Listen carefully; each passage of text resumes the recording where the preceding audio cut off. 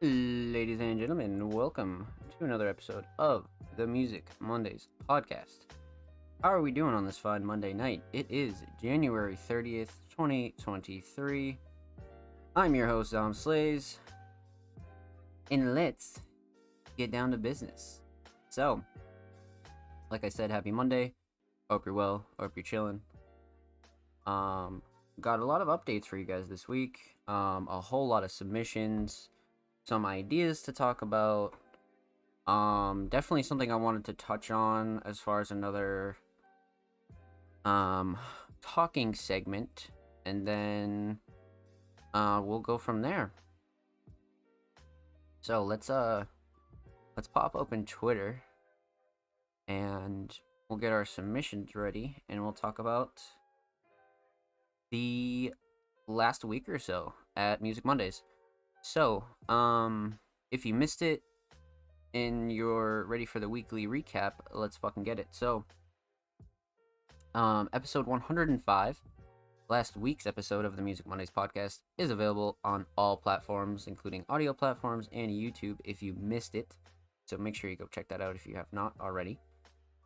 Huge shout out to every artist that submitted last week, and huge shout out to everybody that came through and showed love on episode 105.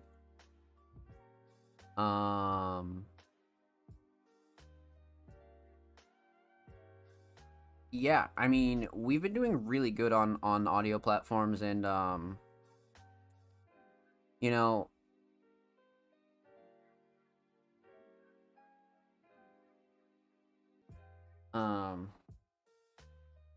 as far as the podcast goes, that is a very very important kind of drop that we have, because we'll drop the audio version of the podcast every Thursday, and then we'll drop the full version on our YouTube channel as well, in case you don't use any audio platform. So if you have been taking us on the go, thank you, I appreciate it. And huge shout out to anybody that's been running up the YouTube channel. You guys are fucking amazing as well, because we've been killing it on the channel. We are on the road to 100 subscribers. I think we're at like 92 or something like that. We're doing really good on the channel, so shout out to you guys that's been showing some love on the channel and running everything up. We're going to be focusing more on music video drops and visual drops as well on the channel, along with our regular podcast content and things like that. So definitely sub the channel if you're interested, and enjoy what we have going on over there. So what else? A brand new article by Ray Lowe is live right now on musicmondays.com. Ray wrote a wonderful interview and transcribed with M, a piece with Rural Internet and Crash Blossoms. So definitely go check that out if you haven't seen that already. That got a lot of love, and it's Ray's one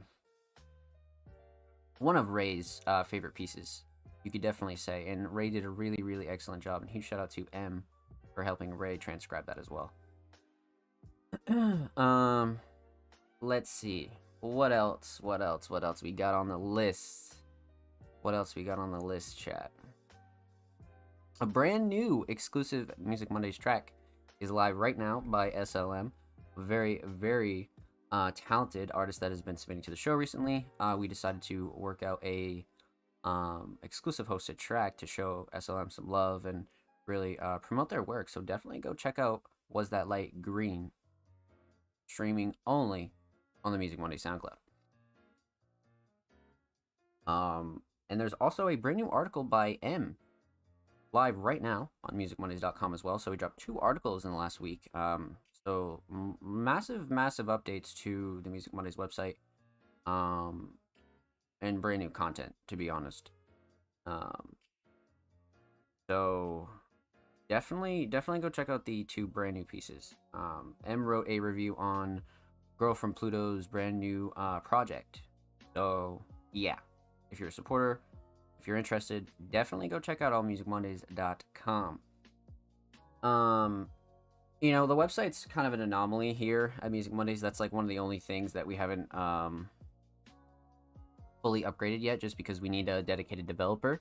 like everything you see on the website is fully done by me, Zomslays. So you know, don't take it as a fully like web developed site, but it is all self-taught and things like that. So um yeah, definitely go show the website some love, man, because it looks really, really good right now, especially with the new logo revamp and what we're about to talk about right now, which is the new Music Mondays upload is available on the channel. Last week I spoke a little bit about the brand new logo. Last week was our first week with the new logo, and essentially we just really went over the process of it, you know, the ideas behind revamps, what's going on with our new logo, what's coming in 2023, things like that. So if you're interested in shorter Music Monday segments, tips and tricks, things like that, stuff you might have missed, definitely go check out the channel, man. Definitely go check out the channel. So I think one last thing that we have to discuss is SoundCloud Sunday.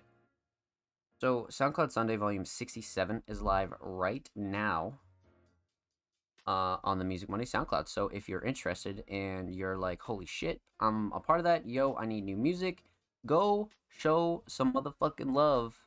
SoundCloud Sunday, man.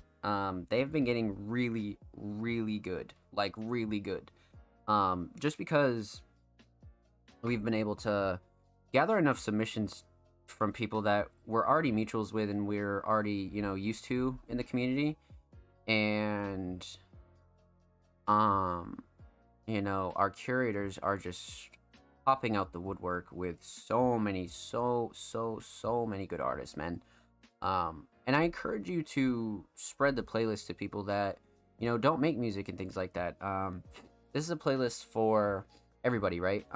We want people to flock to SoundCloud Sunday. If you're an artist and you're looking for new collaborators, you're looking for new mutuals, things like that. But we also want the regular listeners too, right?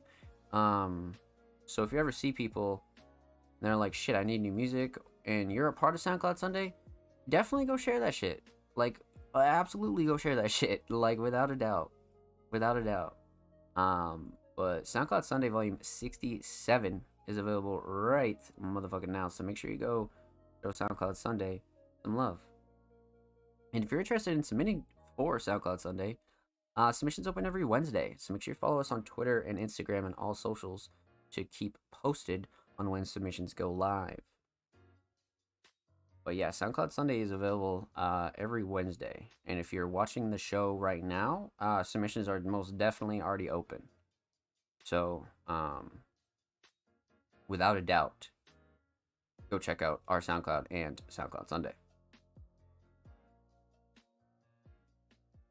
So that's that, my friends. We had a really, really busy week of content, and we're just about in the last few days of January. And we've had a really good month, like a really, really good month. So huge shout out to the Music Mondays community. If you're just joining us, welcome. I'm the Music Mondays founder, CEO, a bunch of other titles that you don't need to know. Your boy Zomslays. And huge shout out to the Music Mondays staff for consistently bringing us their content as well.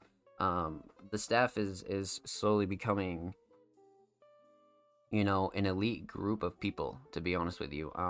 I try to take the majority of them under my wing and teach them what I know, and then try to steer them in the right direction while also giving them like the canvas to do what they want to do, right? I don't try to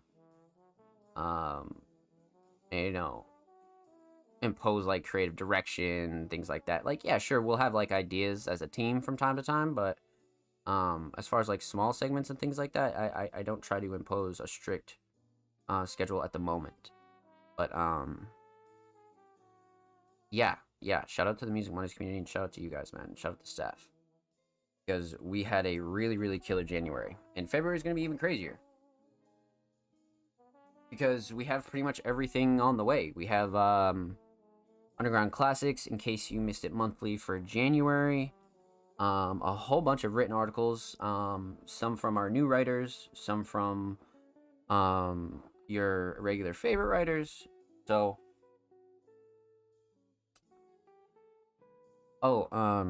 and we're gonna start focusing more on a couple more YouTube series as well. Even if they don't end up becoming like full series, um, we're starting to work on like different types of like tutorial content and things like that. So there's a lot to come in February and March. So stay tuned, my friends. Stay tuned. But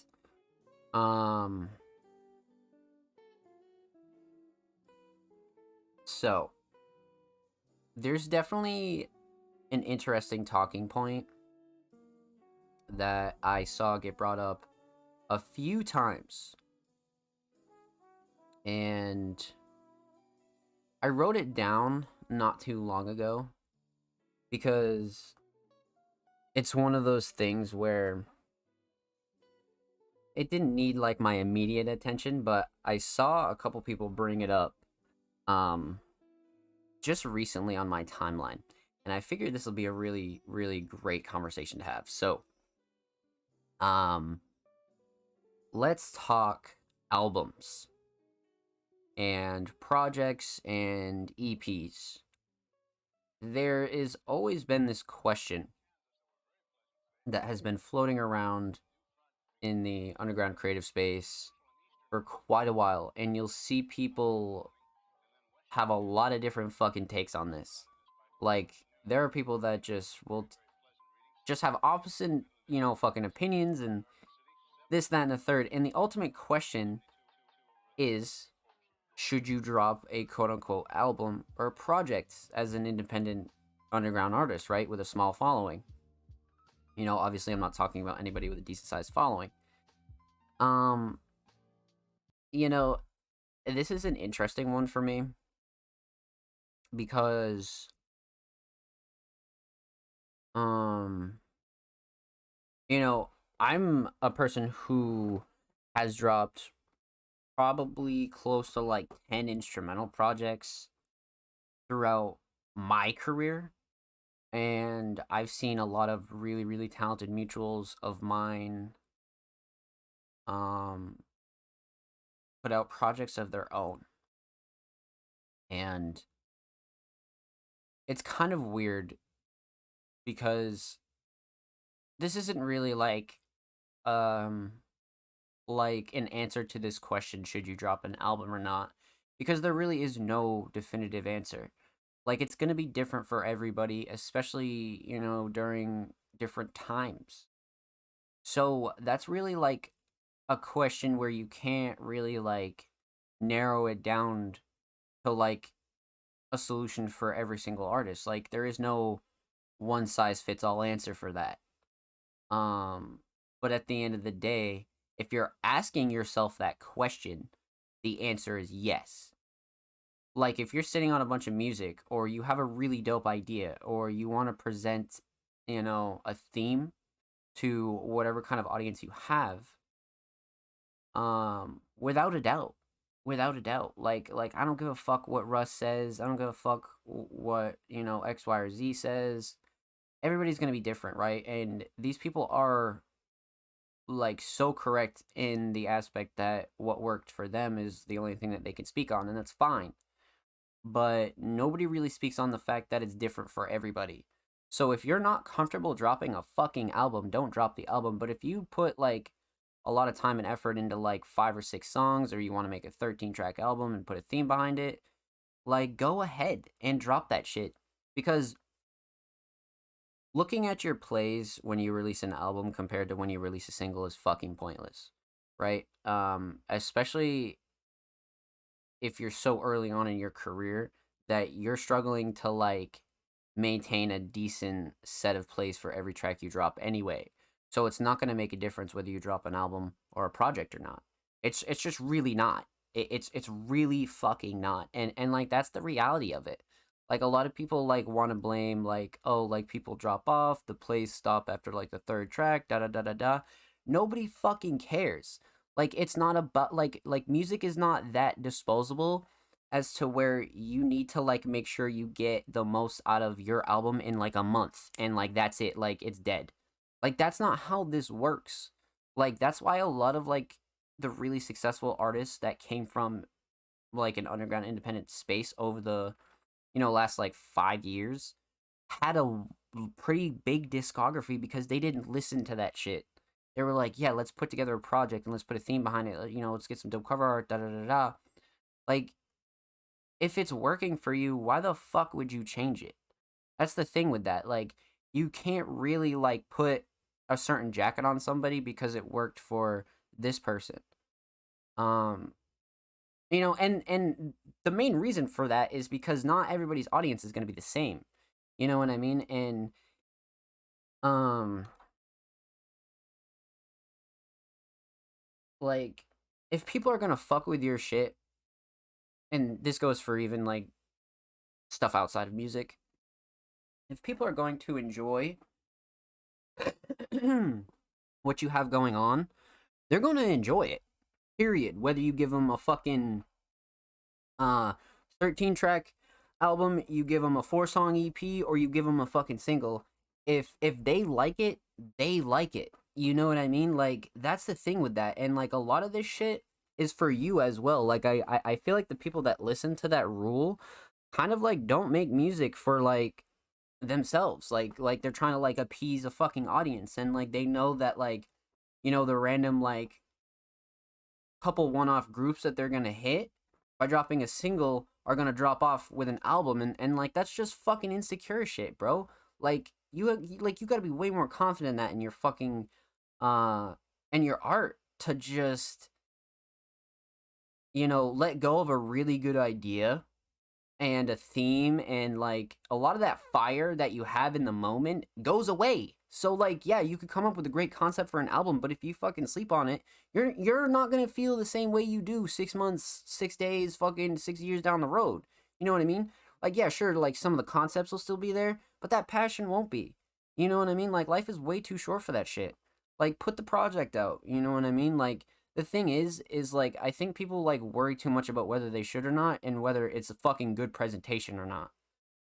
Like, you don't need a fucking budget, but you have to act like you give a fuck about the release. You know what I mean? Like, I'm not trying to see like, you know, new project out now. It's a fucking SoundCloud link, bro.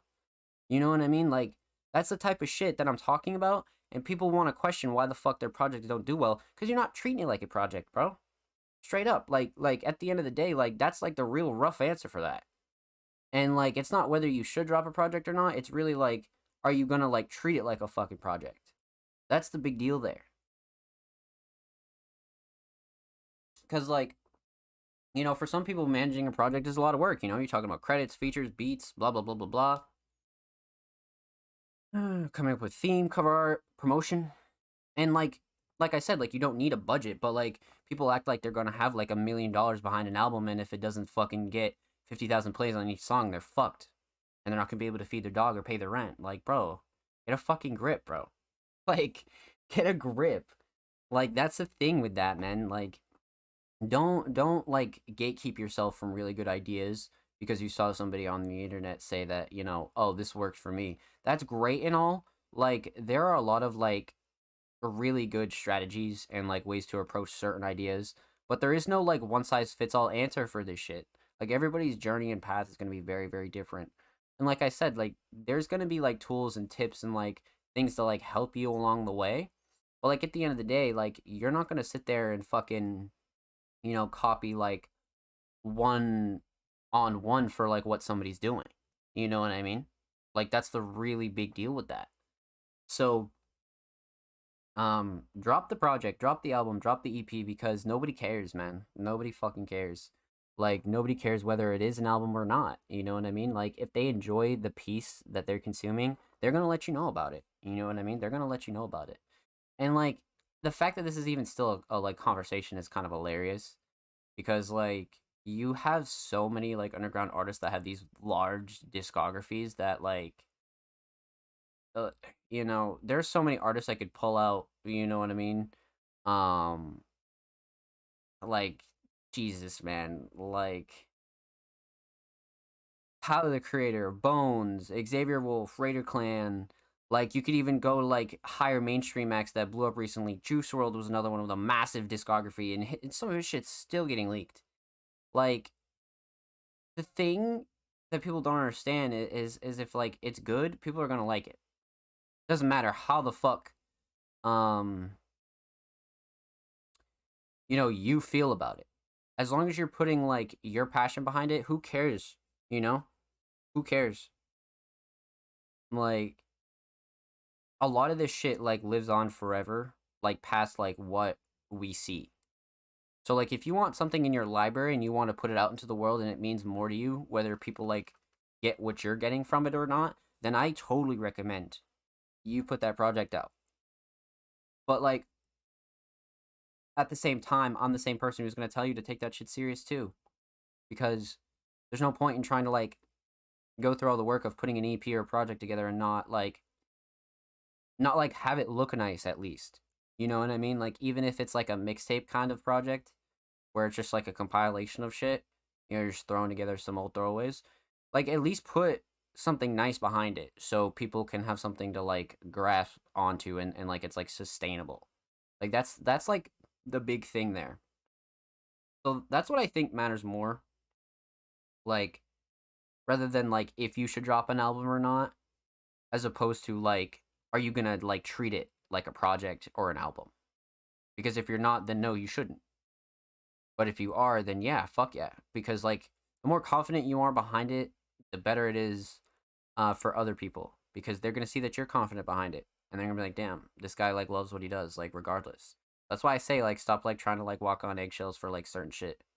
Because like a lot of people like um will like try to tell you like what works for them. But like I said from the start, like nobody will tell you that it's different, but there are just strategies to do certain ideas. You know what I mean? So like you have an idea, there's strategies for it, but like to like come up with like a full blueprint for like somebody's like A to Z career, you're fucking drunk. You're not cooking that up. You're just not. So, um yeah, that's my take on it, man. Like and like fuck my instrumental albums. I actually put it like I have Not Your Love out, which I put out in 2019, and that was every single song had a feature besides the intro and outro. And it was all prod me. So like even as a producer, like I've put out an album that was like my most successful piece of work to date. So like do whatever you want to do, man. You know what I mean? Like definitely don't listen to somebody that is just like kind of talking like through their perception of things rather than like somebody who's being unbiased. 'Cause I try to be unbiased in the aspect that like um you know everything we do here is to benefit. So like there's no need for me to like gas somebody up or like try to steer somebody in the wrong direction, you know? That's why I stay unbiased. But that's my take on the whole project album EP kind of situation. It's very interesting to me that people still have this conversation and watch others like put out very successful projects and still go back and question whether they should put out a project or not. I just think it's fucking ludicrous, bro. It's got to be the most ludicrous shit ever. But that's that, my friends. If you'd like to put out a project, I recommend you do. I recommend you do because it's important for your library. Very very important for your library. So that's that. Let's talk submissions. We have a shitload of submissions this week. And I was talking with the staff and I was talking with a couple of close mutuals of mine and things like that. So the more we get for submissions, I think the solution will be because obviously we're not going to sit here and go through 100 submissions per show unless you guys just want me to, um, you know, randomly pass out on stream because that's, Jesus Christ. So what I think we'll do in every week's show, um, we'll cap off the show at either 3 to 4 hours. Not this week or anything like that. Um, because we kind of end off at like 3 4 hours anyway. So we'll start around like 3 or 4 hour shows, and then we'll take all submissions up until that point. You know what I mean? So we'll let the show go for about 3 4 hours, and then fucking we'll be like, all right, pack it up, da da da da da, and then we'll keep submissions the way they are and things like that. Um, that was definitely a solution that I was thinking of for a while because a lot of people did ask that. You know what I mean? As the shows kept getting bigger and the shows kept getting longer. Music Mondays. What are you guys gonna do if you get like fucking 70 submissions. There's totally things in play for when that day comes, and it's definitely it's definitely come a lot sooner than expected. So that's why I bring it up now. So yeah, going to be doing some reformatting around the show, if life calls for it, if you will. But I do know that we have a massive, massive list tonight, and we got to get started on it. So, for those of you who are like, Zom, how the fuck, how do we submit to the show? Where do I submit to the show? Why do you submit on Twitter? Da da da da da. This is how you submit to the Music Mondays podcast.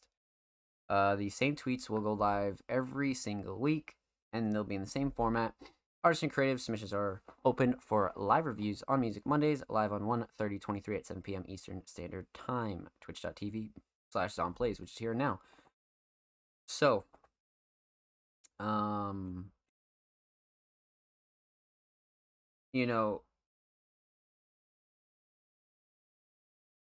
contrary to our name, we have reviewed and reacted to a whole shit ton of different types of art.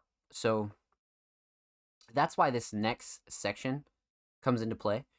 If you would like to submit your music, artwork, fashion, or digital creation, drop your links and portfolios below. All art forms are welcome. So like I said, we've reacted to so many different things, from instrumentals, vocals, covers, graphic art, merch, digital art, writing, visual edits, literally so many things. So definitely don't hesitate to drop different forms of art here on the Music Mondays podcast, because we'll be glad to give you guys some spotlight. But yeah, that's pretty much the main things that you need to know. Other than that, the only thing that we do ask is that you're following Music Mondays on Twitter to be eligible. We will never charge for podcast submissions. There will always be a opportunity to post your submissions for free. You will never have to pay to get on the show. So the only thing that we do ask is that you follow the Music Mondays homepage on Twitter to not only help us grow, but to help the community grow, and pay respect to everybody else that already does show love to the Music Mondays podcast and is already following and waits for their submissions to get reacted and played. So that's pretty much that. Submissions will usually close the day of the show, or if not, the night before. So you have roughly about 6.5 days to get your submissions in. So just keep that in mind. If you're watching on YouTube, submissions are definitely already open, so make sure you go get them in. And that's that. That's pretty much that. I just remembered I was gonna upload something last week, and I just remembered what it was, and it's still in last week's show. I probably still will upload it, but that's exactly what it was. I just remembered. Wow. Content, always the content. So yeah, people always ask, can I submit through Instagram? Da da da da da. We like to keep the show very free flow, especially for our audio listeners on other platforms as well now. So we don't have to spend as much time chasing links, opening stuff, things like that. We like to keep the submissions in one place. So if you are interested in submitting to the show, all we ask is that you submit via Twitter, and you follow the Music Mondays homepage. So I think we have about like 20 plus submissions tonight. So we do have a pretty stacked lineup. And we're about to get fucking cracking, my friends. So I tweeted out the stream. We are good to go. Let's see who's first up this week. Lil Olipop. I believe Lil Olipop was a first time submitting artist last week. and they made SoundCloud Sunday last week as well. But this week, they submitted a track titled Be Cool. Now, Ollie definitely killed it last week, especially on some like really modern, um, kind of classical hip hop feels, a little bit of like alternative mixed in there. I'm definitely interested to see what Ollie has in store for us this week. You guys know the drill. Let's pop this open in a new tab.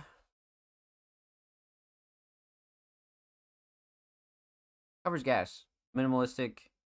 Very like simple. I like black a lot.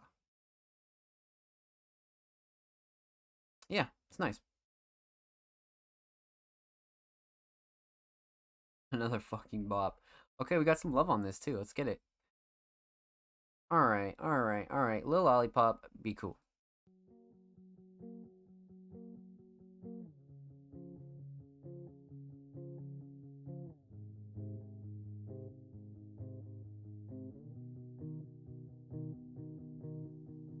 You said that we'll still be friends, and then I had to go and fuck it up once again, and now I don't know if we'll ever be cool.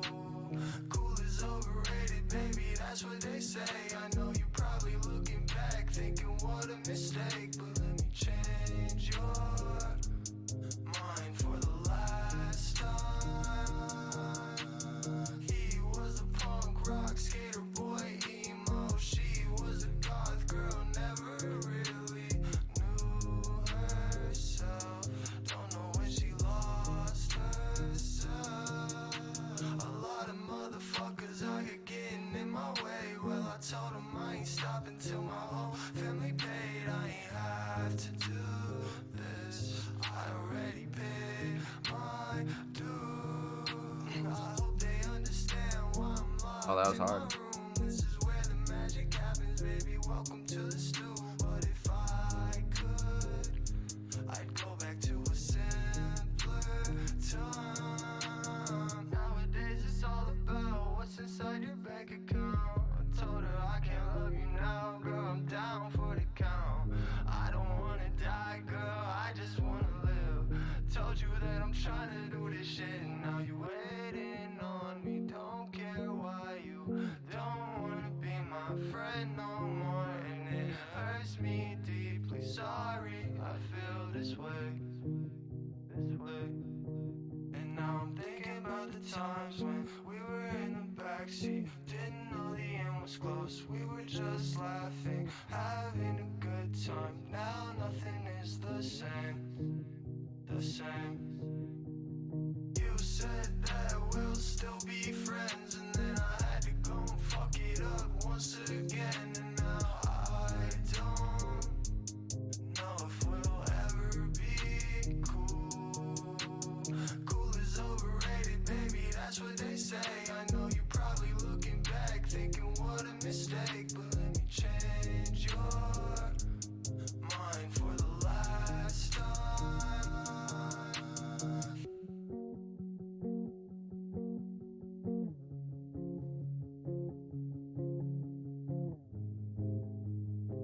That was good.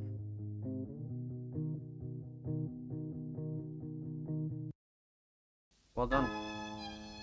So yeah, this is definitely like a little bit of a more different vibe than the last track. The last track kind of had like a I guess like a slight more like raw organic hip hop style, and this one definitely has a more alternative influence. Both of which are really well done. So let's break this down. We're talking about three things. Talk about the instrumental, we're talking about vocals, and we're talking about the overall theme of Be Cool. Um, so the instrumental is very simple. I would assume this is self-prod as well, because I'm pretty sure the last Ollie song that we reacted to last week was self-prod as well. But regardless, the instrumental is like super simple, but it's one of those instrumentals that again fills in all the gaps Um, there's no like dead air, there's no dead space. The vocals sit really nice on it, and I feel like as long as everything's really wide and has a lot of emotion, it's taking up the majority of the track. Like this mel and these drums are perfect, you know, like as minimal as they are, they're like really passionate and they have a lot of like emotion, you know what I mean? So the instrumental itself fills in a lot of those gaps that you'd want them to be honest. So Shining Star is definitely the drums though. I love the drum selection for sure. Let's talk vocals. I think Ollie has this really good um alternative style going on as to where it's not like this crazy amount of singing, but it's super melodic and like very comfortable.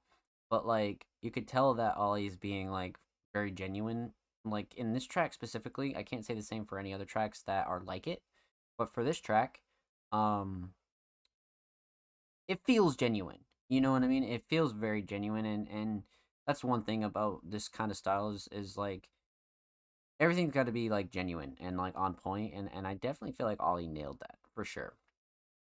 The mix is very solid as well. Nothing clashing to overbearing. Everything sits really nice. To be honest, the structure is very good, very good. That's like another really good talking point is the structure, especially for this one. Clocking in at like 254, it really does this song justice. But I would say the hook. The hook is very catchy. Yeah, the hook's probably the shining star for me. I'm not gonna lie. It just kind of catchy and like it's chill, but yet very passionate with his delivery. Um, and I think that kind of like makes this a gem for that reason. To be honest, kind of a rare track right here. So instrumental very solid, vocals very solid. Let's talk theme. So obviously aesthetics, really well done. Totally matches the sound now that we've heard it. And it's really just one of those covers that I think is perfect in the simplistic kind of minimalist approach, right? It's not overdone. I mean, you know, covers are it, it's some of those things where like um it's very personal for the artist. So make sure you just pick a cover that like you really enjoy. Because if a song is like really like if it's gonna bang, it's gonna bang. So this is one of those covers where like it's so well done and like it doesn't matter if it has like a crazy cover or like a kind of like minimalistic cover. As long as the song bangs, it's good. But this one like complements it in the aspect that it's kind of just dark, monotone, definitely matches the sound, you know what I mean? So in that aspect it's very rememberable as well. So aesthetics on point. The overall theme, you know, definitely a very like sad kind of personal one on one kind of song. Like this is one of those tracks where, you know, you write this kind of shit and it's just kind of like damn, you know what I mean? It's like sad but at the same time it's like really good to get like these kinds of emotions out as an artist. So that kind of shit's very important. Like very important. But you know, one of those kind of like it's not like a super love ballad or anything like that, but it definitely hits that emotional spot where if you relate to this track, it's gonna hit and feel that much more good for you, to be honest. So anybody that, you know, can even semi relate will definitely be behind this for sure. With that said, huge shout out to Lil Olipop. Thank you so much for the submission, my friend. Make sure you follow Lil Ollie on SoundCloud. They are literally one away from 480. It's a great milestone. Go show Ollie some love, man.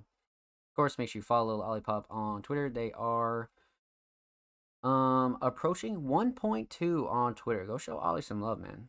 Another great milestone. And of course, every artist featured in today's episode and every episode will be linked in the description of the YouTube re-upload. And make sure you subscribe to the Music Mondays YouTube channel if you have not already. We are approaching 100 motherfucking subs. We are 5 away. We are 5 away. I literally checked like a little while, probably like at the start of the show. 5 subs away. So if you're watching the show and you're interested and you enjoy what we do over on the Music Mondays YouTube channel, make sure you go sub to the channel, man. That'll be a great milestone for us, and we're not even close to stopping any type of content over there. So go show the channel and these artists some love. And if you already have been showing the channel some love, thank you. I appreciate you. I see you guys who like the videos, dropping comments, things like that. Thank you. We appreciate it here at Music Mondays. So, continuing on, up next, we got the homie, Cole Girard. Cole has been another artist that's really been coming in hot in 2023. An album with Hidden, Cole's been dropping singles, really killing the sound design and engineering aspect end of things. So Cole's got his hands in a lot of stuff right now. So I'm definitely excited to see what Cole has in store for us this week. Cole submitted a track titled Circuit, Prod Hidden, per usual. Drops a day after Valentine's Day, February 15th. That is a Wednesday. So be out on the lookout for that. This track is on there. Okay. So this is on the project. Okay. I see you, Cole. I see you. So we got some exclusive, unreleased Cole Girard. Locking in at 244, eh? I like the temporary cover as well. Just simple. You know what I mean? Like it's not like anything obviously crazy, but like just like boom, throw that up there, you know what I mean? Already. Let's get into it.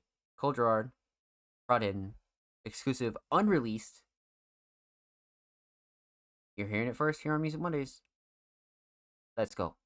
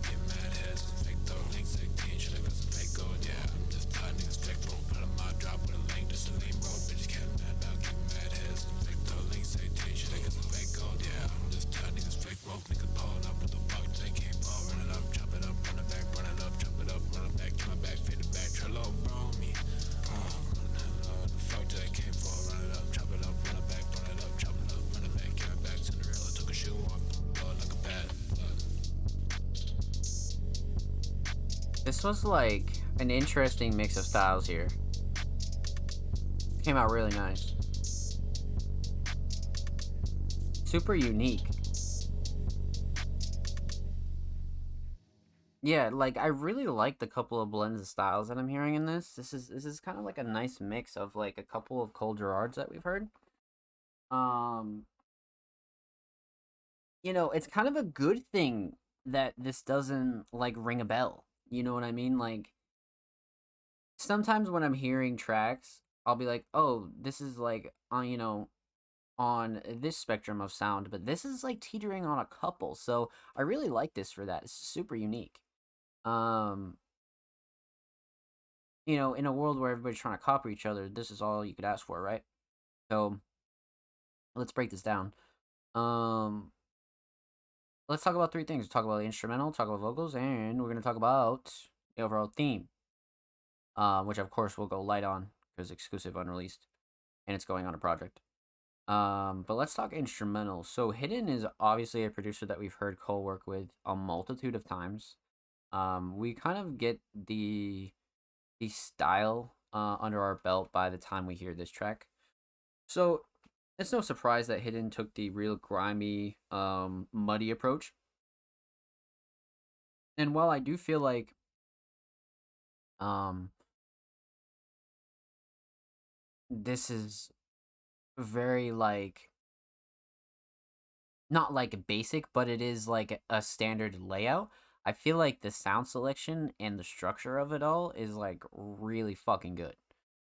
Like that's the thing with that is like we've had these like kind of like simple styled instrumentals that are so well constructed and like really well done as far as like mix goes and like how hard everything knocks and like these 808s are just really like another person on the beat. You know what I mean? Like so this is really well done as far as the instrumental goes. Um, the mix is stellar as well, nothing clashing to overbearing. That's no shocker there. You can always expect a clean mix from Cole for sure. That's not something that you're like, damn, I'm surprised.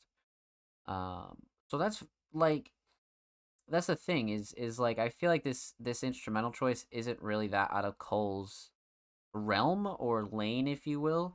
But I do feel like Cole is slowly like pushing different aspects of like blending styles between like spitting like genuine hip hop shit, crossing over to like alternative kind of like muddy, kind of like weird new metal shit to, just a bunch of like different experimental things. And I think that's really fucking dope. Like really, really fucking dope. That's one of those things that's like really nice about this is it's like slowly pushing barriers and it starts with the instrumental. The instrumental is very solid. Let's talk vocals. Okay. Again, it's like not going out of the realm for like what we're used to from Cole, but it is a slightly different mixing style and like I guess almost different type of delivery, if you will. It's eh, like I said, it's not like insanely different, but it's definitely pushing new boundaries for like what Cole usually does. Usually used lightly there. Because Cole's always been like one of those artists that has a few different styles down pat, and I've really said that from the start. So again, no surprise that Cole's really pushing boundaries here with this kind of style. But I don't know, man. I would really say the vocal mix is the shining star here. Like I love the writing and like the delivery of everything, but the way it's mixed onto this track, like with how hard this bangs and like Cole just kind of like having this almost a monotone kind of spitting style, I think it fits really well. I'd like to see a lot more of this Cole. I feel like Cole in this kind of style could really shake something up because it's so fucking unique. You know what I mean? Like there aren't a lot of people like pushing boundaries in this fashion, so I like this a lot. All right, let's talk theme here. Obviously, aesthetics exclusive unreleased, so we're not gonna get much from a simple cover like this. But like I said, as long as you throw something up that's nice, so that's cool. And like I said, referring back to the caption, I believe Cole said this is going on the project. This track is on there. Yeah, yeah, yeah. So it's on their collab project. So we can't really dive too deep into this theme here, but I know for a fact when this project is all like said and done and is like ready to be consumed in like one full sitting, a lot of these tracks will 100% make sense. Like 100% make sense. So I'm really excited to see all these kind of like lined up together, to be honest with you. So with that said, huge shout out to Cole. Make sure you follow Cole on motherfucking SoundCloud. Cole is 10 away from 60 followers. And thank you so much for the submission on me. And of course, make sure you follow Cole Gerard on Twitter. Cole is literally 8 away from 50 followers. Again, another fire milestone. Go show Cole some love. And of course, every artist featured in today's episode and every episode will be linked in the description of the YouTube re-upload. And of course, make sure you subscribe to the Music Mondays YouTube channel if you haven't already. We are approaching 100 Subaroonies on the main channel, so go show the main channel some love if you have not already. And if you have, thank you so much, the Music Mondays staff and myself. Appreciate it. So go show the channel these artists some love, man. Alrighty, chat. How we doing? How we doing? TDG, what's good? Happy Monday, my friend. Welcome, welcome, welcome. Welcome on in. We just been diving in to our submissions of the night, my friends. Let's continue on. Up next, we got the homie, Heavy Metaphors. Now, Heavy has been submitting to the show for a long time, man. Probably since like 2021. I mean, you know, we weren't taking submissions for reactions from the start. It took like a good like 20 or so episodes till we started doing that, maybe. I'm not sure. But Heavy Metaphors was in that first group of artists that still somewhat submit to this day. Shout out Spendo as well. Heavy Metaphors. There's a couple of them still hanging around, so that's awesome, man. That's awesome. But Heavy is quite the artist when it comes to experimental kind of alternative sounds and being a producer. This is a member of Human Resources, which is also a alternative experimental collective. But Heavy Metaphors submitted a track titled Still Snoozin'. They submitted a tweet. So let's pop open this. I believe it's just audio. I doubt it's a visual. Yeah, no, it's just audio. Yeah, so that's what we'll do. We'll check out this audio because you guys know the drill. We have our order that we go through now. So obviously we'll go through our audio first, and then we'll wrap back around and do all forms of media, videos, visuals, things like that, digital art. But yeah, relatively simple cover, no comments, no description either. Okay. Still Snoozin', Prod Heavy Metaphors. Let's get into it.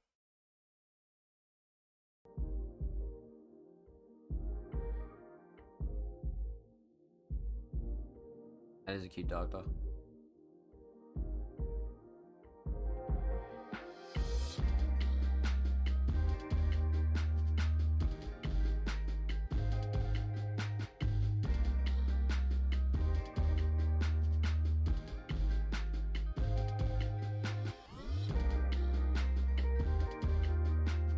Okay.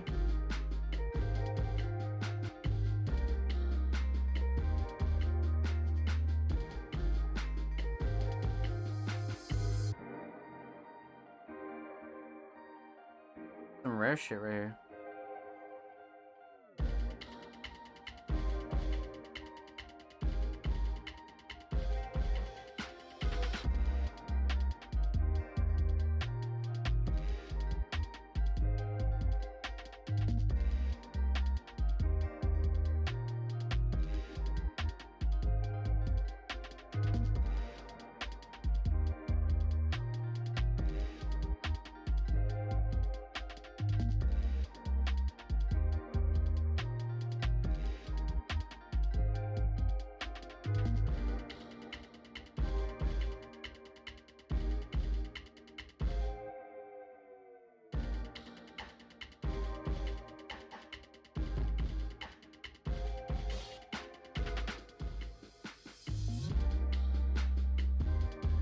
What an interesting style, holy shit.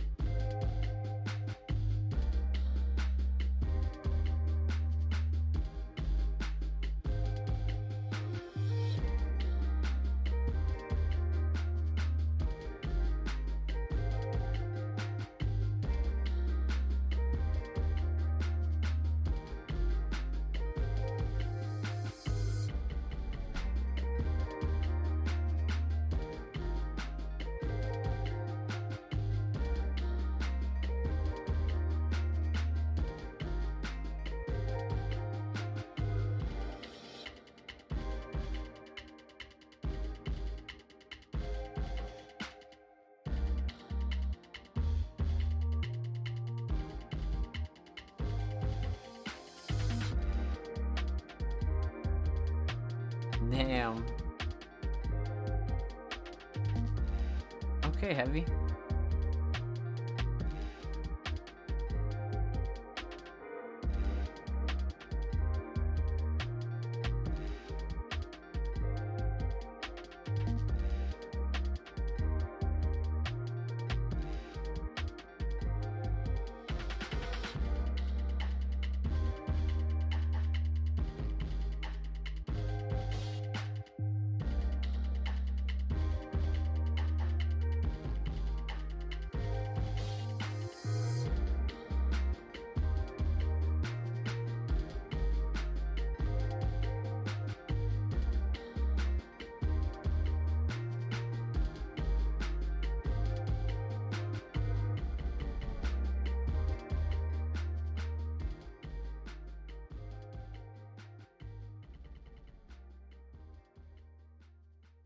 Pushing the experimental boundaries as always, my friends. I mean, let's fucking go. This one's definitely more on the kind of like alternative, slightly poppier kind of side. I like this a lot. So let's break this one down. Obviously, no vocals, so we're gonna talk about two things. We're talking about the instrumental, and we're gonna talk about the overall theme of Still Snoozin'. So instrumentally, there are a lot of things I like about this, but one big, like, huge thing for me in this track is structure. Structure is like everything in this, right? Like, doesn't matter how long your instrumental is about to be, as long as that structure is keeping people like roped in, it's keeping people like listening. It's not repetitive, but it's also not too erratic. Like, this is exactly what I'm talking about with that. This is one of those instrumentals where, like, yeah, sure, you could totally get somebody to throw vocals on this, but this serves as like such a great instrumental on its own. And that's what I love about this. And Heavy and Human Resources alike are really a part of that producer group that I credit, much like myself and others, and just so many other people that don't really feed into that kind of like producer community kind of bullshit. And they treat themselves like artists. They put out instrumentals. They release instrumental albums. They are genuine producers that just love building their brand and their platform, and really, pushing themselves. So that's one thing I've always liked about Heavy and Human Resources alike. But, um, you know, releasing an instrumental like this, you know, the big thing is just not being too repetitive, and keeping, first time listeners kind of intrigued. And this is like a perfect track for that. I think the last submission that Heavy came through with was a kind of flip style remix of like, it was like, I forget who it was. It was like Missy Elliott, I think, and somebody else. It was a really fucking good submission though. And this is another one of those where it's kind of just like pushing those experimental, slightly alternative boundaries, and I love it for that. Mix is on point. I love the drum selection as well. I feel like the drums are like obscure, but they're not unheard of, or like, why is he using this kind of drum. I feel like everything really complements each other. That's why I say sound selection's really nice in this. Everything's flowing pretty good. But the switch ups are great, man. Definitely shining star for me, for sure. So let's talk theme. um Aesthetically, we have this really great simple visual of an insanely cute fucking dog. Heavy metaphors, bottom text, a little bit of a visualizer in there. I mean, you're good to go, right? Like, if you're throwing something together rather than nothing, this is better than nothing. You know what I mean? Like, this is just like perfect, especially if it's just like you're just trying to put out like a chill kind of track. This is one of those kind of tracks for sure. So I love this aesthetic for sure.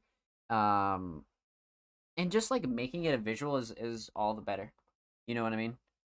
Simple, not too taxing to like come up with, but it's really well done.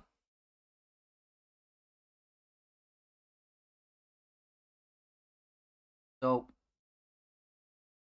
um, not like a super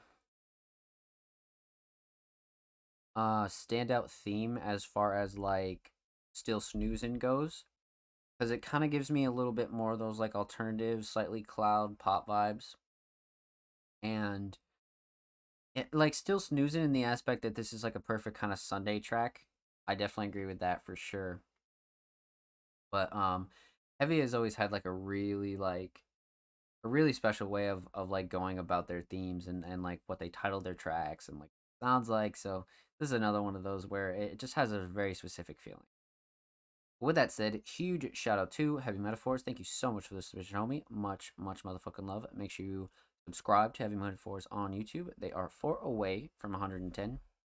And of course, make sure you follow Heavy Metaphors on Twitter. They are approaching 1.1 on Twitter. That is a great milestone. Go show Heavy some love, man. And of course, every artist featured in today's episode and every episode will be linked in the description of the YouTube re-upload. Make sure you subscribe to the Music Mondays YouTube channel if you have not already. We're approaching 100 motherfucking subroonies. So if you haven't subbed, I don't know what you're doing, but definitely go sub the channel because we upload 2 times a week. Full podcast episodes, exclusive segments, a whole lot of good stuff is available on the channel. And if you have been showing the channel some love, dropping likes, dropping comments, dropping subs, thank you, thank you, thank you, my friends. We appreciate it, and I appreciate it. So let's continue on. So up next, we got the homie Ra. And um Ra is really an artist that impressed me like to like an insane degree last week. Like an insane degree. So they have more of like a um modern refreshing kind of hip hop style, which we've heard a couple times throughout the community, but this one's slightly different. And they submitted a track titled Dollar Sign and the caption latest single out. This probably dropped like Jesus. This is probably like brand new. Definitely this year new, but probably like super super new. Covers gas actually. The more you look at it, the more detail.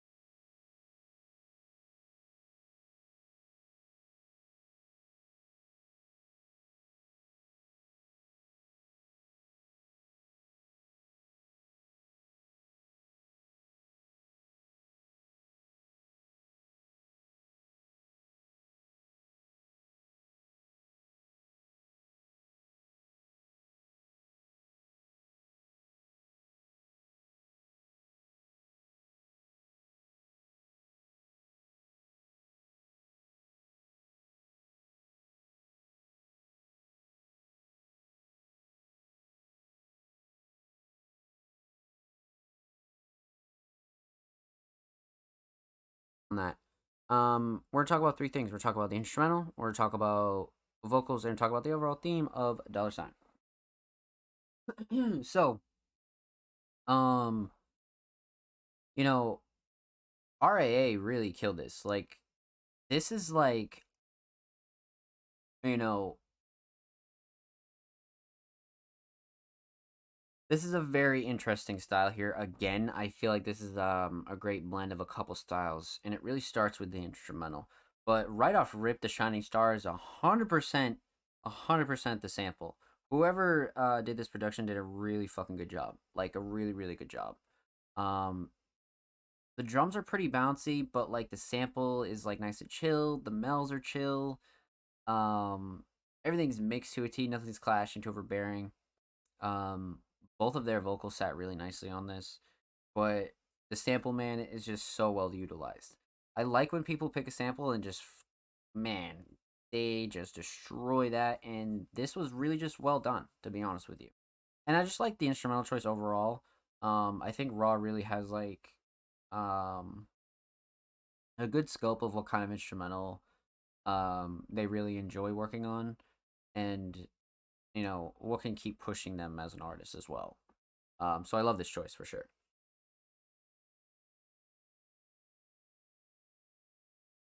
Let's talk vocals. Um, like I said, compared to the last track, this is a duo track with Reed to Official, and we haven't heard anything from Reed before. So this was our first impression, which was obviously a good one, right? I think Reed killed it as well. But speaking solely on Raw, um, Raw comes in really good on this. Really, really fucking good on this. Like right off rip, Shining Stars the writing, 100%. I feel like the writing here again is really backed up by a theme that is like super simple, but Raw really went into like a whole lot of detail. And that's what I love about this. 100%. The hook is like very catchy, but I feel like the hook is very just on point with the theme, and you get a lot more of the like lyrical substance behind um Raw's verses. So this is why I say this verse in particular, um, you'll get a higher understanding of the theme. And it's just so well written, right? Like I feel like the delivery is very passionate as well. I feel like that's another great talking point is the delivery.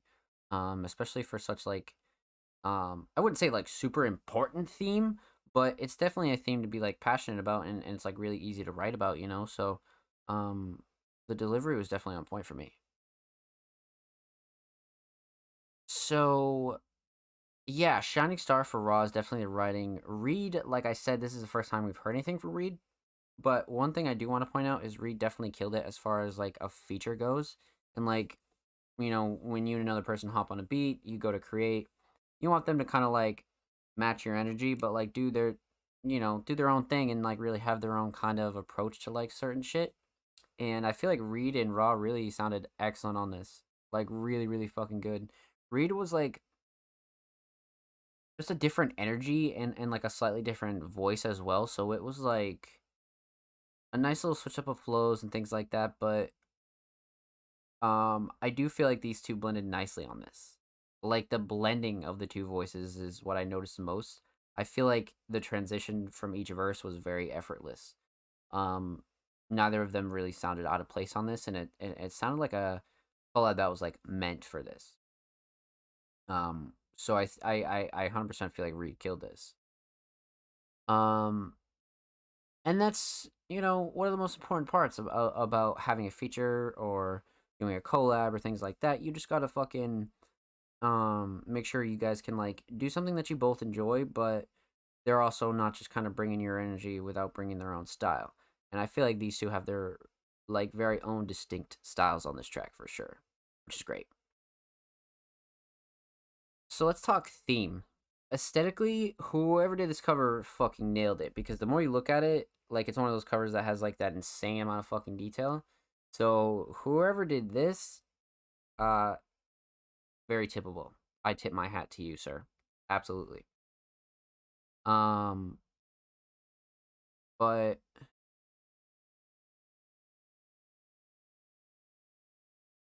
you know, dollar sign or even money being kind of like a theme or like a topic of a track, right? It's like something. It's like something that is mm, it's like common, I guess, but like the way that um Raw and Reed kind of approached this track was like it was like a different approach from like your typical like money track. This was like a really good opportunity for two artists to spill some bars about not so much like the negative aspects of money, I guess, but like both aspects and like kind of like the neutral um aspects of it. Like I don't feel like this track is like anti-money. I just feel like this track is very like, let's talk about money and like let's like bring a little bit more of awareness to like what kind of danger money can bring rather than like being anti-money. You know what I mean? Because I feel like sometimes like those anti-money like, you know, like those kind of tracks are just like not it. So that's why I feel like those are like eh, but this is like really well done cuz it's like one of those kind of like like awareness kind of aspects about money, but at the same time like they have opportunities to like spit about their own experiences and like personal like takes and views on money as a whole. So I feel like it's a really good theme and like an easy one to expand on, because everyone has like their own personal stories, you know. But I feel like this was really well done, and I feel like the aesthetics just really tied it all together. To be honest with you. So with that said, my friends, huge shout out to Raw. Thank you so much for the submission, homie. Much, much, much motherfucking love. Make sure you follow Raw on Spotify, and of course, make sure you follow Raw on Twitter. They are approaching 500 and motherfucking 60 followers on Twitter. We'll show Raw some love, my friends, and of course, every artist featured in today's episode and every episode will be linked in the description of the YouTube re-upload. And of course, make sure you subscribe to the Music Mondays YouTube channel if you have not already, my friends. We are approaching 100 subaroonies, so go sub to the channel. Make sure you show the channel some love and show these artists some love. And if you haven't, I don't know what you're doing, man. We upload 2 times a week, full podcast episodes, exclusive segments, a whole lot of good stuff. Go sub the channel. And if you have, I love you. Thank you. We appreciate you here at Music Mondays. What the fudge is good, chat? How we doing? Yo, how we feeling, everybody? Kale, what's good, baby? Welcome on in. Happy Monday. Yo, yo, yo, what I miss? You just missed like 3 hours of like godlike submissions. That's what you missed. I'm just kidding. Well, I mean, I'm not kidding, but yeah, that's exactly what you missed. What's good, Mark? I hope you're well, my friend. Happy Monday. So how are we doing, chat? We are grinding right through our submissions of the night, are we? So we are out here. Up next, we have the homie MC Mills. This is a first time submitting artist, I believe. Recording artist, follow your dreams. Will do, MC Mills. Will do. Yeah, this is definitely a first time submitting artist. Would love to hear you guys' thoughts on this banger. Times have changed 2022. Okay, so we got a brand new track here. Oh shit, we got some lyrics up in this bitch too. I think this is like the first time we've seen anybody actually have lyrics right here.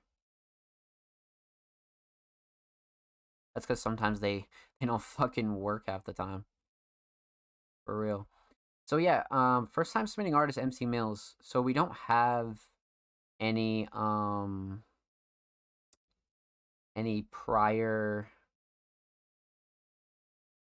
any prior knowledge of MC Mills. So we're gonna go in blind and we're gonna hop right into this. MC Mills, times have changed. Okay, holy fuck. Yeah. It's MC Mills, baby. When I entered through the portal of my mother, thought the dark was strange. Now they marvel at the eldest daughter. Look how times have changed. Oh, man. Starving artist ate the chip on my shoulder and still had hunger pains. Dehydrated from the thirst of fame. In this filthy game, I'm from the dirty south. You know where I stay. When I say I got it out the mud, it ain't a metaphor or simile. I rap the things I really mean. Silly me. You try to assimilate with gangs you couldn't even name. Like Mr. There's been a mix-up. Cause just like Twisted, your colors uncoordinated. Which set was it that you rep, bruh? I'm tired of the gun bars, you ain't got the range. Like being spineless, talking lumbar. You don't find it strange, boasting about AKs to gain some manly praise. So when you say you keep the strap on, okay. Why you rap about a life that you did not partake? Hey, wait, hey. When we grew up, you wasn't gangster, now you ride that way? Look how times have changed. Pocket watching all my loose change. Ain't no common sense, they throw their pennies in with opinions on the way I do things. Okay, tie up the loose ends and let the noose hang for nuisances announcing every time they cop a blue face. Even sliding home, I can't be too safe. Umpire, I ain't street in the slightest. A bullet grazed me, I hit notes like Mariah. Social pariah, keep away from the crowd. Wait. Won't gas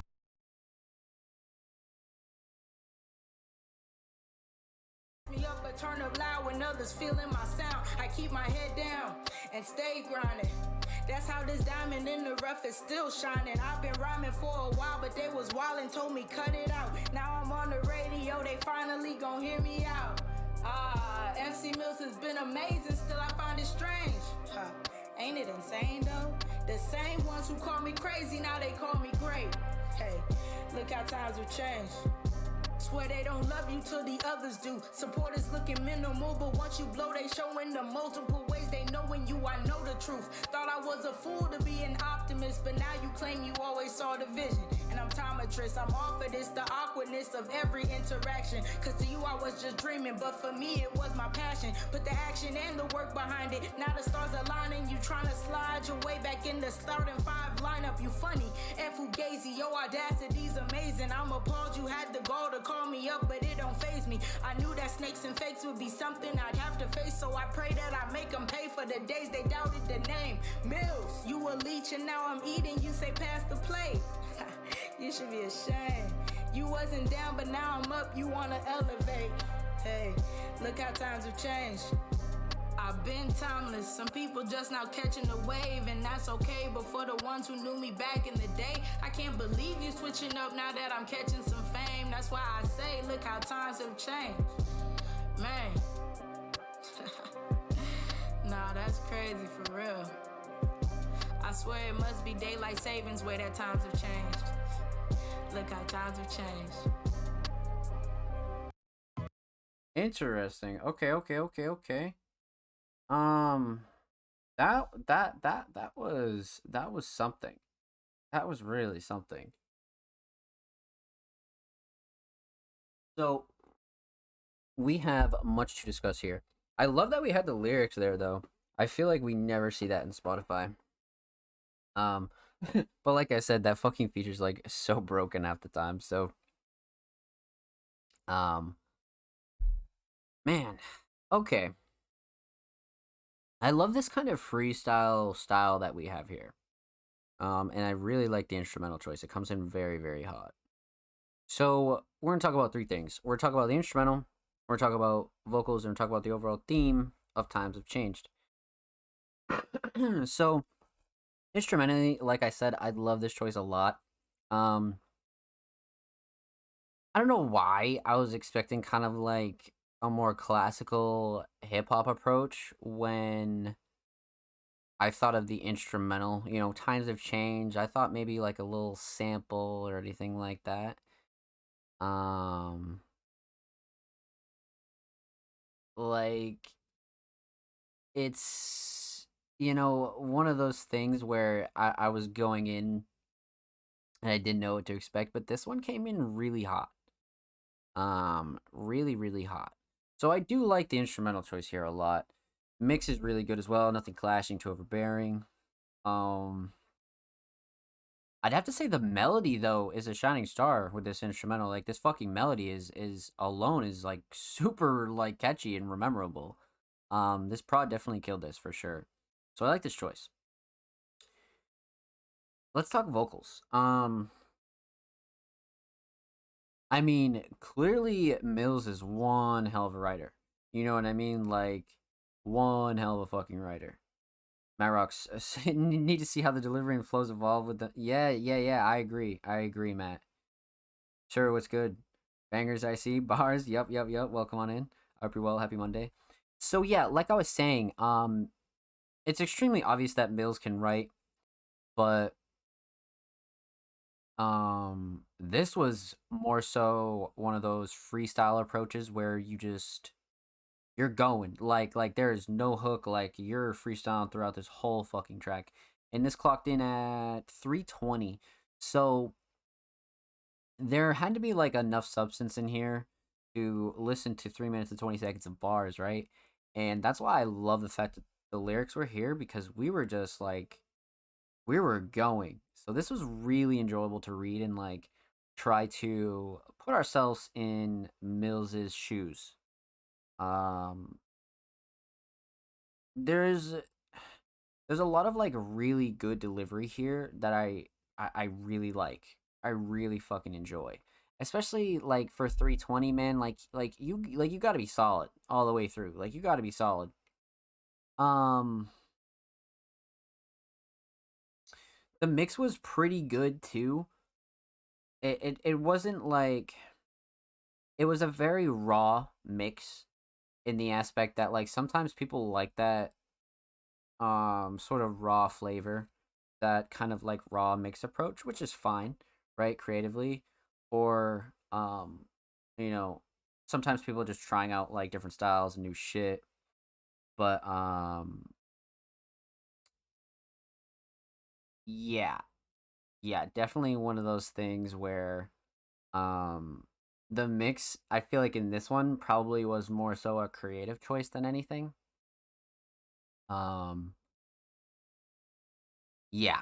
So all in all, the writing here is definitely the shining star, without a doubt. Especially for 3 minutes and 20 seconds of it, I feel like the writing and delivery was just very much chef's kiss for sure.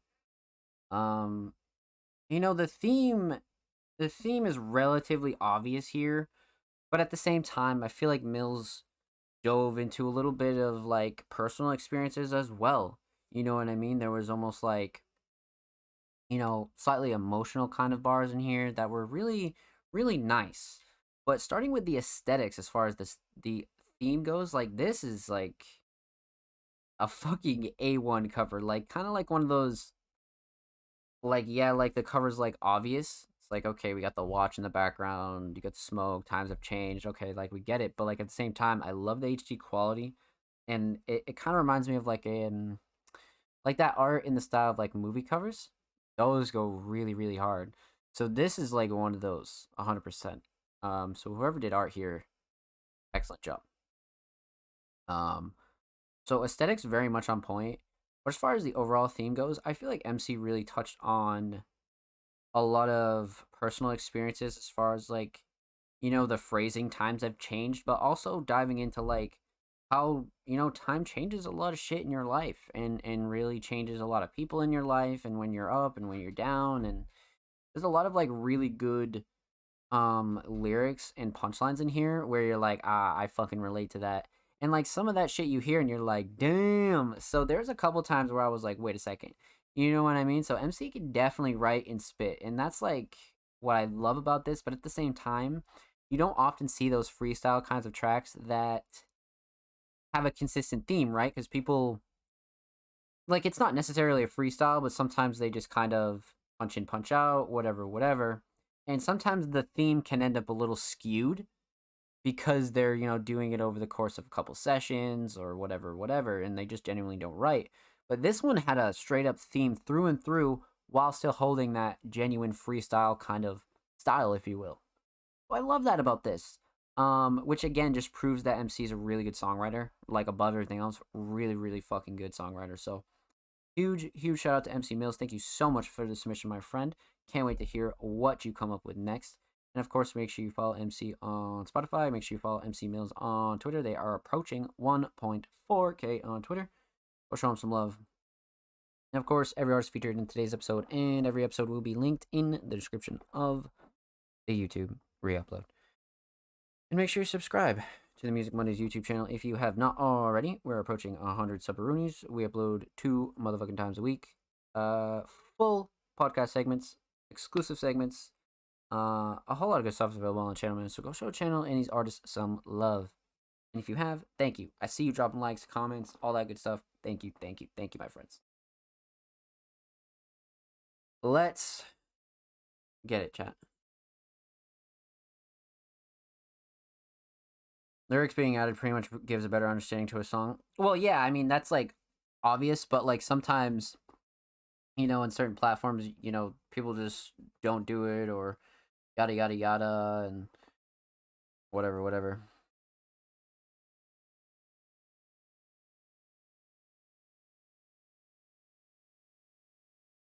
Like, for the most part, you shouldn't really need lyrics to, like, understand the theme of a song if you're actually trying to listen to it. But at the same time, like, you know, as you said, like, they obviously help when it comes to, like, certain bars or, you know, like, certain catchphrases or, wordplay. Like, especially wordplay. Like, holy shit. Yo, you should show the whole list so we can see in order. Nah, I'm just gonna go down the line. We have way too many submissions to be doing all that, my friend. Up next, we have a first-time submitting artist, Ivanko. Damn, okay. Memento Mori. So this is another artist, first-time submission. We're gonna have to go in super, super blind. Let's open this in a new tab and see what we have. The I in you. That's actually gas, holy shit. Kind of reminds me of that, like, high school, like, early 2000s nostalgic cover vibe. But, like, at the same time, not really. It's kind of, like, more modern. Brings that, like, indie vibe for sure. 17 days ago, pop, clocking in at 155. Ivanko Memento Mori. Ivanko.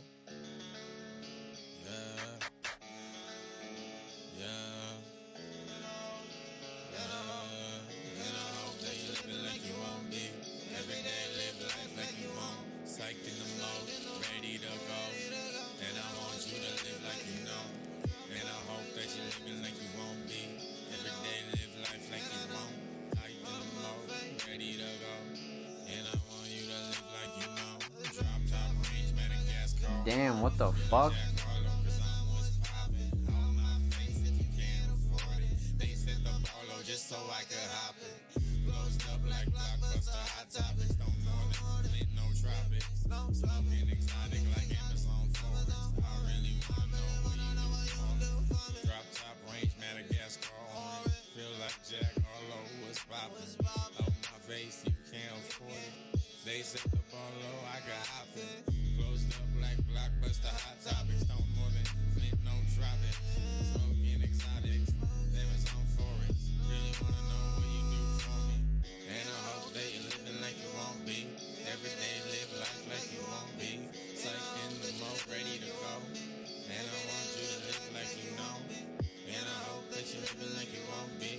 Every day live life like you won't. Psyched in the mode, ready to go. And I want you to live like you know. In the drop top range, Madagascar orange. Feel like Jack Harlow cause I'm what's poppin'. Out my face if you can't afford it. They set the bar low just so I could hop it.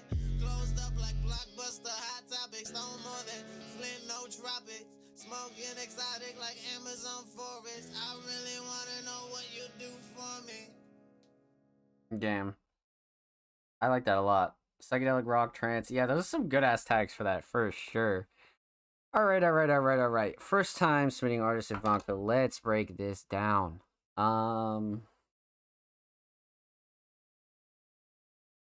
Yeah, so we're going to talk about 3 things. So we're talking about the instrumental, we're going to talk about vocals, and we're talking about the overall theme of Memento Mori.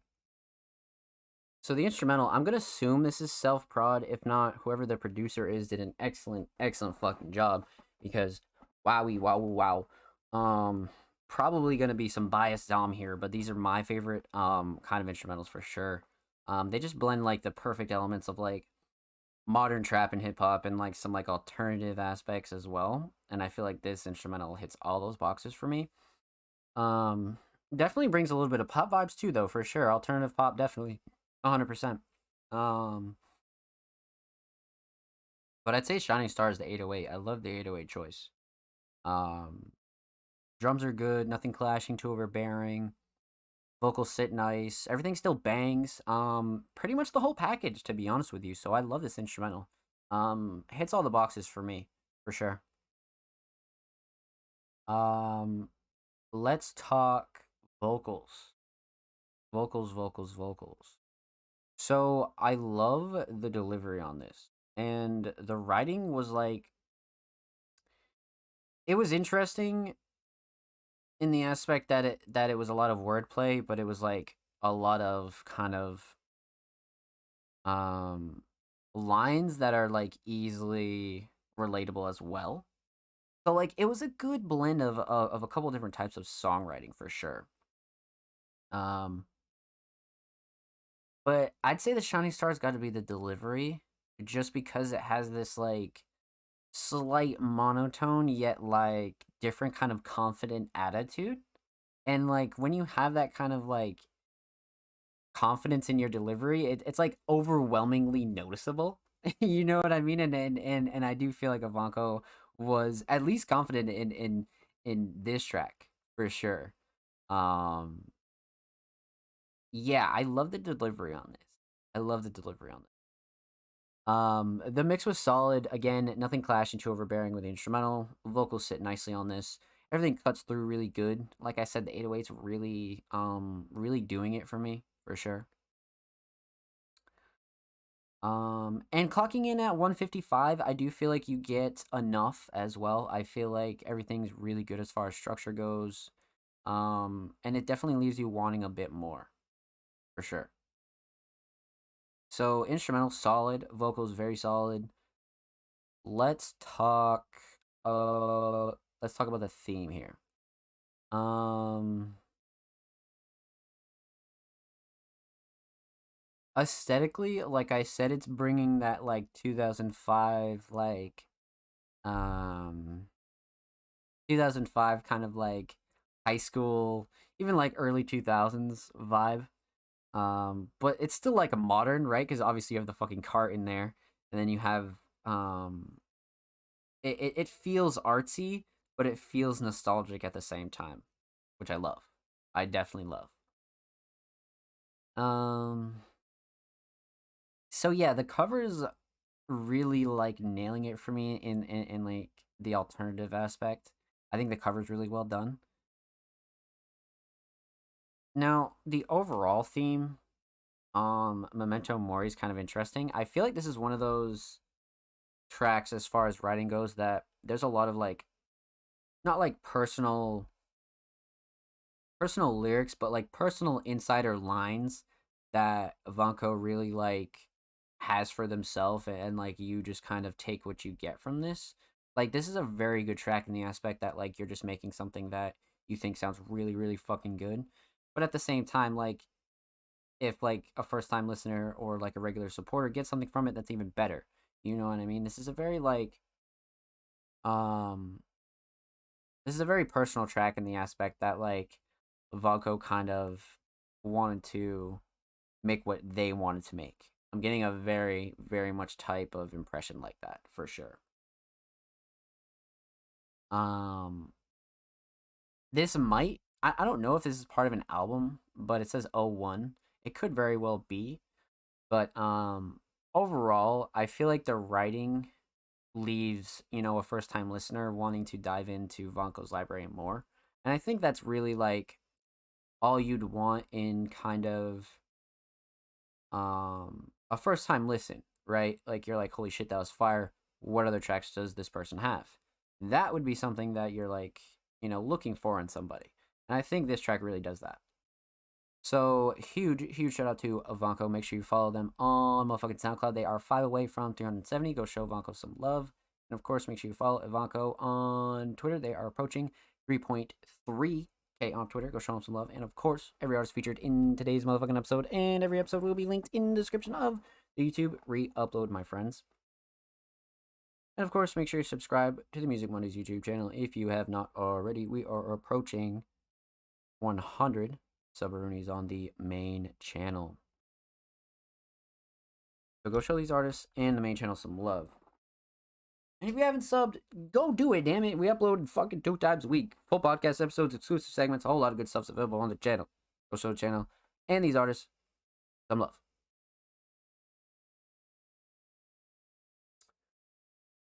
We are filled with first time submissions. So up next, we have a first time submitting artist by the name of Saint Wave. Now, they submitted a track titled Saucy. And from far away, I think that's fucking Martha Stewart on the cover. And the caption is Dinner Party Vibes. So we have a first time submitting artist here. So obviously we're going to go in blind and don't know what we're going to expect. So let's check this out. This will be good. Saint Wave, Saucy. Yeah. You know, coming out feeling like that rock goo type shit. You know what I'm talking about? Marinette and shit. Hey, hit the scene and the sauce good. So it's all good. So it's all good. And the blunt hitting like it just should. And she's something like an entree. Tastes good. Hey, just hit the party. Don't hurt nobody. Shots off her body. Hey, about to go crazy. Nas Barkley, got my bills up. Chauncey just took off. Jeans hard and serve dishes. Chris Paul cooking you up. More words are called. Hold on, Stephon. I'm flipping you off. Don't step on my one. Need me a shower. I'm flyer than most. Standing too close. Watch how you pull before I explode. Make you look like Prego. Roll oregano. Devil's vegetable. Pretty woman, Maya Angelou, and she's sweet, and she fire, take you higher, like the choir, hit the seat, and the sauce good, so it's all good, so it's all good, and the blunt hitting, like it just should, and she's something like an entree, tastes good. Hey, niggas know what I do. Saucy like the ragu. Guys in your party kicking shit just like I'm Ryu. You can alley-oop them like I'm hooping. Cartier frames on like a student. Me and Saint Wave got your main thing. She got her friends with her. Hit them both in the same day. We don't play with them. Yeah, it's the same story. Just know that the page different. We don't want no drama. Don't confuse it cause we ain't slim. So please don't get a halo. She got ass like J-Lo. I gave a bitch a facial. How the fuck she claiming Prego? I got horses in the stable. She busted like a Draco. And no, you cannot sit with us as bosses at the table. I love brown skins, but I got a few that look like mayo. I got Spanish girls. When she getting mad, she call me Feo. I never pay attention, yeah, unless I'm getting paid though. But when she hit me up, I always say I'm on my way though. Yeah, I'm saucy, hella saucy. If I get put over, I don't know what it might cost me. They ask me how I'm feeling, man, I said I'm feeling awesome. All the bitches love me when I pull up, they'll charge me when I hit the scene, and the sauce good, so it's all good. God damn. All good. And the blunt hitting, like it just should. And she's something like an entree, tastes good. I love the flow on this, man. The flow on this is really good. The Martha Stewart cover is killing me. Hit the scene, and the sauce good, so it's all good, so it's all good, and the blunt hitting, like it just should, and she's something like an entree, tastes good. Dude, that flow is great. Holy fuck, so many first timers, including myself. Right. Welcome on in, first timers, my friends. So, Saint Wave. Can we just refer back to the caption, please? Dinner party vibes. Most definitely. What an elegant instrumental choice right here. So, lots to discuss. Lots of obvious kind of redeeming factors here. So let's break it down. Talk about three things. Talk about the instrumental, talk about vocals, talk about the overall theme of Saucy. So instrumentally, much dinner party vibes for sure. Um, it definitely has this boom bap kind of drum vibe, but the mel is like wow. You know what I mean? Like the mel is really up there for me. Um, so I'm with it. It's really well done. Like this prod like completely fucking destroyed this. Like the mel is 100% the shining star. It's very elegant. It's really well mixed. Everything just kind of complements each other on this, but keeps it chill. For sure keeps it chill. Let's let's talk about vocals because we have three artists on this track that literally fucking destroyed this beat. So let me just get this out of the way. The mix is really solid. I think all three of them sound insanely good on this. Nothing clashing too overbearing. I think vocals sit really well. Um, Mix is just very, very well rounded. But the shining star is the flow. It's not even a fucking question. The flow on this and like the way that they figured out how to just like ride this instrumental is fucking crazy because it doesn't give that like classical hip hop vibe. It like has like the elements of like boom bap and like regular, just like staples of hip hop, right? But it sounds so modern and refreshing and very like now. You know what I mean? It sounds like today. So I love this for that. Um all three of them are very well mixed.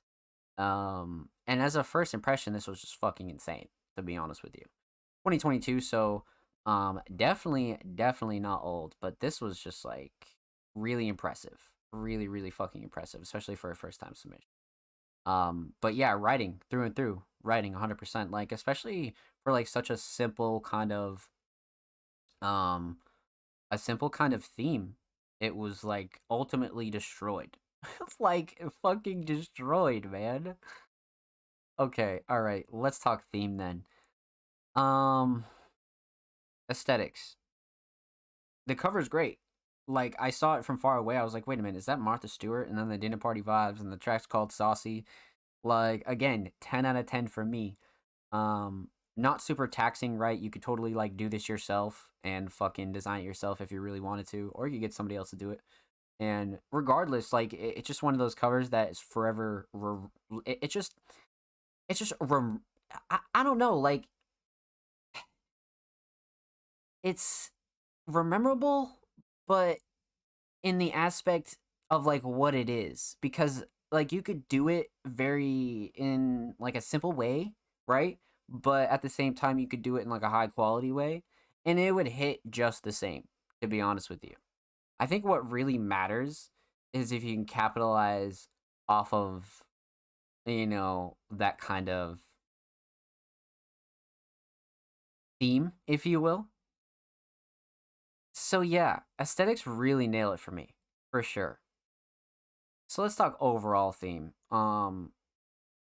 You know, this is definitely one of those tracks where it's not like they're like they didn't go into this track kind of thinking, "Oh, you know, let's do X, Y, or Z. Let's make it about this." No, this is definitely like we picked this like really elegant kind of, a modern classical hip hop style instrumental, and whoever probably wrote first kind of set the stage, right?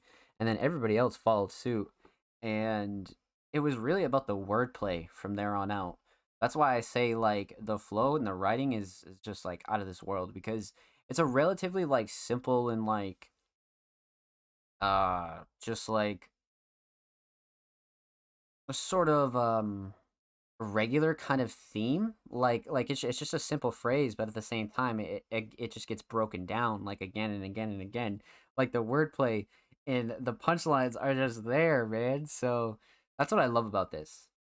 It brings that kind of freestyle vibe a little bit, but it's super constructive and consistent. You know what I mean? It really is. And it clocks in at what, 306? So really well done. Really made the most of 3 minutes, 100%. 100%. So with that said, a huge shout out to Saint Wave. Thank you so much for the submission, my friend. Make sure you follow Saint Wave on Spotify. And of course, make sure you follow Saint Wave on Twitter. They are literally 4 away from 950. So go show them some love, man. Of course, every artist featured in today's episode and every episode will be linked in the description of the YouTube re-upload. Make sure you subscribe to the Music Mondays YouTube channel if you have not already. We are approaching 100 motherfucking subs, so go sub the channel if you have not already. We upload 2 times a week. Full podcast episodes, exclusive segments, a whole lot of good stuff is available on the channel. So, go show the channel and these artists some love. And if you have, thank you, my friends. I see you. Good likes, the comments, the subs. We appreciate you, my friends. So, let's continue on. And believe it or not, I think this next artist is also a first-time submitting artist. And they do follow Music Mondays. Let's get it. Would love any thoughts on this. Elma16, hip-hop artist and producer. They submitted a track titled Allure.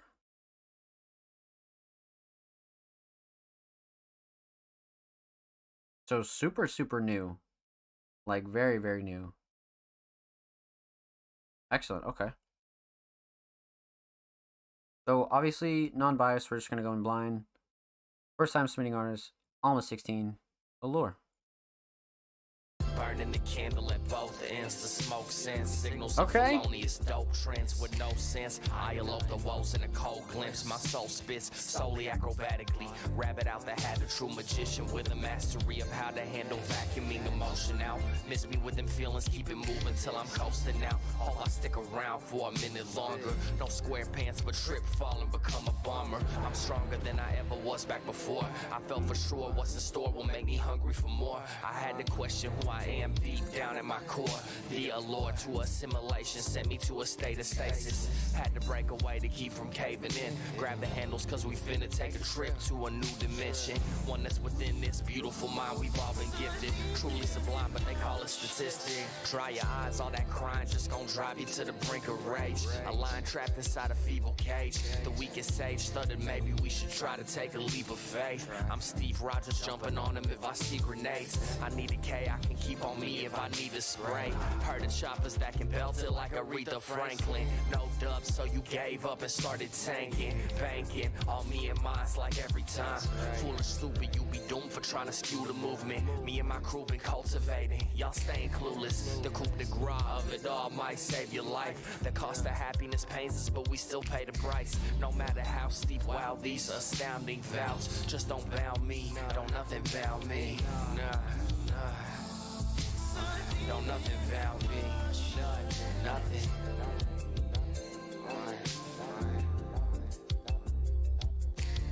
Don't nothing bound me. Don't nothing bound me. Bringing big 80s mall vibes right here.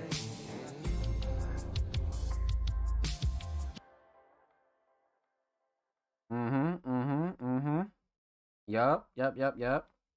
Okay. Very impressive. Like, it's such a nostalgic instrumental for me. I'm not gonna lie. Sort of gives old Tyler vibes. Nah, I take that back. It's more like new Tyler. That is a take. Would love any thoughts on this. Allure. Yeah, so the cover definitely, like, is 100% bringing that nostalgic vibe to me. For sure. But the instrumental really kind of like reassures that 100%.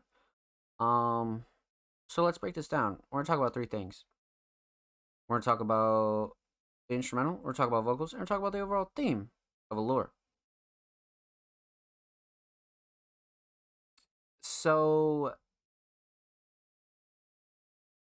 instrumentally, I think the thing that I love the most about this is it's just bringing that classical nostalgic vibe for me. Brings like that 80s kind of mall, like, I don't know if it's a sample or whatever the mel is, but this producer literally killed it. I'm gonna assume it's Alma. We can check out the credits really quickly and see. It could be Alba. I'm not sure, but whoever definitely snapped on this 100%. Um,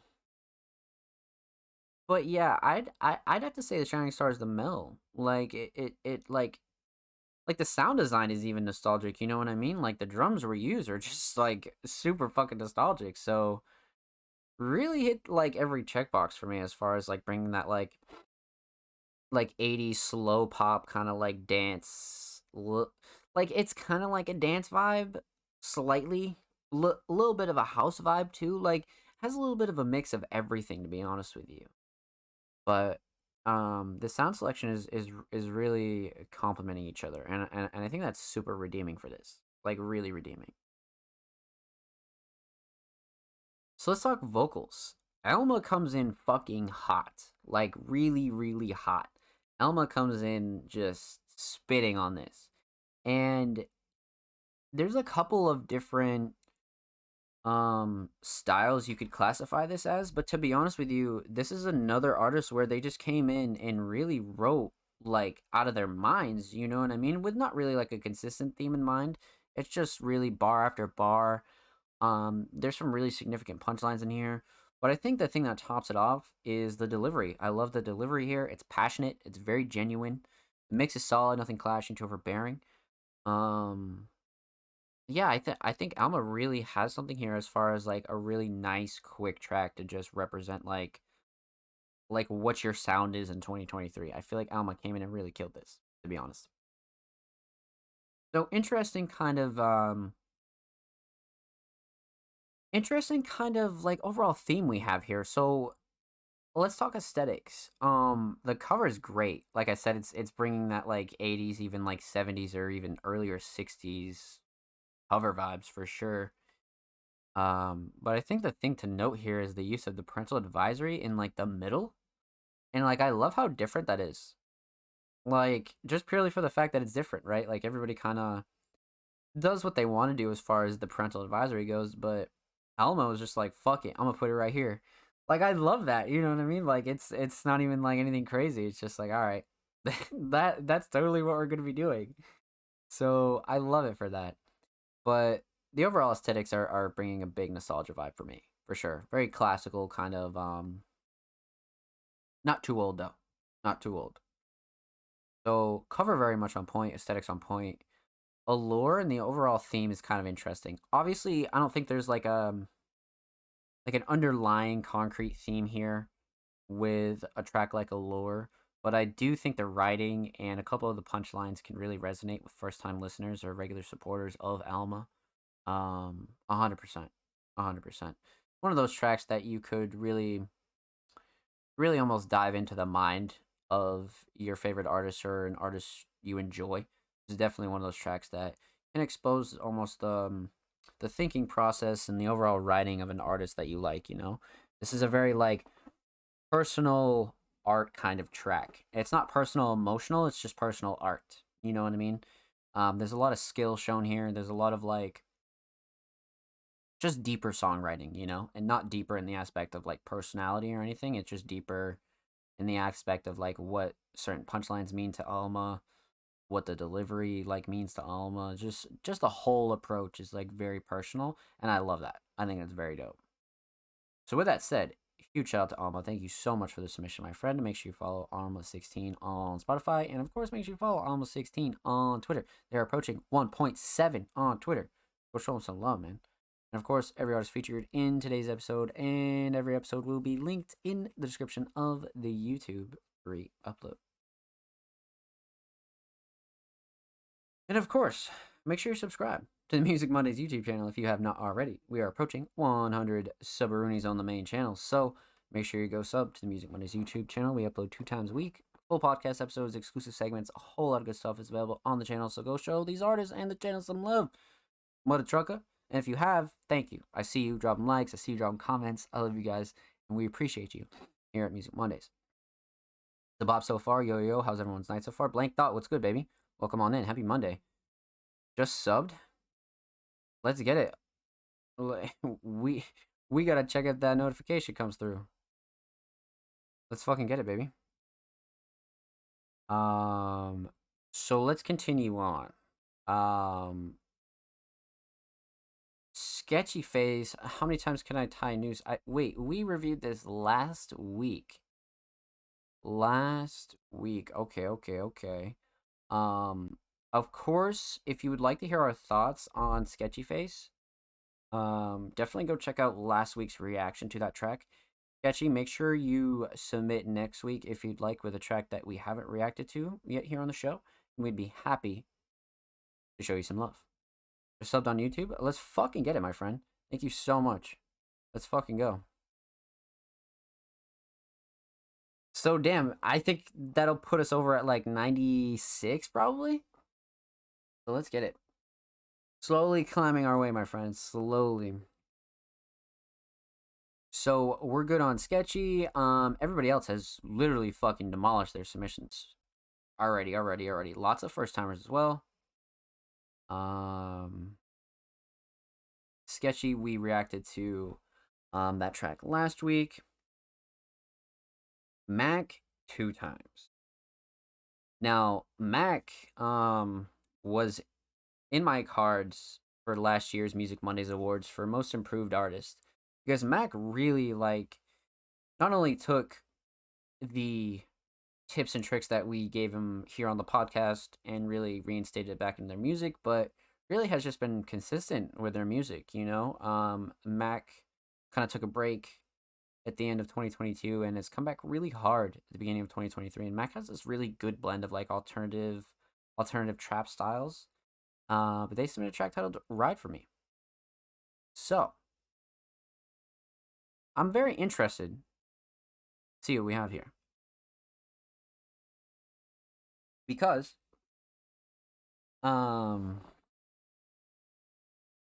Ride For Me is like,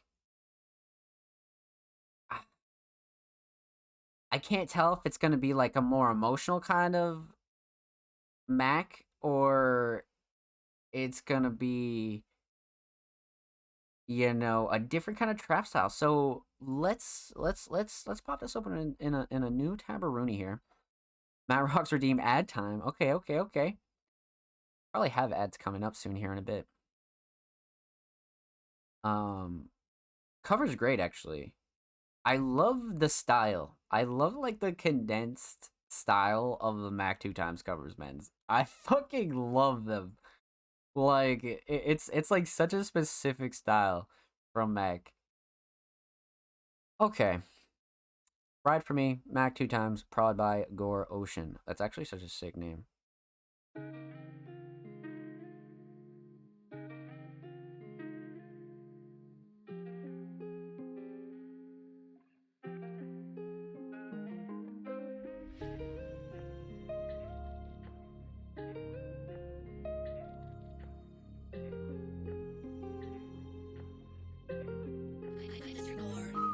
That you ride for me, you told me that you cared, but whole time you lied to me, can't say that shit ain't real. You told me that you fight for me, that's 2 lies, that ain't fair. If you promise you won't let me go, I'm only one that's here. Don't know why you playing with love, it's not a game. Repeat what happened over and over, stuck in my brain. Become enough shapeshifter thinking that I need to change, cause my heart's so out of place, I need it rearranged. Yeah, I need it rearranged. Man, I should've knew this shit from the start. Between you and the devil, I can't tell y'all apart. Can't believe I had you at the top of my chart. Looking back now, I know that shit wasn't smart. Said you was gonna stay, but you never did. Guess it was me you had a problem with. You was never looking for a fuck to give. Man, I really wish I could've noticed it. Not gonna lie, I dreamed about us having kids, but it turned into a nightmare. Now you make me not wanna live. So much fake love and I'm aware. DTB for life, I'm on my A-bookie shit. I'm on my A. You told me that you ride for me, you told me that you cared. The whole time you lied to me, can't say that shit ain't real. You told me that you fight for me, that's 2 lies, that ain't fair. If you promise you won't let me go, I'm only one that's here. Don't know why you playing with love, it's not a game. Repeat what happened over and over, stuck in my brain. I'm enough shapeshifter thinking that I need to change. My heart's so out of place, I need it rearranged. Yeah, I need it rearranged. Fucking Mac, bro. I really wish wish I never met you. Matter of fact, I wish I would've never thought that you was special. That you just follow my heart, but look where that shit got me. Look where it got now for the wrong reasons. I can't forget you. My life been feeling like a bomb and it's talking. And it's time I'm feeling safe like diamonds without a bezel. Don't know why I'm stressing, you won't be on my level. Okay. Feeling safe like diamonds without a bezel. Like diamonds you told me that you ride for me, you told me that you cared. The whole time you lied to me, can't say that shit ain't real. You told me that you fight for me, that's too left, that ain't fair. That ain't promise you won't let me go, I'm only one that's here. Don't know why you playing with love, it's not a game. Repeat what happened over and over, stuck in my brain. Max simply don't miss. Thinking that I need to change. Cause my heart's so out of place, I need it rearranged. Yeah, I need it rearranged. Nah, you are not lying, Mark. I just realized y'all probably reacted to my submission already. We have not. We have not reacted to your submission already. But Mark, that made me laugh. Nah, Mac does not fucking miss, bro. This motherfucker right here is just the passion omitting from Mac 2 times is fucking too much. Vibes. Let's get it, chat. Exactly. Vibes. This a hit. Let's fucking go, man. Love me some Mac 2 times. All right, chat. You know drill. Let's break this down. Talk about 3 things. The instrumental, talk about vocals, talk about the overall theme of Ride For Me, which is obviously obvious. But I want to talk about Gore Ocean for a second, because this isn't a producer that we've heard Mac work with before. We've heard a fair amount of Mac 2 times tracks here on the show. We've reacted to a lot. We've reviewed a lot, but Gore Ocean is not somebody we've heard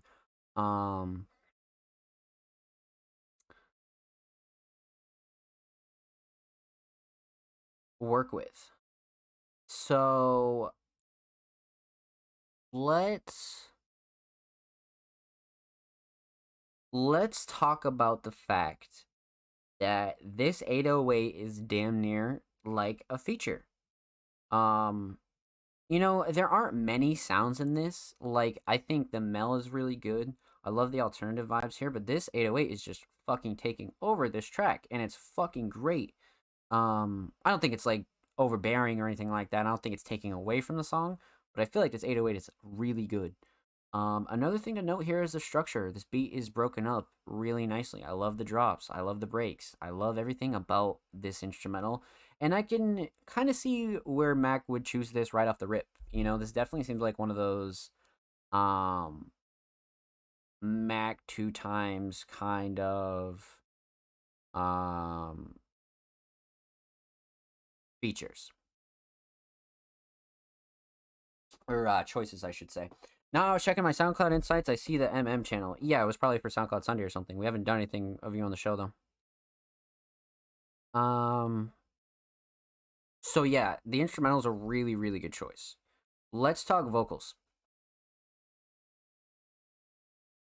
You know, the flow is something that Mac has been like really crafting for a while. I feel like the flow and like the kind of cadence of everything was something that Mac like really improved on, to be honest with you. Like improved on over the last like 6 months. Like every submission we saw Mac really improve on that, to be honest with you.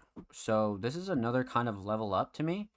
And we're just getting like the standard Mac 2 times back here, which I really enjoy. I'd say Shining Stars are writing though. I'm not gonna lie, like Mac has become very good at fucking writing. And even back in like Mac's first time submission, writing has been something that Mac has just really like completely taken over. Like completely taken over. Well, that's the thing, like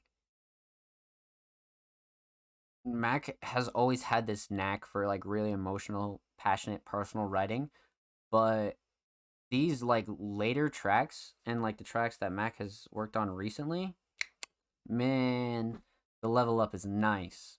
Nice. I'd say another shining star here has got to be the hook for sure. It's catchy, it's listenable, it's like really good for first time listeners as well. It's something to like drag people in and they'll be able to relate to it as well. feel like Mac really has just developed a knack for that personal approach for sure. So let's talk theme. Aesthetics, really great. You know what I mean? Mac has this like certain style when it comes to their covers. Like it has this almost like condensed like it's just like compact and like a lot of like it just has this specific feel to it. You're gonna see it and you're gonna know it's a Mac 2 times cover, but even more with this specific color, simple color palette, really simple approach, and something you could remember it by. You know what I mean? You're totally gonna remember this track by this, 100%.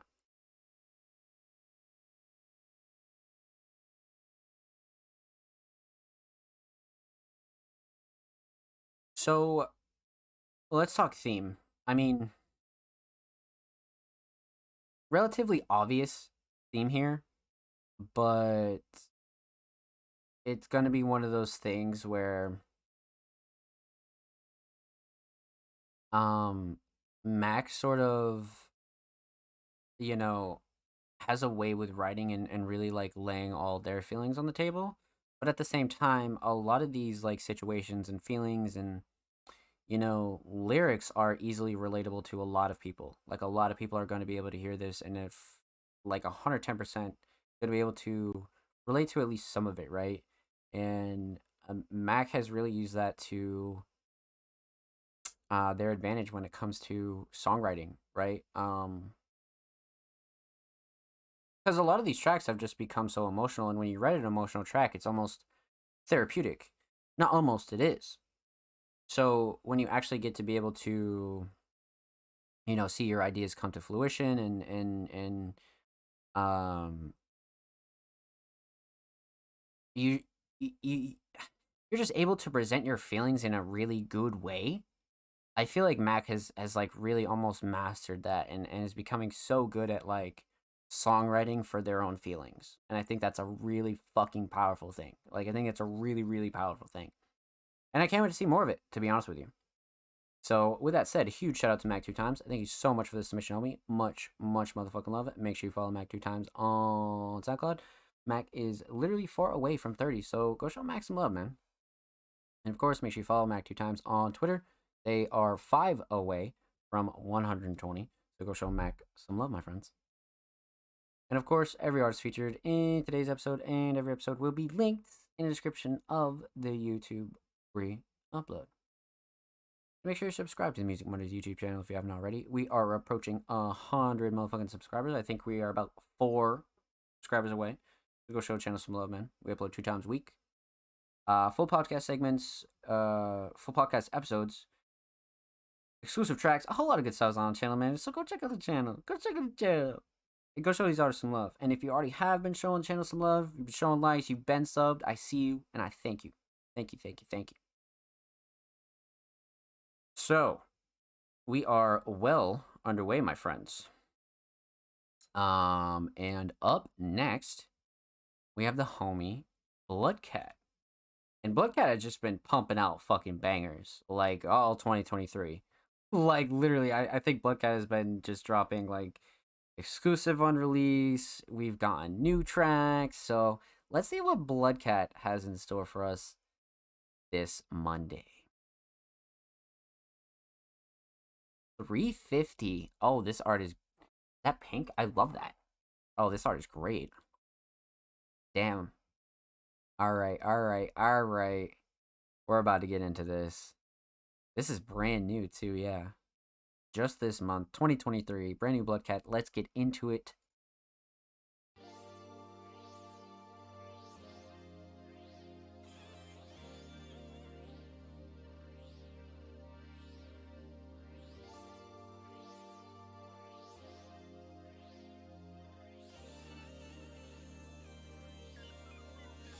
Changing like a butterfly, leave a nigga wonder why I need you.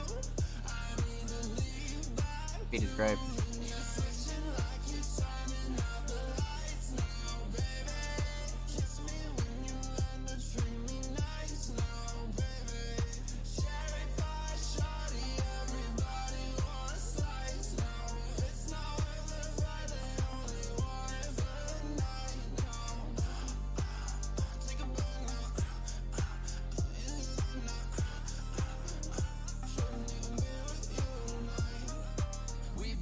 make it work, this my 2 weeks. She wanna fuck me in the whip, but it's a 2-seat. Feel like I ain't never know you like you knew me. See you spoon feed love to your new piece. He ain't even want you like that.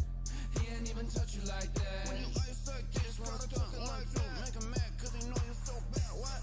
She love the way I'm dripping, way I drip up on her body. Where she feeling me, I think she tryna fuck me in the lobby. You wanted me, so here I am. You got me, come and tell me. Pull up to the studio and give me my You're changing like a butterfly. Even they will wonder why I need you. I need to lean back to when you're switching like you're turning off the lights now, baby. Kiss me when you love to treat me nice now, baby. Cherry pie, shorty, everybody want a slice now. It's not worth the fight, they only want it for the night now. Give me up, shake me down, down, down, down. Shake me up, turn me down, down, down, down. Give me when I'm up, shake me down, down, down, down. Baby, light it up, burn it down, down, down, down. Give me when I'm up, shake me down, down, down, down. Check me in me out, take me down, down, down, down. Give me when I'm up, shake me down, down, down, down. Baby, light it up, burn it down, down, down, down. Take me, said we're breaking, breaking up, and she said make me. I'll remember what you gave me till I'm 85, 'cause babe, so fine.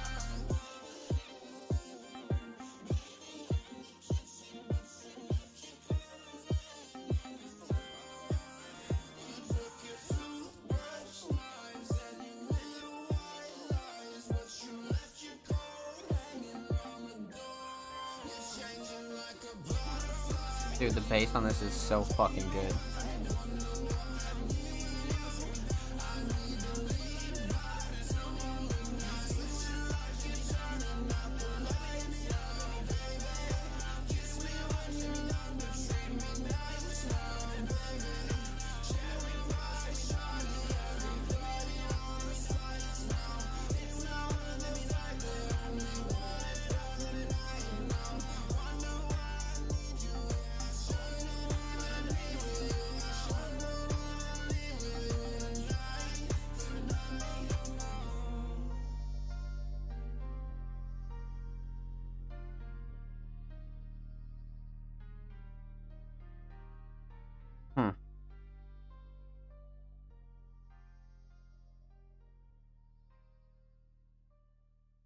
Bro, that instrumental was fucking cooked. That was really, really cooked.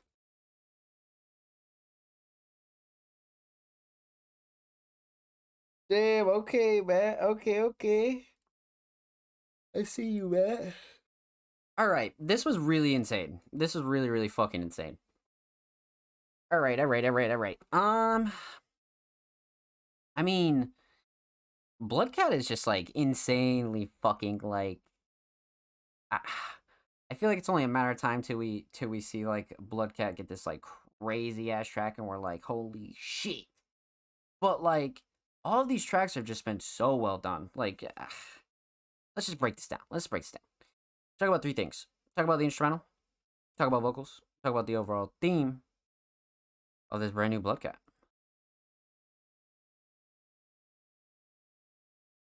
So,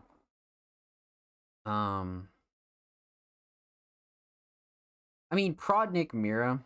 So, you're kind of like expected to get a fucking crazy ass instrumental here. But even more deeper than that, like, the fucking bounce on this is insane. And this is more like alternative pop. Definitely has like a lot of like heavy trap elements for sure. A little bit like it has like the cadence of like an electronic instrumental, but like I don't know, like just like it's a really good blend. The shining star for me is the fucking bass. Everything is really well done. I mean, shit, there was a lot of stuff that I learned in my early days from Nick. You know what I mean? Like 2018 shit, 2017. So, yeah. I mean, that's to be expected, right? You're not gonna be surprised that this is, you know, extremely well mixed. Has a really, really stellar mix. Like it's, you know, can't be shocked, right? So instrumental is really good, but I like the choice though. I like the fact that Bloodcat chose this one as well, just because I do feel like this is perfect for Bloodcat, 100%. Um. So with that said, let's talk vocals. This is, hmm, this is one of those really modern, like, oh, you make music? Well, let me hear a song that you made. Oh, okay, check this out. Like, I just dropped this the other day. And if I heard this and somebody showed me this and I'd never heard their music before, I would fucking tweak out.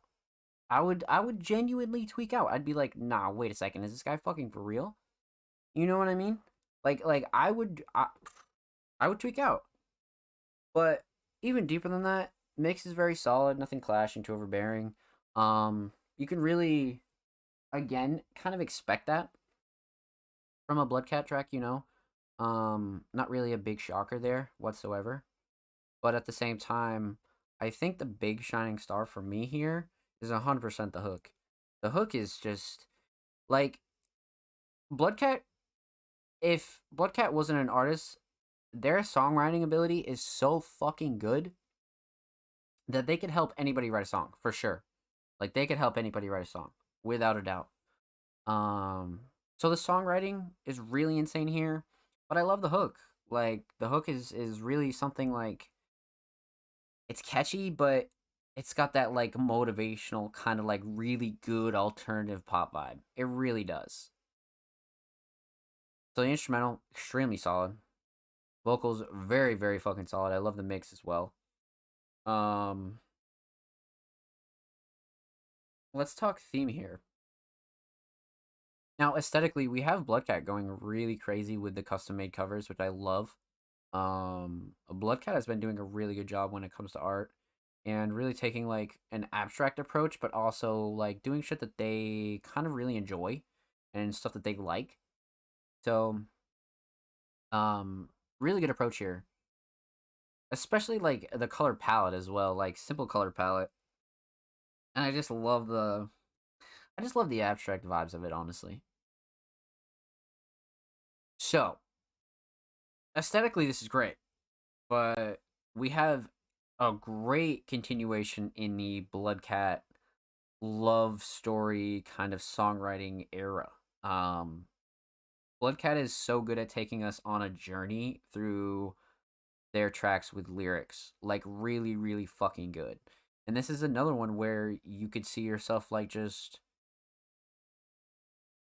it has a lot of like really fucking like has like a lot of those like aspects you love in like quote unquote mainstream pop, but you get like all of the underground like aspects of it as well, like because like it has that like like high energy kind of like high adrenaline like kind of style that like you'll see in like a lot of like mainstream pop, but you get a lot of the organic and uniqueness with Bloodcat's vocals and the writing and like how it's structured. So like it's a great blend, and like that's why Bloodcat is like pushing that ceiling of like what they can do as an artist, man.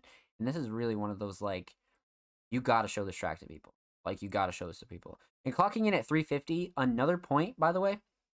One last thing. Clocking in at 350, this did not feel like a 350. 350s can be fucking long if you don't have like the proper hook, the feature, the structure, whatever. It's different for every track. But what I'm saying is, this did not feel like a 350 whatsoever because the hook was that enjoyable. You know what I mean? Super catchy, super comfortable. For a first time listener, I have no doubt that they'd be very, very intrigued with this. So, with that said, huge shout out to Bloodcat. Make sure you follow Bloodcat on Spotify. Make sure you follow Circus Saturn on Twitter. They are approaching literally 30 followers, like 9 away. Go show them some love, man. So much talent, Circa, right there. And of course, every artist featured in today's episode and every episode will be linked in the description of the YouTube re-upload. And of course, make sure you subscribe to the Music Mondays YouTube channel if you have not already. We're approaching 100 subaroonies on the main channel. We are 4 away now. So go show the main channel some love. We upload 2 times a week, full podcast episodes, exclusive segments, whole lot of good stuff. If you already have, you're dropping likes, you're dropping comments, you're dropping subs, you're supporting the channel. I see you, and I love you, and thank you. God Bananas, what's good, baby? Happy Monday. Welcome on in. Hope you're well. I will also add the new Music Mondays emotes. I'm gonna add that when I switch the sub badges as well to the new Z logo. I'll just cook up a couple different versions of those, and then yeah, that's what we'll do. Blank Thought, what's good? Whenever you do Catwalk by Blank Thought, do Bandcamp version, track was great. Got you. Yeah, I remember your submission. It said something about the Bandcamp version having a better mix or something. Yeah, so noted. Mashiba does not follow the Music Mondays podcast. And if you don't know, like I said at the head of the show, that's the only thing we do ask since we do not charge for our submissions. That's one of our only guidelines. Please follow All Music Mondays on Twitter to not only help grow our platform, but to help give respect to the people that do submit every week and support Music Mondays, support the community. We just want to show respect to them as well. And this is really a place for everybody to be networking, right? So that's all we ask is that you drop us a follow before you submit your tracks.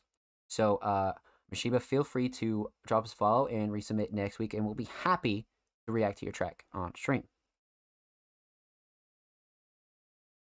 Up next, King Mark. King motherfucking Mark. Man, oh man. You know, Mark has really been destroying 2023. I mean, Face Tats and Nail Polish, the great 2022. Like, there was a lot of, like, insane fucking tracks from Mark, like, throughout probably, like, the last 6 months. But deeper than that, Mark's a very, very active member in the Music Mondays community and the underground community overall. And this week, they submitted a track titled Honda. And I assume exclusive unreleased King Mark. Yeah, exactly. Let's see what we got here.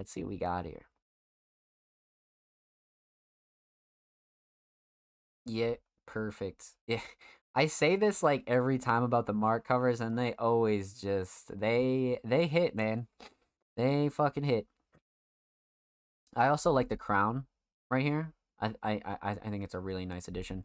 But this one's bringing more vintage vibes than usual.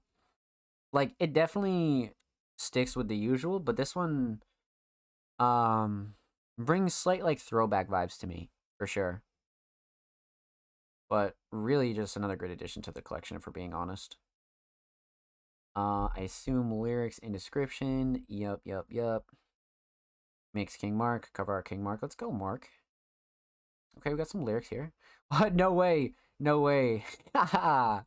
Oh, this is good. This is good right here. All right, let's get it. Exclusive, unreleased King Mark. You're hearing it first here on the Music Mondays podcast. Honda.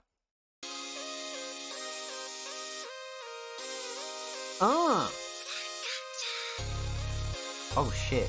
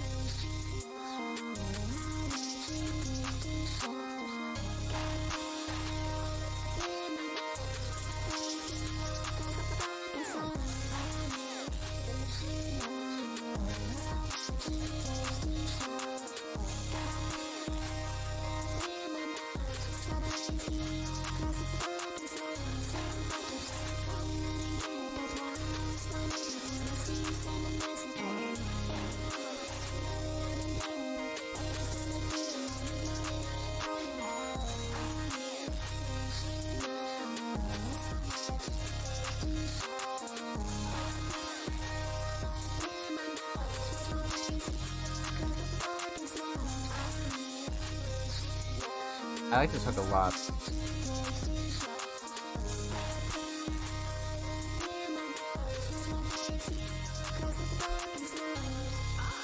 you seriously watching by yourself?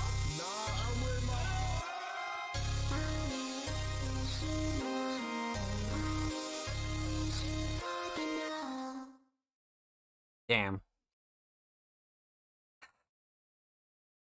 Mark has been really killing like these solo kind of like one-off tracks. Like aside from like Face Tats and Nail Polish, which is Mark's album that'll be coming out soon. But like Mark's been getting insanely good at these kind of like really like one just single track bangers that are like boom, here's a song I just cooked up. What's up? Cover art mixed by me. Lyrics description. Here you go. Like and like we uploaded a video about this on the Music Money's channel, so definitely go check that out. On it's almost like a mini guide on how to create like a simple track, right? And Mark has been doing that like really fucking well, man. Like really well. So this is tippable. Let's break this down. So we're gonna talk about three things. We're gonna talk about the instrumental. We're gonna talk about vocals, and we're gonna talk about the overall theme of Honda. Also, again, I just really love the Honda copy paste there. But instrumentally, this is definitely a producer we've seen Mark work with a lot, but at the same time, it's kind of obvious why, right? Like this is another standard, like really good alt kind of pop, slightly electronic dance vibe for King Mark to really fucking destroy. For being honest with you, like this is insanely really good as far as the instrumental goes. It really just hits all the check boxes as far as like not going into like the whole like hyper pop kind of section, but keeps it like different and keeps it like, you know, alternative pop, and it's not like overblown and it's not like overdone. Like this is a perfect medium, and it really starts with the instrumental. So I love this choice from Mark for sure. So the instrumental's really good. I think the metal's probably shining star for me. The 808s definitely knock.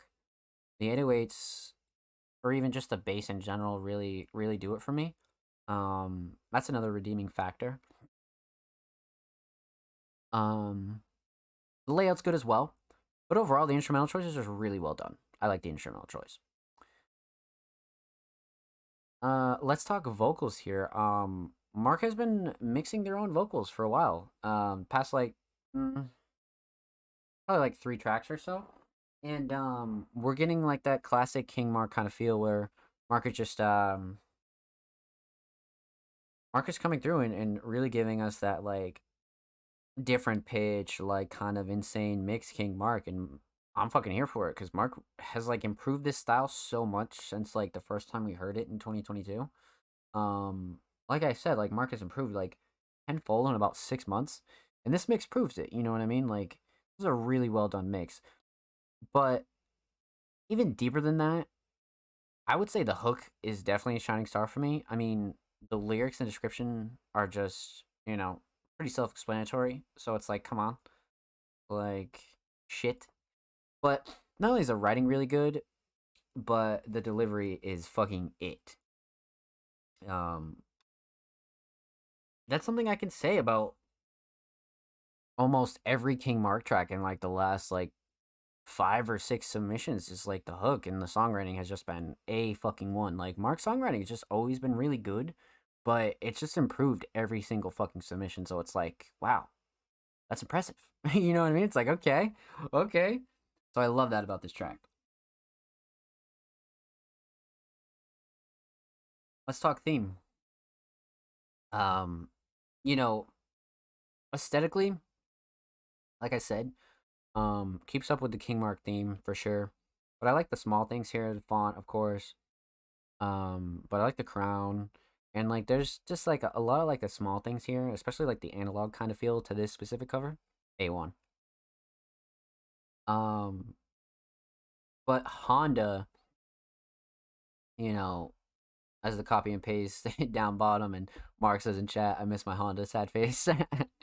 But like yeah. It's like you write the hook and like you could like pick any kind of like wordplay to really base a song title off of, but I feel like Mark again was able to take just one simple word and like really like dive into like another story or experience and make it super personal. Like that's why I really like this one, because um a lot of the artists in the community have been doing extremely well with songwriting and like taking small themes and like really putting them together and like putting personal experiences behind them, right? So say you write like a good hook, you got an idea for like a mel, whatever. You come up with some flows, whatever, and you kind of like build off of that, but like stay consistent throughout the track. I think that's such a good sign for your songwriting. And Mark has really been showing that like the last few submissions for sure.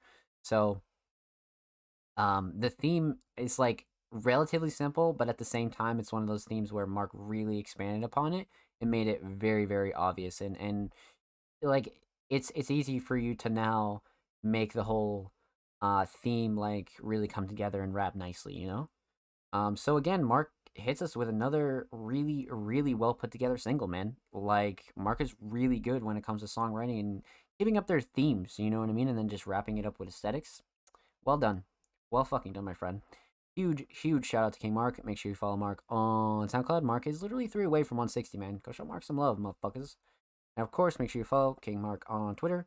Mark is literally 4 away from 280. Go show Mark some love, my friends. And of course, every artist featured in today's episode and every episode will be linked in the description of the YouTube re-upload. And of course, make sure you subscribe to the Music Mondays YouTube channel if you have not already. We are approaching 100 sub-earnings. I think we're about 4 away, so go show the channel some love if you have not. We upload 2 times a week, full podcasts, exclusive podcast segments, exclusive tracks, a whole lot of good stuff is available on the channel, so go show the channel and these artists some love. And if you have been, we see you and we thank you, my friends. Thank you, thank you, thank you. And I thank you, goddammit. Shout out Mark, man, that was fucking crazy. Appreciate you. No, I appreciate you. Thank you so much for your submission, my friend. Let's get it, baby. So I believe we've been live for almost almost 3 hours, my friends. So what we'll do is we'll see how many submissions we have. We have a little bit left. So what we'll do, we'll take a quick commercial break. I want everybody else to get up, stretch, go get a drink of water, go get a snack, go do whatever you got to do. I'm going to go take a quick bathroom break. Huge shout out to everybody tuning in right now. Music Mondays episode 106. I see you. Thank you, thank you, thank you. And we'll be right back, my friends.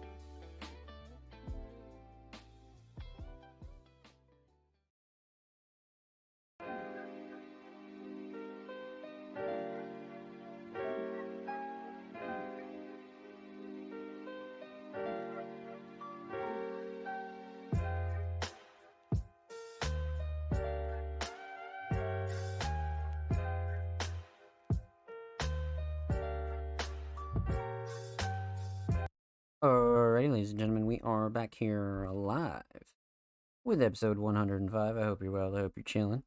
Hope you had a nice break. But we are about to dive right back into motherfucking submissions. So, we left off with King Mark. Huge shout out to King Mark. Thank you so much for your submission, my friend. Up next, we would have Kid Silver, but Kid Silver does not follow the Music Mondays homepage. So feel free to resubmit next week. After you drop us a follow, we'll be happy to react to your track on the Music Mondays podcast, my friend.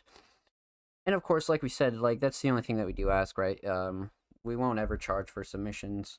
The free opportunity to submit will always be there. That's the only thing that we do ask before you submit to the show, is that you support the page and give respect to everybody else that does wait for their tracks to be reacted to and to help grow the community. You know what I mean? So, like I said, feel free to resubmit. We'll be happy to play your track on next week's show. So after Kid Silver, we have Lil Caesar, aka Grapes Remixed. And they submitted a track titled Nightmare on Fremont Street. Okay. Lil Caesar has been destroying. Oh, wait, hold on. Open link in new tab. Let's see what we got here. This track was not found. Maybe it has been removed. Damn. I feel like this hasn't happened in a while. Let's try to like reopen it like one more time. Yeah, nah, it's gone. Shit. Well, Lil Caesar, feel free to resubmit next week, and we'll be happy to play Nightmare on Fremont Street. Seasons, aka Seasons Change. Let's fucking get it. I don't think we might have reacted to Seasons like once on the show, but it was definitely some weeks ago. If not, this might be the first time, to be honest with you. So I'm definitely interested in this. And they sent a track titled I Want to Break Everything. Okay. What we will do is we'll pop this open in a new Tambourine. Oh, this is gas. What the fuck? This cover is actually so gas. That's really sick. Holy shit. That's an art style I haven't seen in a long time. I feel like that like looks familiar, but like it's just, I don't know. Gives me that like deja vu feeling, you know? Let's fucking get it. 15 days ago. Seasons, I Want to Break Everything. Let's get into it.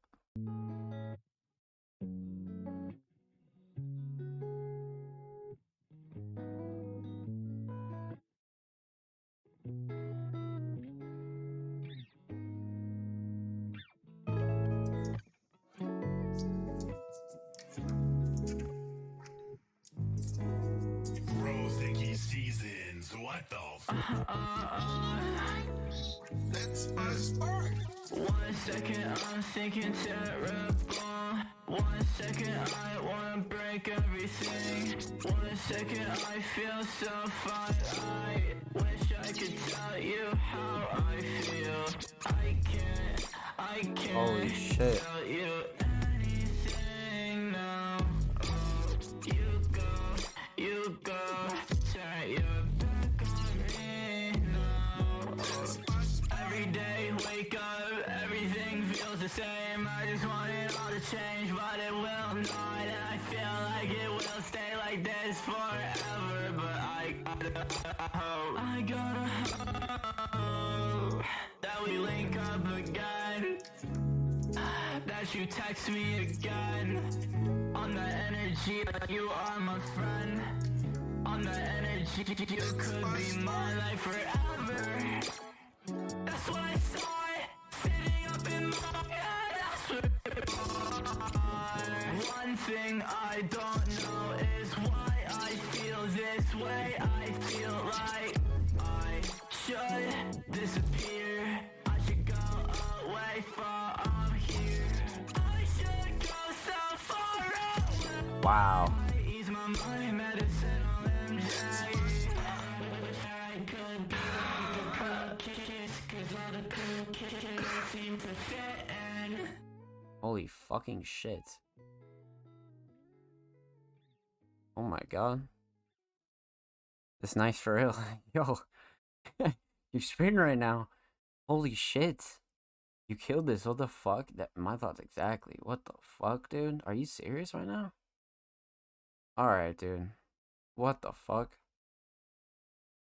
Wow. This is an easy 11 out of 10 for me. I'm not gonna lie to you guys. I'm not gonna fucking lie to you guys. Let's really dive into this. So we're gonna talk about three things here. We're gonna talk about the instrumental. We're gonna talk about vocals. Talk about the overall theme of I Want to Break Everything. So the instrumental is really where it starts off being a 10 for me, for real, just because of the straight variety in this. Like, the fucking 808s are perfect, the mellow is perfect, the mix is very, very, very fucking crisp. Nothing's clashing too overbearing. Sound selection's on point. Even down to, like, the stutters and the skips, like, the small effects are, like, really fucking well done. Like, this is so well prod. These two literally destroyed this. Like, 10 out of 10 beat, for sure. And really just a spectacular choice on season's end as well. Let's talk vocals. Wow. Vocals are easily, like, just the craziest part about this, man. The fucking craziest part about this. So, a mix, again, very crisp, nothing clashing too overbearing. Everything sits really well on this. And I feel like Season's flow was really good. Cadence was very nice. The songwriting was, like, super simple, but, like, the delivery was so, like, seasoned and, like, such a veteran kind of delivery. It was very, like, confident. And I love that about this, because, like, sometimes songwriting doesn't need to be super intricate and da-da-da-da-da, and sometimes you just don't feel like doing that, right? And it's just not the vision. But this one is where, like, you know, delivery matters, and, like, emotion, and like, a lot of that is, like, found in this kind of track, to be honest with you. There is a lot of redeeming qualities about this. Yeah. I am very impressed. So, you know, I actually can't even believe that this is only 2 minutes and 6 seconds, to be honest with you, because there's, like, a lot of, like, lyrical content in here for 2 minutes and 6 seconds. Like, there's a lot. Like, wow. And I think another shining star for me here has got to be, like, the little things. Like, the change in vocals, like, throughout the track, the outro. Like, I feel like you can feel the passion oozing out of this.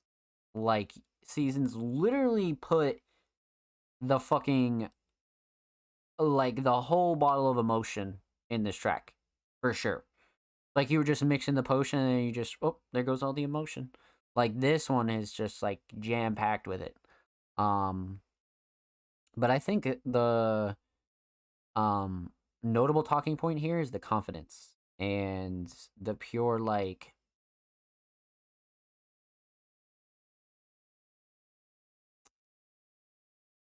even if Seasons started to make music, like, last year, there is such a veteran kind of sound right here. Literally. Such a veteran kind of sound. I love this track. 100%. Just 11 out of 10 for me, for sure. From songwriting to cadence to delivery, everything. Well, let's talk theme. So, aesthetics, this is great. This is bringing, like, very high school, doodle vibes, except, like, you took it another step above it and, like, really tried to recreate it and go crazy with it. But it still keeps that, like, nostalgic vibe. That's why I love this. And it's, like, super simple, but it's one of those covers that you don't see often. Like, this is one you'd remember. Without a doubt, you'd remember this. For sure. So the cover definitely does it for me. But the overall theme of I Want to Break Everything is, like, very, again, a personal track to Seasons, but there's so many themes and, like, lines in here that a lot of people can relate to. Whether you're going through a personal situation, you're going through a breakup, or you're just enjoying somebody putting together a track about their own personal like experiences, but in such a good, palatable, consumable way. Like it's such a fucking banger. You know what I mean? Like this is something special right here. 100%. 100%. Yeah, you heard it here first, man. Like I'd like to see where Seasons is in like literally a year. For sure. Like absolutely keep it up because you'll be exactly where you want to be. For sure. With that said, huge shout out to Seasons, man. Make sure you go follow Seasons on SoundCloud. They are literally 2 away from 820. Great milestone.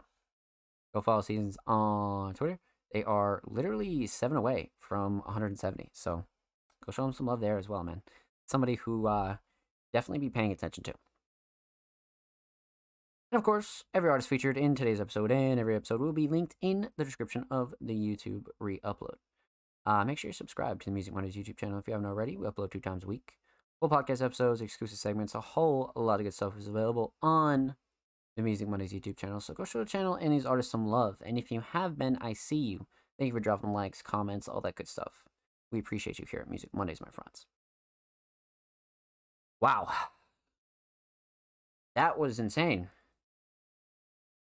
Every once in a while, we get those submissions that just kind of like leave me at a loss for words because I'm just like, what the fuck? You know what I mean?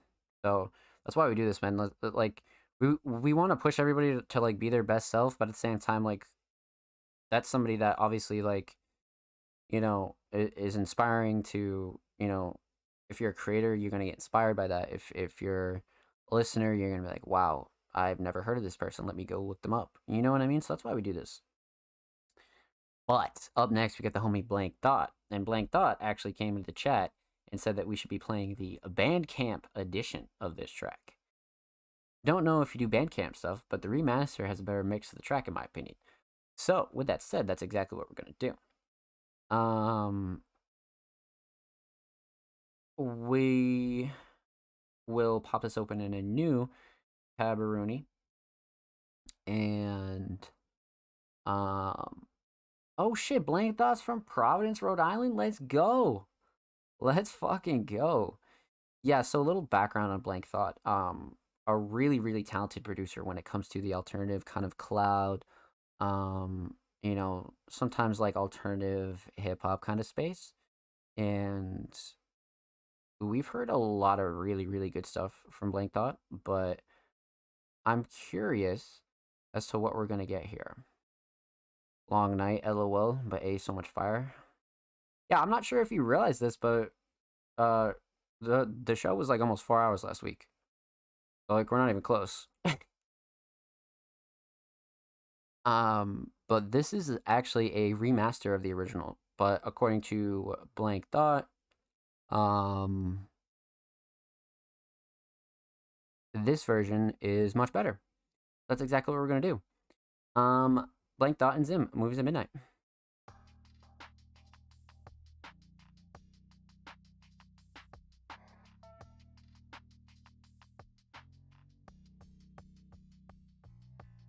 How the fuck you gonna come around me? I'm the chosen one coming from Damn. the gutter. I got debt and insufficient funds. Been in runs for months. Now I'm finally coming from the slums. Bumping kicks and drums. All the sweet smoke in my lungs.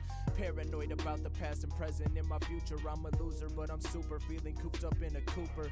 Supers in my future. Had the humor since a junior. Hoping that I see 25 in life without a tumor. Pay my mama rent. That's been the goal since like 11. Every day I pray to God that I'm getting into heaven. Never question why my daddy dipped when I was 7. Now I know I'm better off, cause that Zim is what I'm reppin'. Pay my mama rent, that's been the goal since like 11. Every day I pray to God that I'm getting into heaven. Never question why my daddy dipped when I was 7. Now I know I'm better off, cause that Zim is what I'm reppin'. Bitches always yelling, Zimmy, what you like to do for fun? Isolate myself, I don't associate with bums. Now I'm sipping rum, bad decisions, here I come. Find a bitch, go to a party, and we fucking getting dumb. I'm a nuisance, spitting toothless, so I don't put in my 2 cents. Thought you you knew this, bitch, I'm ruthless. All you pussy rappers useless. Do it Going for myself crazy. because I'm tired of the fakes. Fuck my past mistakes because I know they make me great. Put the hours in, I'm counting them, won't stop for any reason. Fuck the house I'm in, I'm glistening, so fuck up all my demons. I've been leading regions, said I'm cold like winter seasons. Forming legions, I'm the leader, but I don't fuck with these heathens. Don't be acting crazy when I come up, I'm amazing. Bitches always crying and complaining when we make it. Girl, not yours, cause you know we always fake it. Fucking on a lame bitch, but we don't ever say shit. Pay my mama rent, that's been the goal since like 11. Every day I pray to God that I'm getting into heaven, never question why my daddy dipped when I was 7. Now I know I'm better off, cause as him is what I'm reppin'. Pay my mama rent, that's been the goal since like 11. Every day I pray to God that I'm getting into heaven, never question why my daddy dipped when I was 7. Now I know I'm better off, cause as him is what I'm reppin'.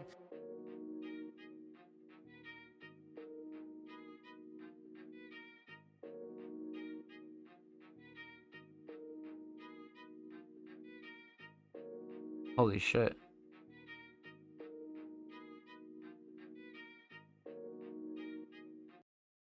Wow.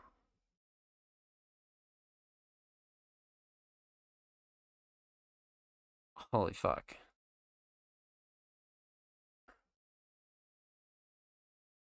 Interesting. Okay. So this is some crazy shit, because I think this really like adds on to the fact of, you know, Blank Thought being this kind of producer that like pushes boundaries with genres that you're already used to. So this track we're gonna break down. We're gonna talk about 3 things here. We're gonna talk about the instrumental, we're gonna talk about vocals, and we're gonna talk about the overall theme of Movies at Midnight Remastered. So instrumentally, we're going to dive in because Blank Thought obviously submitted. So this is like the sign of a producer that understands that you don't need to have a bunch of sounds and certain instrumentals to make them extremely gas. So that's the thing with this. Like the sound selection is perfect, and like it's just a sign of experience, but at the same time it's something that you develop over time, and like you start to understand that sound selection matters more than like how much you're trying to like fill up the instrumental, because this instrumental alone would still completely bang even if it didn't have an artist on it, for sure. But I would say the shining star as far as the instrumental goes, outside of the drums, is definitely the Mel. The Mel is fucking crazy. Definitely rememberable as well. It's very much like it's definitely one of those melodies that brings a slight kind of creepy horror vibe, but like not really. It reels it back in slightly, kind of rides that line a little bit. But another thing to note here is the mix. The mix is very good. Nothing clashing, too overbearing. The 808s are very well done. Everything cuts through nicely. Yeah, mix is extremely solid here. Extremely solid. So the instrumental is like always a pleasure to listen to, because Blank Thought has like this very special kind of knack for, like I said, taking a style that you're already very familiar with and kind of, you know, like reinventing it, but also like sprinkling like their own kind of sauce onto a style you may or may not be familiar with. And that's what makes it very unique. You know what I mean? It really turns it into something like completely different. So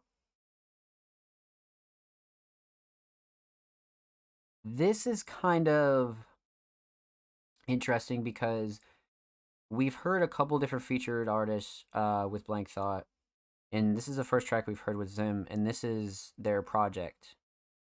And this track in particular, like I said, kind of brings like that horror kind of vibe, but not really. And I feel like Zim follows it up with like really good, like confident yet like not aggressive, but like very like 10 toes assertive kind of bars and punchlines where you're like, okay, like it's like one of those tracks where you like listen up because of the instrumental, and then the way that Zim comes in on it is very like you're like, okay, you know what I mean? You're like, all right, damn, like you kind of like understand the vibe if like an artist comes on serious and you suddenly like start to take the track more serious. And I get a really big feeling that Zim is taking this very serious. You know what I mean? So that's why I kind of get that vibe from this. But Shining Star is 100% the flow and cadence. You know, the writing is extremely stellar, but writing is one thing when um you're a writer, but if you can deliver it and like really have an just a insane like kind of approach with it, it'll really separate you. And I think Zim did a really really good job on this beat, like a really good job. Um, so let's talk theme here. Obviously we have the album cover, and I'm a big fan of kind of analog style, and this definitely is bringing that like nostalgic, um, very much like classical kind of cover. Took a very like a minimalistic approach. Just throw the parental advisory cover on there, a couple filters, you're good to go. Like this is a really good approach when it comes to this kind of shit. Um, I just love the look of it because like I'm just biased towards nostalgia, but at the same time, like the analog look has always been like such a good go-to for like um you know, really making drops aesthetically attractive, and like really making yourself stand out, and like do kind of different shit no matter what you're sounding like on said track or project. So that's why sometimes these just really do the job. Like really, really do the job. So cover definitely is a 10 out of 10 for me. Um, but you know, the overall theme, I mean, this project is packed with about 8 tracks, right? And I-91 is the first, and then Catwalk was the original that Blank Thought had submitted. But this is just the first track off of Movies at Midnight. And a lot of these tracks are very much like um they're kind of like play on words and like a little bit of like wordplay with you know, like movies and like credits and things like that. So like there's a consistent theme throughout the project, as you can tell. But as far as I-91 goes, like you could break this down in certain lyrics and punchlines, but you like as a first time listener should just be listening to Zim, and like really understanding like how much talent it takes to slide on a beat like this. And you know, the flow and consistency is something to like really be like impressed by throughout the whole track. For sure. But yeah, there's probably a more consistent theme throughout the whole album from start to finish. But I highly recommend you absolutely go check this out. So with that said, huge shout out to Blank Thought. Much love, my friend. Make sure you follow Blank Thought on Bandcamp and Spotify, and make sure you follow Blank Thought on motherfucking Twitter at Blank Thought. They are approaching literally 620. They're about 9 away, so go show Blank Thought some love, my friends. And of course, every artist featured in today's episode and every episode will be linked in the description of the YouTube free upload. And make sure you subscribe to the Music Mondays YouTube channel if you have not already. We are approaching 100 motherfucking subscribers. We upload 2 times a week, man. Full podcast episodes, exclusive segments, a whole lot of good stuff is available on the channel. So make sure you go sub to the channel if you haven't already. And if you have, thank you. We appreciate you, and I appreciate you. Let's fucking get it, baby. So, how we doing, chats? We are nearing the end of our submissions for the night, man. We have been going crazy. We got Matt up next. We got 1, 2, 3, 4, 5, 6, 7, 8, about 9, 10, maybe like 10 left. So just about done. I believe like the last couple do not follow Music Mondays. So continuing on, let's go see what Matt Rocks has for us this week. Listen, man, Matt has just been fucking decimating, like literally decimating 2023 already. That was kind of like not really a surprise because Matt had a really good end to 2022 as well. So Matt coming on strong like in January is you know kind of not surprising, right? So one thing you need to know about Matt if you're unfamiliar is Matt has one of the highest ceilings for sure when it comes to their own personal work. I feel like Matt's ceiling is very very fucking high, and I don't know if we'll ever see Matt stop pushing the bar. To be honest with you. So this week they submitted a track titled "Make It Easy." Let's pop this open in a new Aberoni exclusive unreleased Matt Rocks first here on the Music Mondays podcast. As seen on motherfucking TV cover art, you guys already know how I feel about this one. Popstar shit. All me, been working and been out the mix, so if I show love, it's genuine. Superstar shit for all my people. Love to all. As seen on TV 223. Okay. The whole project coming 223. Love that. Love that. Perfect. Okay, let's get it. Exclusive, unreleased Matt Rocks. You're hearing first on the Music Mondays podcast. Make It Easy, demo, and open verse. Let's go.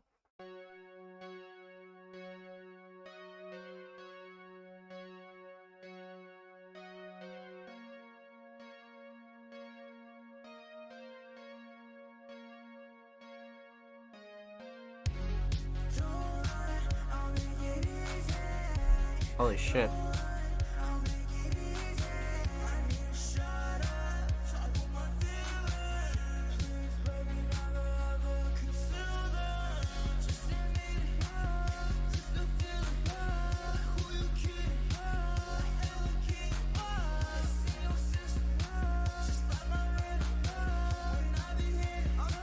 Damn.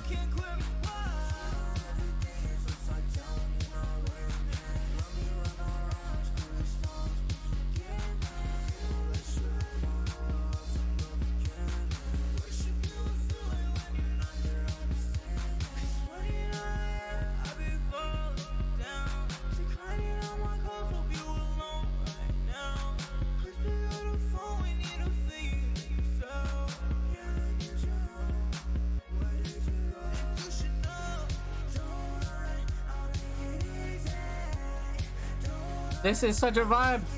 Holy shit.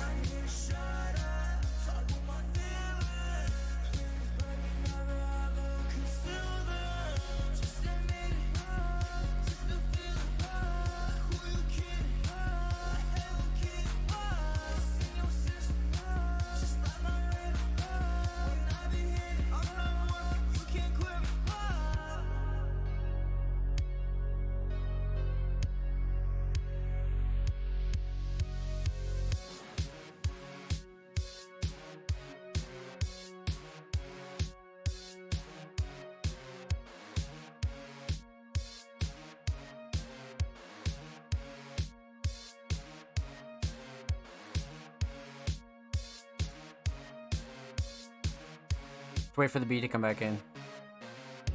Ah, so insane. That's the open we have there, but holy fuck, bro. Holy fuck. Open verse, eh? Man. There's like 5 people I could think of. Oh, man. But, yeah, I mean, very much a king of pop right here. And just shut up, talk about feelings. Nah, bro. Chorus back in after the open, by the way. Oh, shit, let's go. Go back in.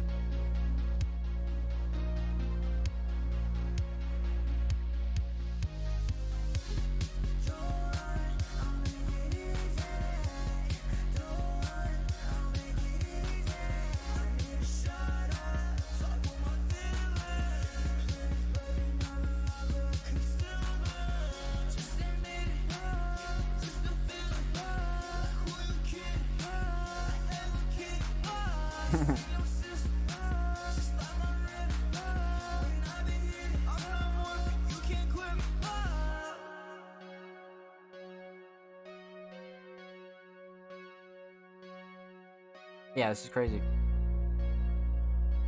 The fucking outro. Mm-hmm.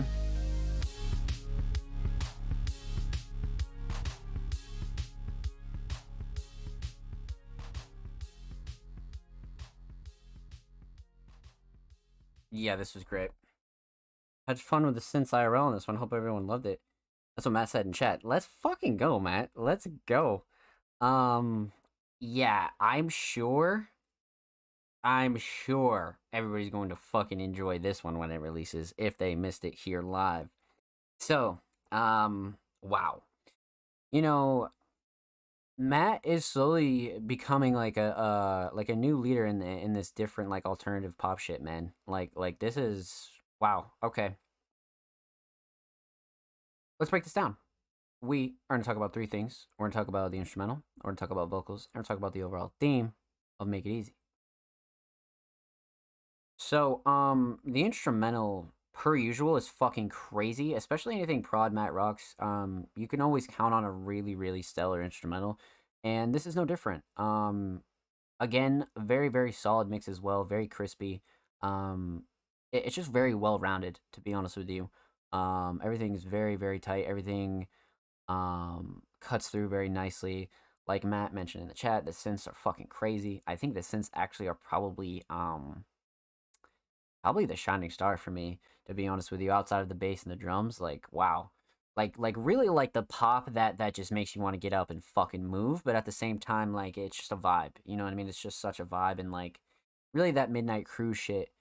There was a submission we had earlier that was just like this, kind of brings that kind of like Midnight Cruise kind of feeling for sure. So yeah, the instrumental is fucking crazy. Synths and the mells, absolutely shining star here. Let's talk vocals. Hook, the fucking hook, man, the hook. Like I don't know what is with everybody lately, but everybody's hook writing is fucking cooked. Is cooked. Like, bro, this goes right up there, man. Like, this is what I'm talking about, bro. Like, Matt's gonna push this kind of like alternative pop genre to like a different fucking level, man.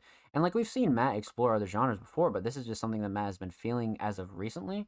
So, yeah, like what the fuck? Especially like with this being on the project, like this is something that I'm like really looking forward to, like 100%. But one of the shining stars is easily to hook, very, very well written and performed. Like the delivery is just stellar. Again, that's the thing with Matt is like the mix is always going to be on point when it comes to vocals and the instrumental. To be honest, like Matt's a very, very good engineer. So no surprise there. You know what I mean? Like that's one thing. Like regardless of like what your like opinion or like personal view is on like certain tracks or whatever, like there's always like a tight mix wrapped around it. So that's what's nice. So you can always count on that. But yeah, hook is fucking something else, and it's just so bouncy and very much like if a track makes you want to get up and move and it's not like a dance track, that's how you know it's crazy. You know what I mean? Like it's like damn, this is like it. So it's just one of those, you know, definitely one of those. And again, like I mentioned at the start, kind of like pushing the kind of boundary. You know what I mean? So let's talk theme. I think for the like last 2 weeks, I've given my thoughts on this cover, and if you haven't heard my thoughts about it, you already know this is a cover that it like perfectly represents Matt Rocks on that pop star rock star shit, for sure. Just the like kind of damaged Hollywood star kind of vibe with like the Matt Rocks kind of staple, man, is just I like it a lot. I like it a lot, and totally like I said last week, absolutely project / album worthy aesthetics for sure. I mean, the overall theme, Make It Easy, like Matt again, like is a general in like really putting their feelings like on a track. You know what I mean? Like a lot of artists have been doing that and do it well, but Matt's another one of those where the songwriting ability is backed up by pure passion in the delivery. And Make It Easy again is just one of those anthems you can get behind. You know, a go-to Matt Rocks track, if you will. One of those, you know, tracks that you remember and like even if you're like not a supporter of Matt Rocks, you'd be like, damn, I really like that track. It's one of those tracks, you know what I mean? Like you're like, wow. Like, it's just undeniable. But again, like, kind of a personal track, but Matt doesn't dive super deep as you know, Matt sometimes can. But this one kind of scrapes the edges of personal and kind of, keeping your head up kind of vibe a little bit too. You know what I mean? Especially even in the description, like, all me, I've been working forever at the mix. Yeah, like, so that's the kind of shit, You can tell that this is one of those, like, real genuine kind of tracks. Matt said in the chat, this is finally a sound I've been aiming for since I was 8 years old. Finally starting to form it, far from perfect. Thank you for every ounce of love and believing in me. Rockstar shit for life. Let's fucking get it, Matt. Let's fucking get it, baby. Yeah, for all you audio listeners out there, Matt's been in the chat fucking spitting facts. So, absolutely, my friend. Absolutely. But yeah, like, of course, like, you want to, like, strive for perfection, and it's great that Matt's always trying to, like, break through that next ceiling, because that's one of the things that I kind of noticed, right? And Matt even just said it in chat, like, finally starting to form, but far from perfect. So it's like, you have a long way to go, but, like, you're so proud of, like, where your style's at right now. So that's, like, such a cool place to be creatively. You know what I mean? Especially if, like, you're enjoying yourself. I just love to see that. So I'm very, very excited for the future, my friend. Let's fucking get it. Huge shout out to Matt Rocks for the submission, man. Make sure you follow Matt on SoundCloud. Matt's literally like fucking 8 away from 1.8K. 8. So go show Matt some love, man. And of course, make sure you follow Matt Rocks on Twitter at Rockstar. This is Matt's brand new Twitter, 9 away from 20. So go show Matt some love on Twitter too. And of course, every artist featured in today's episode and every episode will be linked in the description of the YouTube re-upload. And of course, subscribe to the Music Mondays YouTube channel if you have not already. We are approaching 100 subscribers on the main channel. We upload 2 times a week, full podcasts, exclusive segments, a whole lot of good stuff's available on the channel. So go show the channel and these artists some love, man. And if you have been, thank you. We appreciate it. I see you guys dropping likes, comments, all that good stuff. We love you and thank you. So, let's get it, my friends. We are well underway. Let's continue on. So we have a first-time submitting artist. Surge in the chat. Okay. So Surge has been hanging out with us all night, and we finally approached their submission, and then there was Hope. Okay. Let's check this out, because we have a first-time submitting artist here, and we definitely don't know what to expect. Covers gas, minimalistic, kind of gives me like space vibes as well, but quality is very good. Then there was Hope, album 224, self-produced as always. Got lyrics and description. Okay. All right, let's get it. Resubmitting. All right. And then there was Hope. I came back at the perfect time. Let's get it, baby.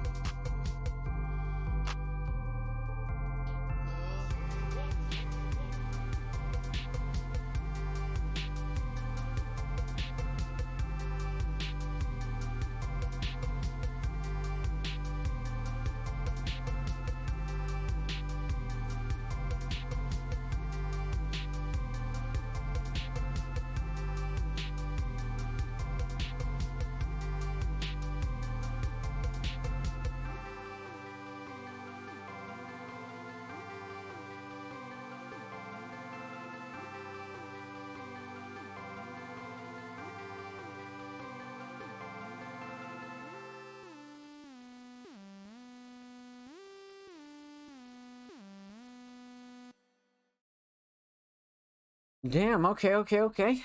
Not too bad for a first time submission. Let's break this one down. Much to talk about here. Much to talk about here. So, we're talking about three things. We're talking about the instrumental. We're talking about vocals, and we're talking about the overall theme of "And Then There Was Hope." So this is a very, very I wouldn't say like super experimental kind of track. It has some roots in a couple different familiar sounds, but for the most part, it's definitely a little experimental, and I like it for that. So, um, self-produced. So, Shining Star right off rip has got to be the drums. Like the mel and the synths are really well done. It definitely keeps that electronic kind of vibe, but the drums are very, very well selected and placed. I really like the structure here. And I just feel like this is a instrumental that totally could have carried itself on its own. It's very, very well produced. And the mix is solid. Like I said, like it's not clashing too overbearing. Um, all around very, very solid. And clocking in at 245, I feel like it's not repetitive whatsoever. Like I definitely feel like this instrumental checked off all the boxes, especially being like slightly like abstract and a little not like experimental instrumental wise, but it's definitely like an alternative blend for sure, and it was well done at that. So, instrumental definitely solid. Shining Star, like I said, the drums very very solid. Let's talk vocals. Let's talk vocals. So, vocals are very interesting. This is a style that you know is kind of like a creative choice. You're kind of like, really really dialing in on like what you want to do as far as like um different kinds of vocals and just like forming a kind of style, because this isn't like it's not like a kind of like a vocal style where you'd be familiar with it, but like it has all the traits of like your regular kind of songwriting layout and structure, right? So it's not going to be unfamiliar to somebody, and it's not experimental to where you're like, "Oh my god, what the fuck is this?" You know what I mean? It's very palatable to like a first-time listener. Especially in like the underground scene, like I feel like a lot of people could get behind this. Um, lyrics are really interesting because like you're almost getting a positive lyric kind of writing style matched with almost a darker tone and almost like a darker style of like monotone mixing. And it makes up for like um it just makes for like a very interesting mix, to be honest. Like it's very interesting. I think we had a submission earlier in the night that was like super super unique, and this is right up that alley where it's very unique. It has this kind of like real interesting potential. um Vocal mix is kind of interesting. Like I would love to see this get pursued more. I would love to see more of this, and much like Shirt said in the chat, like revealed not too long ago, it was supposed to be the outro of the next project. That's why it is a little long. Yeah, yeah, yeah. So I would love to see this style develop more. This is a really good potential and a really good starting point for something very unique. I thought of surrealism. Yeah, like I definitely feel like this could be developed into something somebody's done for the very first time, to be honest with you. So I feel like there's a lot of potential here. Um, so vocals excellent. Let's talk theme here. And then there was hope. The lyrics are so meaningful, and this is like the definition of not needing like a bunch of words to say a lot. You know what I mean? I feel like Surge says um a lot here in just a couple of bars, to be honest with you. I feel like a lot is said here.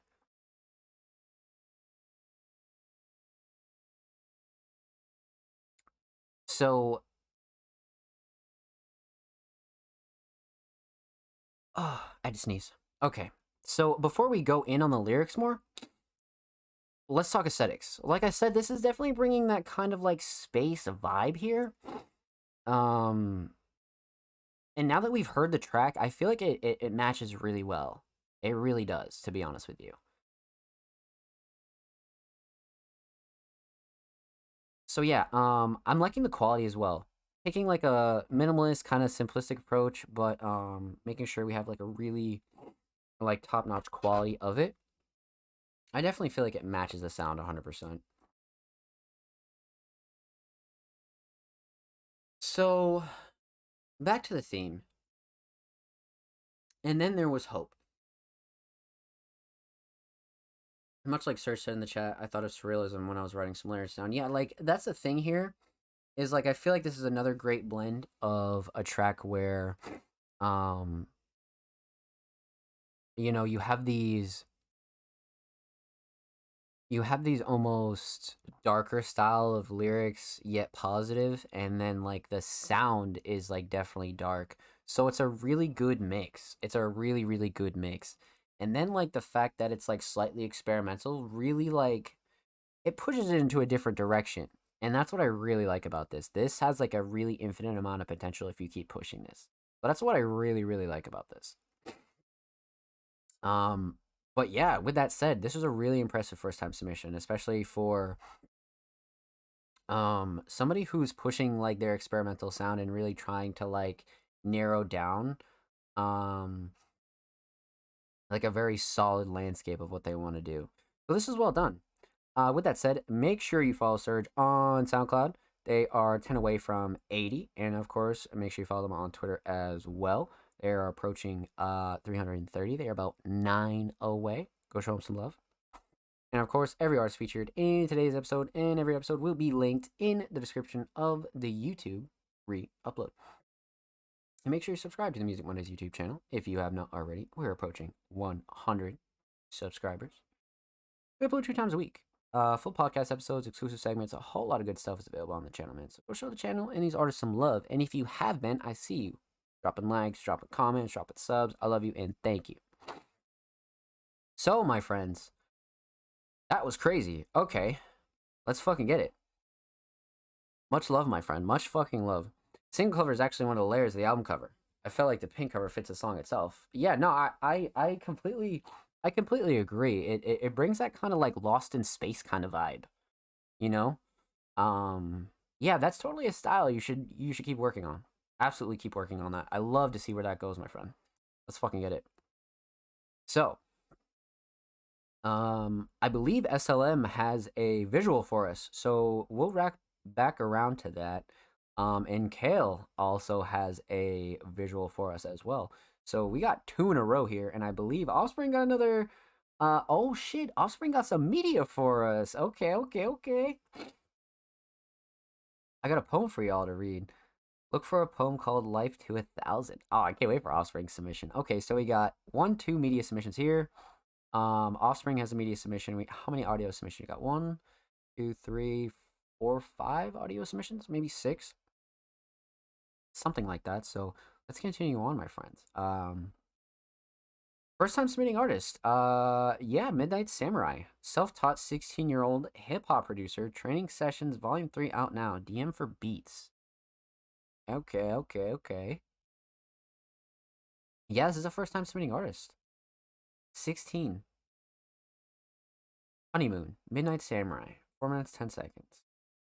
Midnight Samurai. Patty Honcho. Thadge. Alright. Obviously, we're going in blind. First time submitting artist. Let's get it. Midnight Samurai coming up.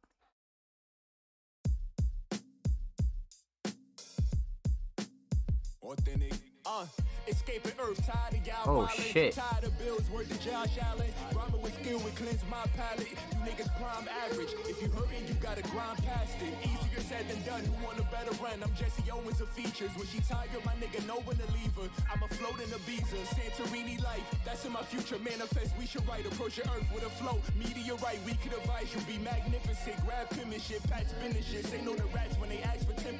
One time I lost a shorty and she knew me best. I met her in Boston, now I dodge her just like I'm Mookie Betts. Who she flex? I used to be rubbing all on her booty flesh. You suggested that we save up and take flights to Budapest. And you the best I never was. Smoked a mid, a nigga never felt the buzz. I used to get more love when we was selling drugs. Inflation about to make me pull a scale out. Meet up reserve a custody with a pale mouth. And make him scurry off, cause fuck a jailhouse. I'm here now, the pen might tantalize. I slice you up at 12 a.m. A midnight samurai. Damn, it's easy. I don't play with work. You niggas mind feeble. How can they reverse? I keep it fly as eagles. Word to Jalen Hurts. Stampeded like we the Crimson Tide. My archives is rappers I smoke. Look how many men have died. Desensitized. I had to let it breathe for a little bit. I want to talk to you. If I can.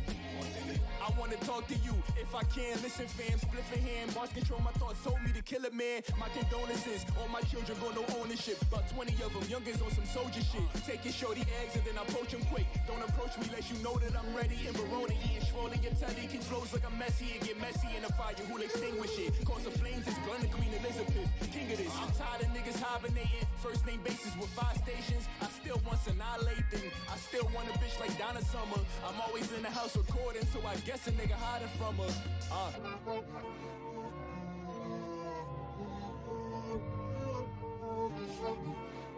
Check, check, check. Set eyes off. Yeah.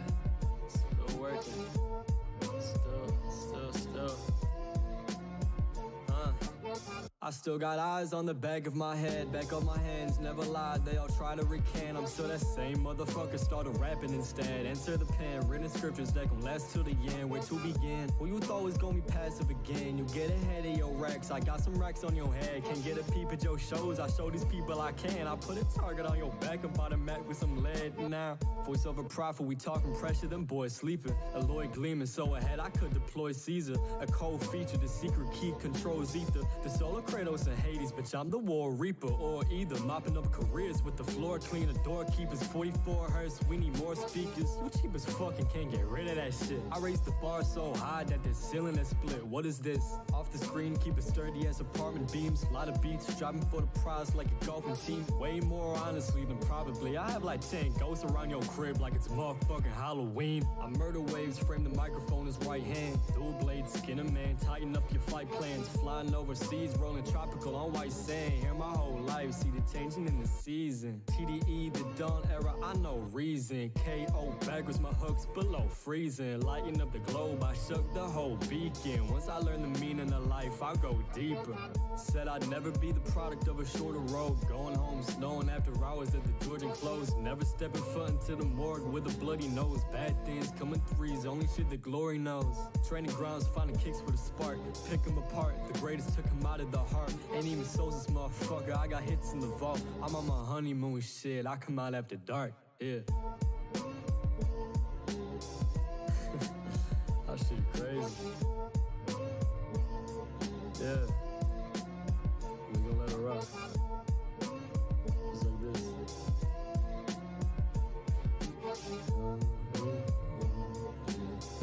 Yeah. We got. So that's fucking crazy. Midnight Samurai, first time spinning artist, self-taught 16-year-old hip-hop producer. Wow. I mean, not that age is like a deciding factor or anything like that, right? It's not like it like make or breaks you as an artist. You could be 40 and still do your thing and make fucking bangers, right? And start learning yesterday. But that's impressive for a 16-year-old, you know what I mean? I believe Surge is 17 as well, so shout out to all the young ones grinding out there, man. For sure. Not that I'm fucking old. I mean, I'm only 26, but still. You know what I'm saying? Shout out to you guys, man. 16? The fuck? Alright, let's break this down. So, we're gonna talk about 3 things here, because there's a lot to unpack. We're gonna talk about the instrumental, we're talk about vocals, talk about the overall theme of Honeymoon. So, instrumentally, like I said, this is impressive, right? This is like, wow. But we have a really classic boom bap style here, but Shining Star 100% is the sample. Sample is so well utilized. Like so well utilized, man. Like that is really stellar. Really, really fucking stellar. It's one of those things where it doesn't like make or break the beat, but I feel like if it's utilized well, it can totally like improve the beat significantly. So Shining Star is 100% the sample. Mix is very, very, very well done as well. Nothing clashing to overbearing per usual. Let's talk vocals. So we have about 3 verses on here, and all 3 of them fucking killed it. Um, Mix is solid between all 3, but I'd say the flow and how everybody kind of worked cohesively kind of felt like a cipher, but obviously it was like a um sort of like a style where um it was more of a constructive cipher, if you will. You know what I mean? It wasn't like completely freestyle. So there was a lot more structure here than your normal kind of cipher style. Um, but yeah, this was like wow. So the big thing here, like I said, is definitely flows and cadence. I found it very interesting that all 3 of them like really did their thing as far as like finding a consistent flow for all 3, but they all kind of were very separate throughout the track, which is really nice. And I feel like this is a great like first time track if you've never heard of Midnight Samurai. This is great to show somebody. You know what I mean? Oh, you produce? Oh, you do this? Check this out. You know what I mean? This is exactly one of those for sure. Um so let's talk theme. Honeymoon. Aesthetically, you kind of have, vacation, honeymoon kind of vibe, like this, watercolor oil kind of painting. And it's like there is no like obvious like lyrical theme, but this cover conveniently matches the sample somehow. Like if you listen to the sample and then you look at this cover, it matches. Like it gives you that kind of classical feel. So aesthetics are on point. But this wasn't really a track to, have like a consistent theme from the jump. It was just a very, very good instrumental. And I feel like it was a great canvas for 3 artists to like really lay down a lot of good writing. Like a lot of good writing. Like even if that writing wasn't like I don't know, like even if that like writing wasn't like consistent throughout the whole track, I feel like they all did a really good job with using this instrumental as a canvas. You know what I mean? Like it really exposes how good all 3 of them are at writing, to be honest with you. So well done and an impressive first time submission. Huge shout out to Midnight Samurai. Much love, my friend. Make sure you follow Midnight Samurai on Spotify. And of course, make sure you follow Midnight Samurai on Twitter. Midnight Samurai is 3 away from 290. Go show Midnight Samurai some love, my friends. And of course, every artist featured in today's episode and every episode will be linked in the description of the YouTube re-upload. And of course, make sure you subscribe to the Music Mondays YouTube channel if you haven't already. We are approaching 100 subscribers on the main channel, so go show the main channel some love. We upload 2 times a week. Full podcast episodes, exclusive segments, exclusive tracks, a whole lot of good stuff's available on the channel. So if you haven't, go sub. And if you have, I see you, and thank you. Let's fucking get it, my friends. So, up next would be Offspring, but they have a media submission, which is a poem we'll be reading. And, yeah, we'll definitely be checking that out. So, we have 2 visuals. One from SLM, one from Kale. We'll get back to Offspring as well. So I think we have about like 5 audio submissions. We have Fury up next, Solemn, TDG, Troy, Keep This Up, and Mika, and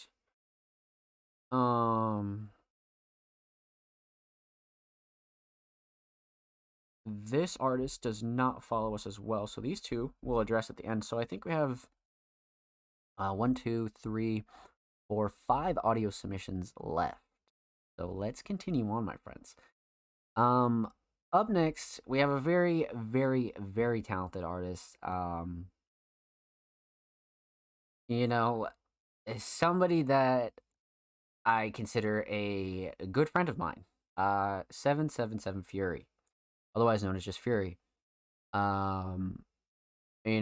Fury has been fucking coming in and out of the Music Mondays community with just a bunch of heat. Whether he's been submitting to the podcast, it's our written interviews, the podcast we did in 2022. Fury is not unfamiliar to Music Mondays. But with that said, it's pretty rare we get a chance to react to some Fury live on the show. So that's what we're going to do. Fury submitted a track titled Past Life. And this, wow, is a doozy. So, clocking in at 3:07. Art is crazy. Definitely brings that Ghost analog vibe for sure. For sure. And we got some more lyrics up in this bitch too. I feel like we've been seeing this more and more and more. Like more and more and more. So Past Life, the album, is also linked here, but we'll start off with the title track, Past Life, because that's what we should do, right? I mean, obviously we're not gonna listen to the whole project here, so we got to start off with the intro track, Past Life. So without further ado, let's get into it. Fury, Past Life. Let's go.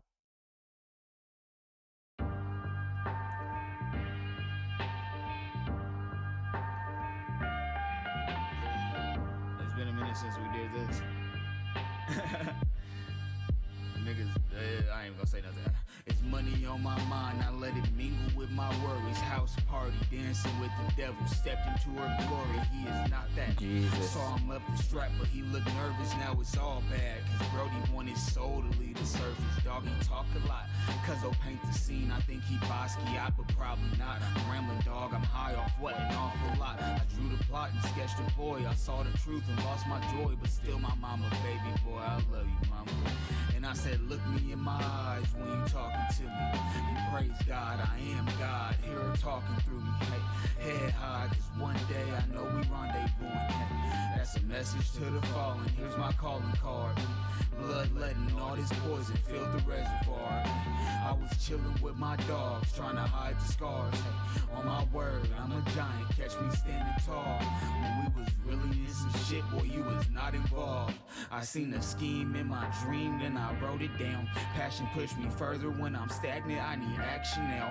Back to pistol packing or a blade, can't be lacking now. I remember it was shoot the fade and ain't no backing down. Who the fuck is he? We don't know, dog, he just might die today. Matter of fact, I'm tripping, I've been sipping, take this gun away. Baby girl been asking for my love, I told her hope and pray. Why the fuck you coolin' with the thugs if you ain't from the gang? That's how niggas die, homicide from association. Oh, he said it's up and send him down. A dinner date with Satan. Oh, he said it's stuck, we'll simmer down. We with the family waiting. Dear God, not talking about my brother trying to speak to Zeus. All this rain and thunder can't recover from the shipwreck. Blamed it on Poseidon, I've been crying while and upset. I just need a hug and some titties for my headrest. I just need a blunt and a... Jesus, bro. It's sweet, baby. She love me cause I'm known to keep it. It's sweet, baby. She love me cause I'm known to keep it real. Don't forget the 777. Don't forget the 777, motherfucker. Oh God. What the fuck did you do, brother? Let's go, man.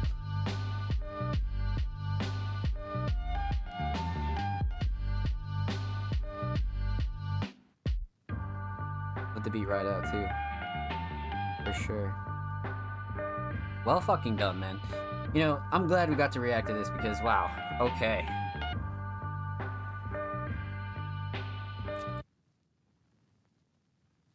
So, this whole project is a real just masterpiece, but being able to react to it here on the show is a different story, so let's fucking break this down, my friends. We're here to talk about three things. We're gonna talk about the instrumental, we're gonna talk about vocals, and we're gonna talk about the overall theme of Past Life.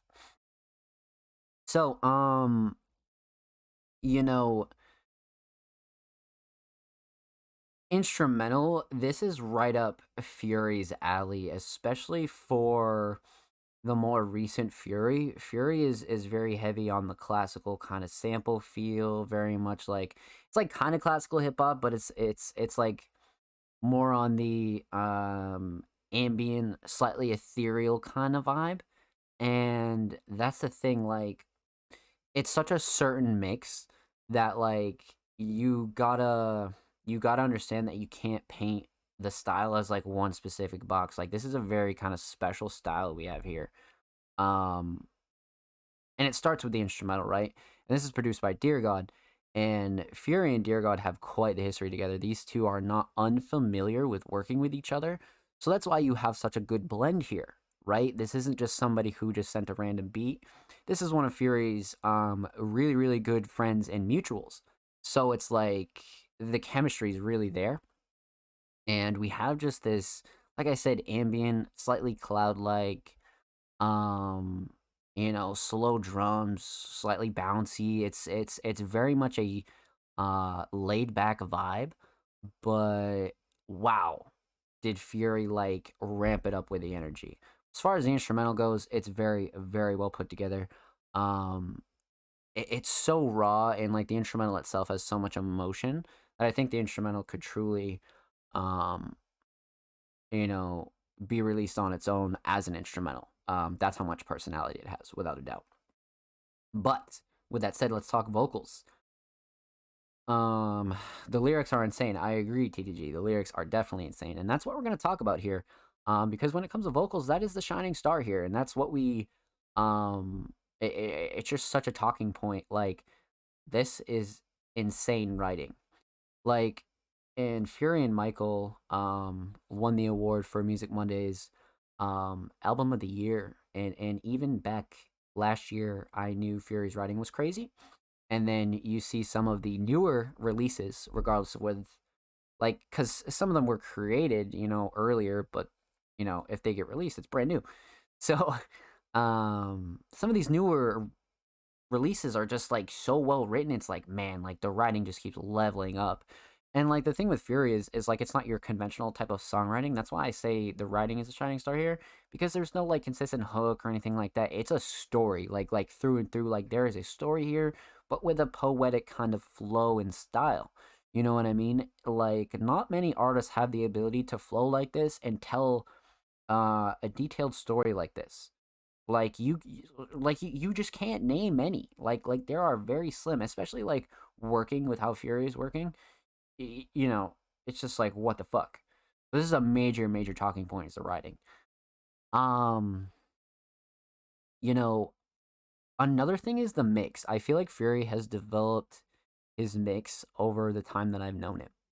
Like, the mix has been really just improved, and I think like, I don't know, maybe it's just me, but I feel like that's not talked about enough. As I feel like the mix has improved a lot, regardless of who's doing it or whatever. I just feel like Fury has made sure that the mix has become really uh really next level, and that's something you can hear in Past Life without a doubt, is a nice improved mix.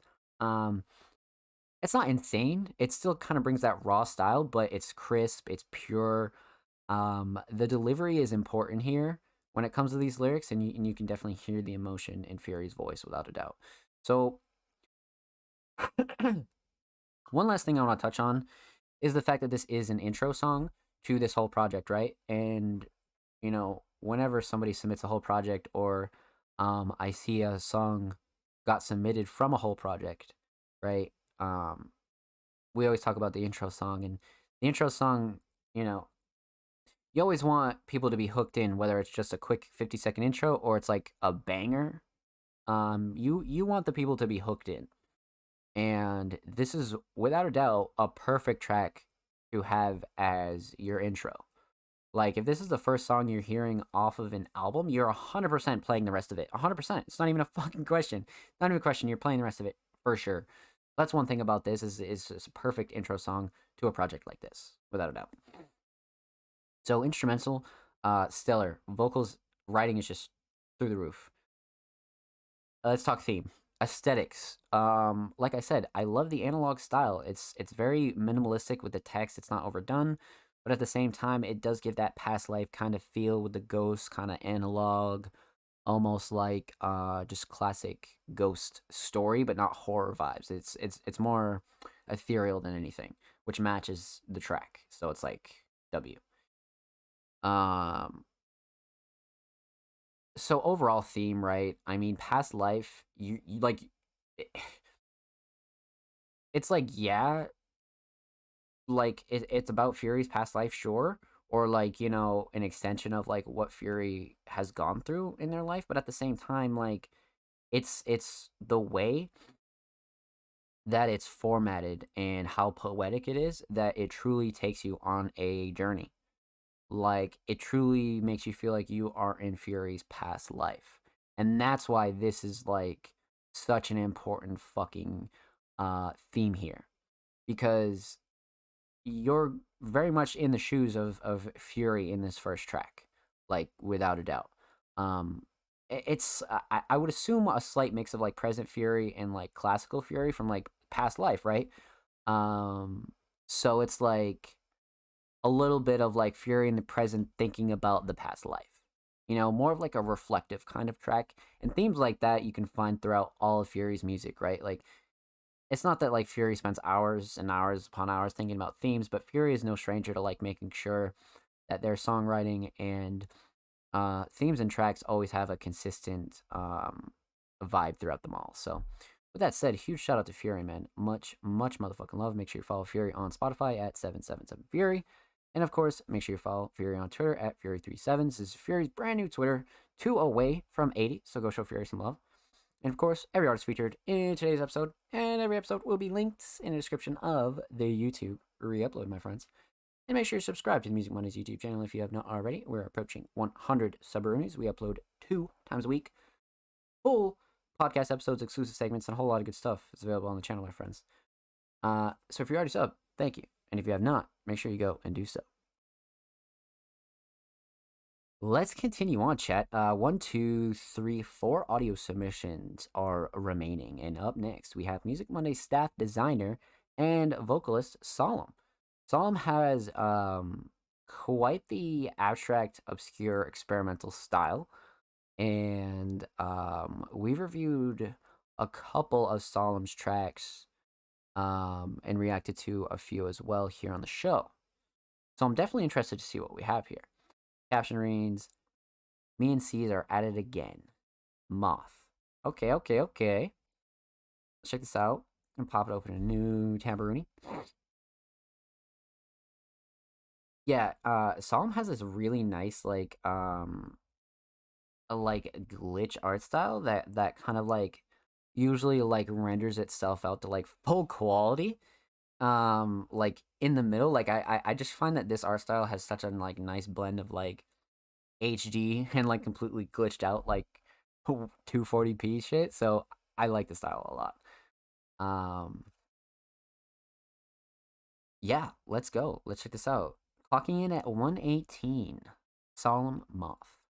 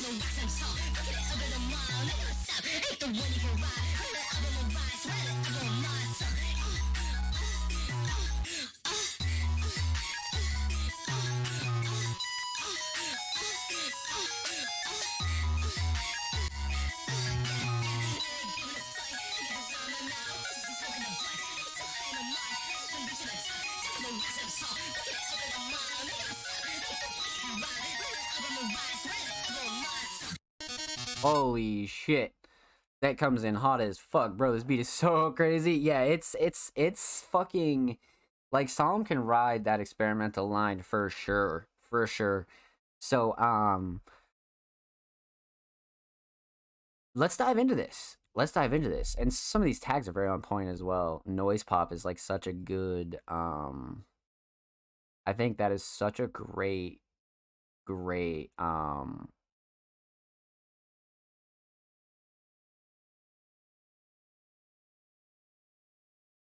great. I get like it's not like a genre, but like if you were to like categorize it, I think that's A1 for sure.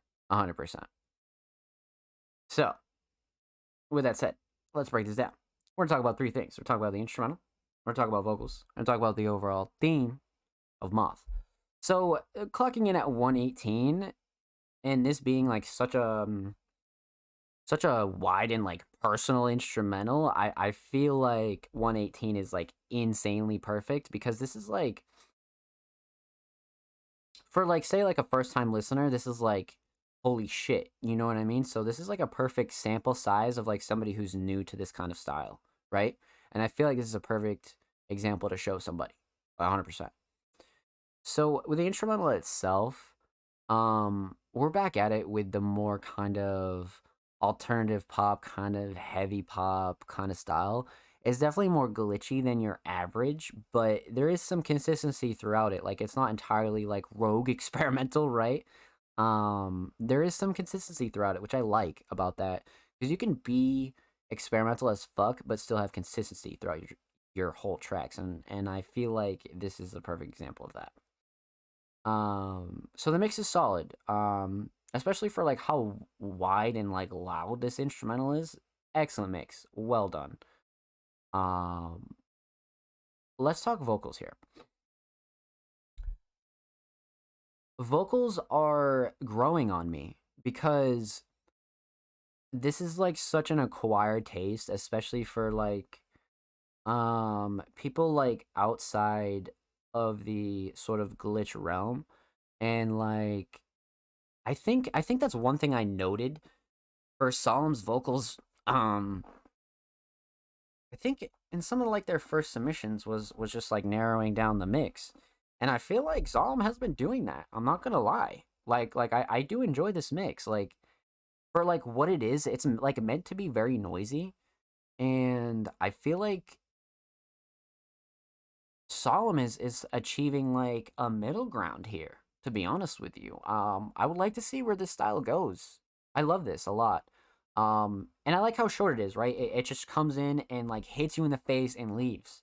You know what I mean? So kind of one of those like hi bye kind of bangers. You know what I mean? You're like, oh, see you later.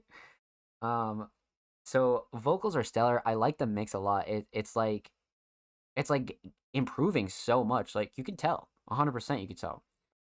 Um, let's talk theme here.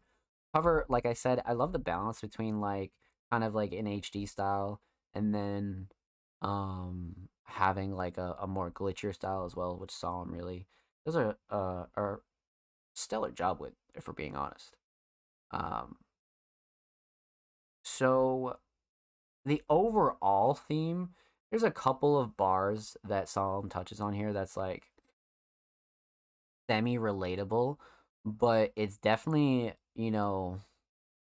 comparable to kind of like rage music as to where you're like somewhat freestyling, but you're also just like spitting a lot of bars that like mean a lot to you. And like sometimes it like doesn't need to make sense, you know what I mean? So it doesn't need to like necessarily have to be a concrete theme here, but the solemn songwriting is definitely prevalent throughout the track. So that's what's really cool about this is like as experimental and as abstract as it is, it's still consistent, which is awesome to see. With that said, huge shout out to Solemn. Make sure you go follow Solemn on SoundCloud. 222. Oh damn. 222. Let's go, baby. Solemn is 8 away from 230. So go show Solemn some love, man. And of course, make sure you follow Solemn on Twitter. They are 6 away from 170. Go show them some love.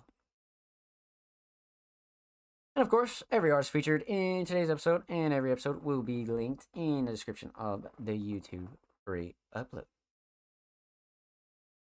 And of course, make sure you subscribe to the Music Mondays YouTube channel if you have not already. We are approaching 100 subroonies. So make sure you go check out the channel. We upload 2 times a week, full podcast episodes, exclusive segments, a whole lot of good stuff.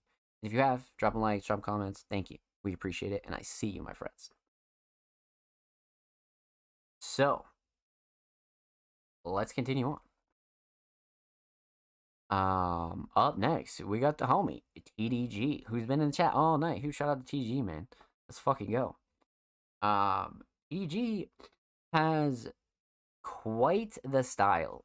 We've seen quite the range from TDG, from production to insane writing to a lot of great mixes, like between a couple different genres.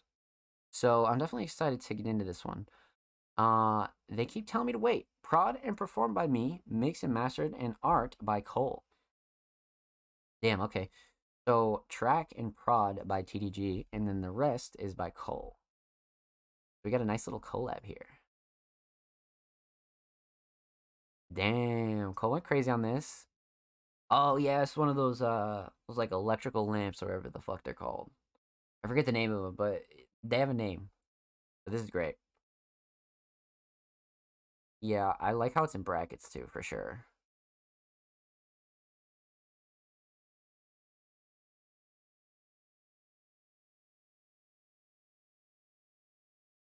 You telling me, probably me as well. I make all my beats, Mr. Maxard by Cole Gerard. Let's fucking get it. Okay. 6 days ago. Let's get into it.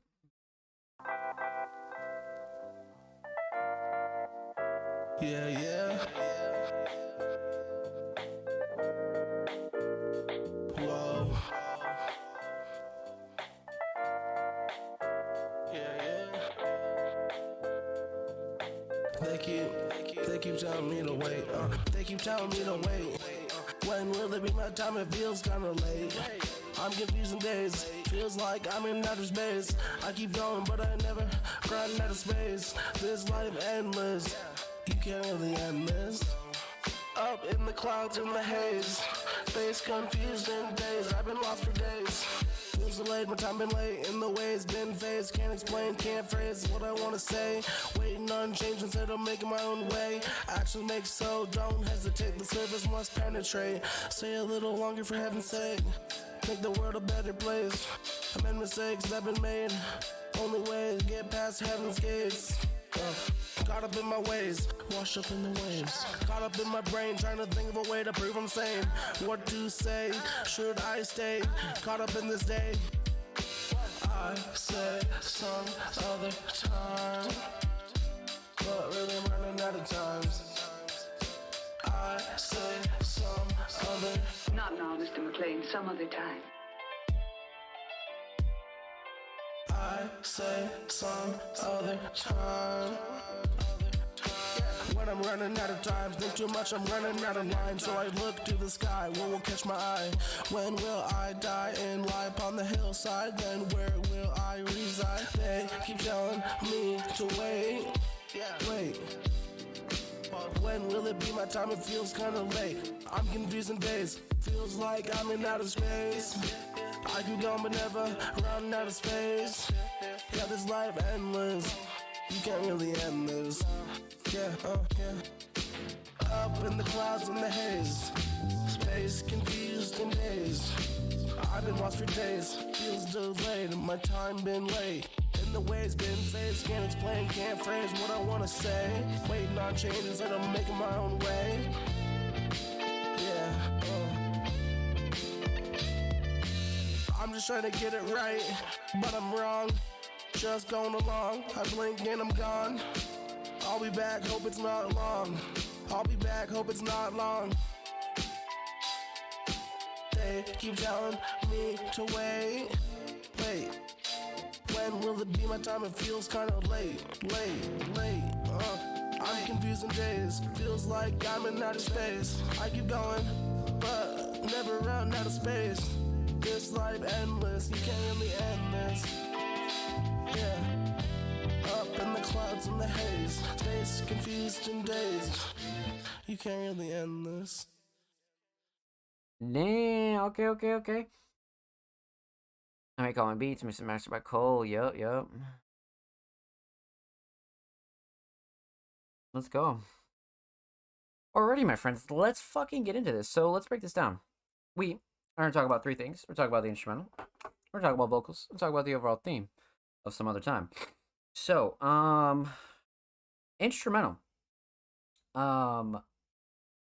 Melody. 100% the shining star for me. The mix is very solid, but that's a no surprise with Cole working on the track. for sure.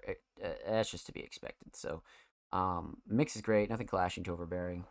Um, but yeah, prod TDG. So the metal, to be honest with you, is really well done. But the drums keep the bounce, and I think the sound selection was really on point as well.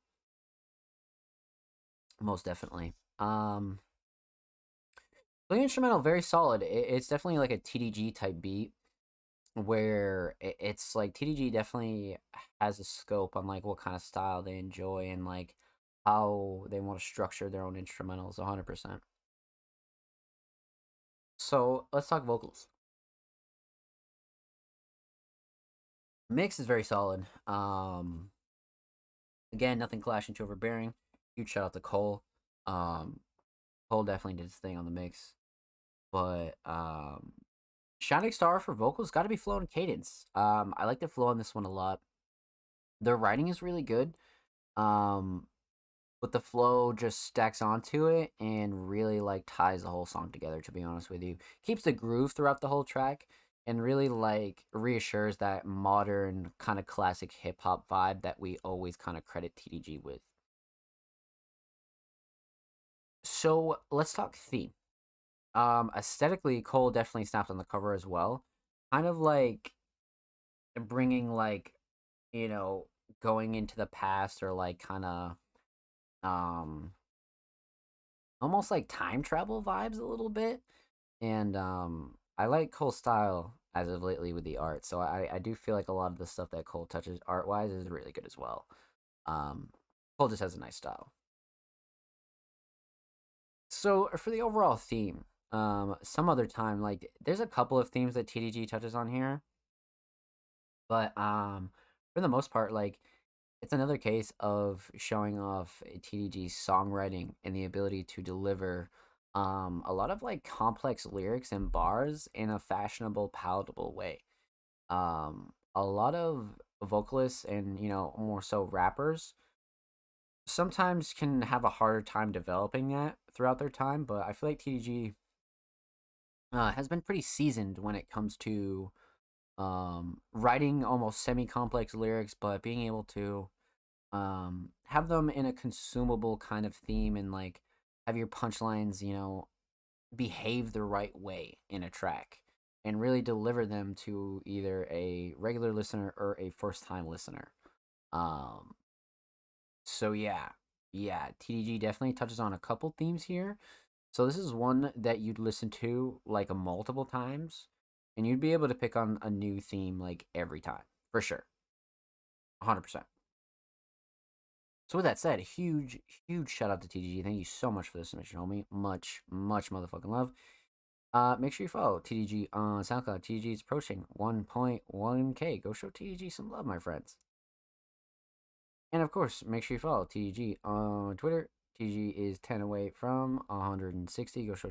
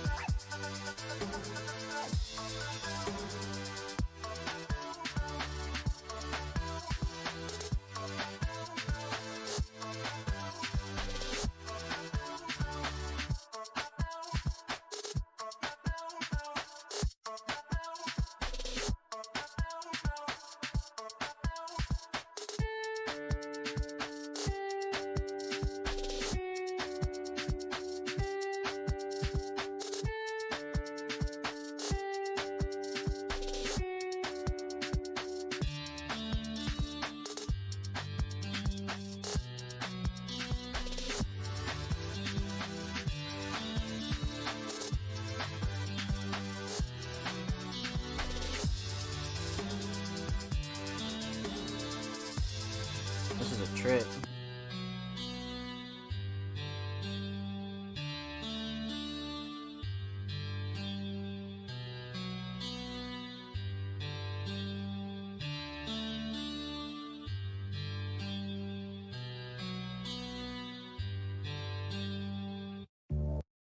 So this is some classic Troy Van Dusen, man. Like, I mean, 2019, so we can't take it like super serious as far as like the cover art goes, but this is, you know, really like I just love Troy's style, man. Troy has such a unique style.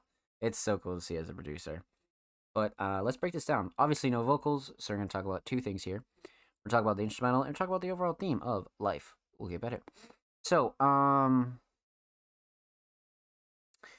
yeah. As far as the instrumental goes, I'm getting very much um like house, alternative house, like dance vibes, but like definitely like alternative pop for sure. Like Troy has a nice blend of styles, and even more so taking a couple of those styles and blending them together is Troy's like almost area of expertise. And for an early track, this has a lot of great consistency for 4 minutes and 28 seconds. That's what I really like about this. Is like the consistency throughout the whole track, but like keeping it not repetitive is just like such a plus. Such a plus. And then like the dog sound and shit, like it just gave such big like house club party vibes for sure. For sure. Which I love it for that. Um so one thing I do enjoy about this as well is the mix. Everything cuts through really nicely, especially for like an earlier kind of track in your library. Um yeah, Shining Star has got to be the structure. I love the fact that it's not repetitive. I love the fact that it's always changing, but it's very consistent throughout the whole track. So, Shining Star is easily structure. Now, let's talk theme here. Life will get better, and the cover, like I said, it's kind of like an earlier track, so you're like, fuck it, you know what I mean? Like, back in your earlier days, you just be doing rogue shit in your career, you know what I mean? So, kind of like, okay, you know what I mean? You're like, all right, So we won't go like super into detail on that because, you know, it is early. But as far as the overall theme, Life Will Get Better, it definitely does bring that kind of like upbeat, positive vibe for me. So I do feel like the song title was a really good choice, like 100%. Troy, I could see being like a really good like house DJ or like party DJ, like 100%. Like there is a crowd for this type of shit for sure. Like, so I like this style, and I would definitely like to see Troy expand more on like the alternative pop side of things, 100%. But with that said, huge shout out to Troy Van Dusen. Much motherfucking love. Make sure you follow Troy Van Dusen on Spotify, and of course, make sure you follow Troy on Twitter as well. Troy is literally 5 followers away from 800, so go show Troy some love, my friends. And of course, every artist featured in today's episode and every episode will be linked in the description of the YouTube re-upload. And make sure you subscribe to Music Mondays YouTube channel if you have not already. We are approaching 100 subs. We upload 2 times a week. Full podcast episodes, exclusive segments, a whole lot of good stuff's available on the channel, man. So go show these artists and the channel some love. And if you already have, drop them likes, drop them comments, all that good stuff. Thank you. I see you and I appreciate you. So, I believe we have one audio submission left, and then we'll go to our media. But these last 2 down here, Mika and this last artist, do not follow Music Mondays on Twitter. So per usual, like I always say, we do not, have not, and will not charge for our free submissions. So the only thing that we do ask in exchange before you submit is that you're following the Music Mondays homepage on Twitter, my friends. So feel free to drop us a follow, and we'll be happy to react to your content on stream. So, our last audio submission of the night, and certainly not least, first time submitting artist, keep this up. Check out our new single, Bury Me. Keep this up. 5-piece melodic post-hardcore band from Peterborough, United Kingdom.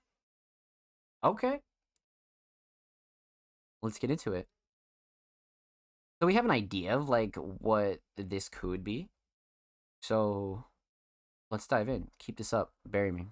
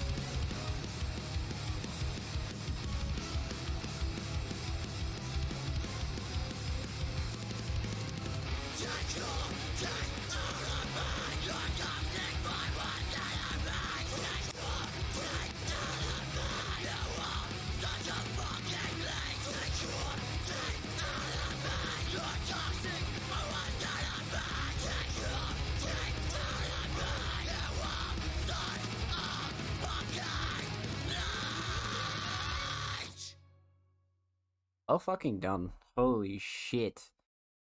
Gotta keep this up. Holy fuck, man. Alright, alright, alright, alright. You know, that's one thing about us, man. I feel like no fucking podcasts ever react to bands, and we've been reacting to bands since the show started, alright? So, fuck me. This is another healthy addition to that crew. Alright, let's break this down. We're gonna talk about three things. Talk about the instrumental, talk about vocals, talk about the overall theme of Bury Me. So the instrumental is stellar. The mix is very, very fucking crisp. Drums, guitar, everything is really, really crisp. Especially for an independent underground band, like there's always like a lot going on in this kind of like heavier side of like alternative stuff. So wow, you know what I mean? To have a mix this well rounded is like, you know, chef's kiss, to be honest with you. Is very typical. Um I would say the shining star is literally the mix. I'm not gonna lie. Like I was gonna say the drums, but this mix is like so well rounded and so crisp that I really feel like it set the stage for such a nice track, like such a nice fucking track. So I'm a big big fan of this mix. Um, let's talk vocals, 'cause the instrumental is like 10 out of 10. Vocals again bring like a raw kind of style, but are very much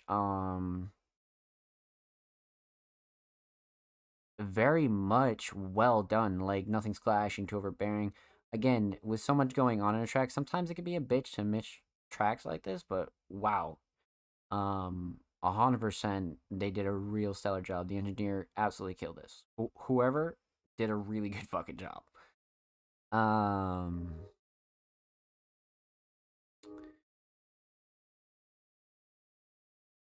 You know, some of the writing was really crazy too. Like, especially for, you know, this heavy of a track. Usually the tracks are emotional lyrically, but this is definitely one where you can feel the emotion, like through and through, 100%. So the writing is another really good talking point here. And this would have been a track to put the lyrics in Spotify for sure. Because this would have been one I would have loved to see the lyrics for. But the mix is stellar. The writing is very, very stellar. Let's talk themes here. Aesthetically, this is a really good cover. Like, it's like dark and a little bit like, you know, horror kind of like graveyard like, but it has this like lighter aspect to it, which I really enjoy because it doesn't go like full blown goth dark, but it still has like the real like dark tone to it, which is like, you know, a fine a fine line to ride, but you know, I think they made a good choice for sure. So the overall theme, you know, Bury Me is like 100% poetic, but at the same time like 100% personal as well. Definitely a song where if you hear it, it's gonna like apply to you or it's not gonna apply to you, and you just love how it sounds. You know what I mean? This is a very like one-off kind of track where if you relate to it, great. If you don't and you enjoy it, great. If you don't do either of those things, great. You know what I mean? Like it's one of those. Um, but all in all, it checks off all the boxes for kind of like underground independent bands. You know what I mean? Like this is what you want, 100%. So impressive first time submission. With that said, huge, huge shout out to Keep This Up. Make sure you follow them on Spotify. And of course, make sure you follow Keep This Up on Twitter. Keep This Up is approaching literally 130. Go show them some love, man. They are 3 away. And of course, every artist featured in today's episode and every episode will be linked in the description of the YouTube re-upload. Make sure you subscribe to the Music Mondays YouTube channel if you have not already. We are approaching 100 motherfucking subroonies, so if you haven't subbed to the channel, make sure you go do so. We are about 4 away. I believe we're at 96, so go show the channel and these artists some love, man. We upload 2 times a week, full podcast episodes, exclusive segments, whole lot of good stuff's over there. So, that does it for our audio portion of the show. Up next, we have our last 3 submissions of the night and 3 media submissions. We have the homie SLM, who I actually talked about at the top of the show. Myself and SLM coordinated a exclusive Music Mondays release. So definitely go check out SLM's new track exclusively streaming on the Music Mondays SoundCloud right now. But with that said, SLM has a very much well-rounded alternative cloud-like style that is always a pleasure to react to on the Music Mondays podcast. And this week, SLM submitted Deadlighter's Trees Jam. We need to record another one of these jams. So I have a feeling I know what this is, but we'll see. Because last week's submission was like really fucking awesome. So I have no doubt that this is going to be excellent. Because last week, it's right there. Yeah, we reacted to Patio Jam. So now we have Trees Jam. Damn. Animations, but oh shit, let's go. Okay. We got the whole squad in the description. I love that. All right, full screen, 1080. Let's go. Hopefully those are still on. Yep. Okay. This is the Trees Jam. Trees.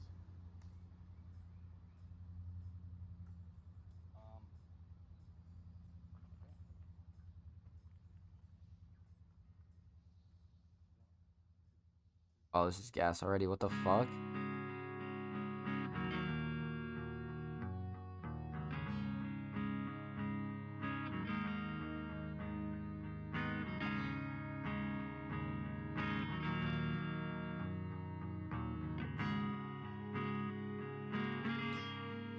This is such a good idea.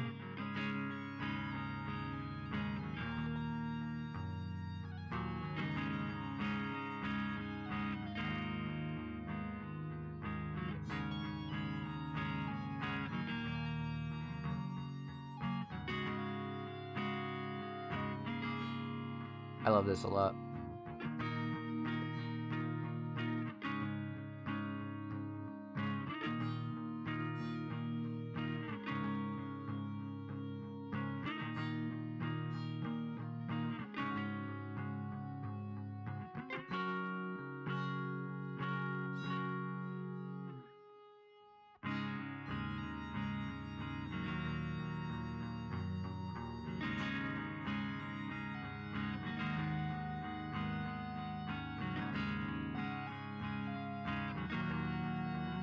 Bro, this is such a good duo, man.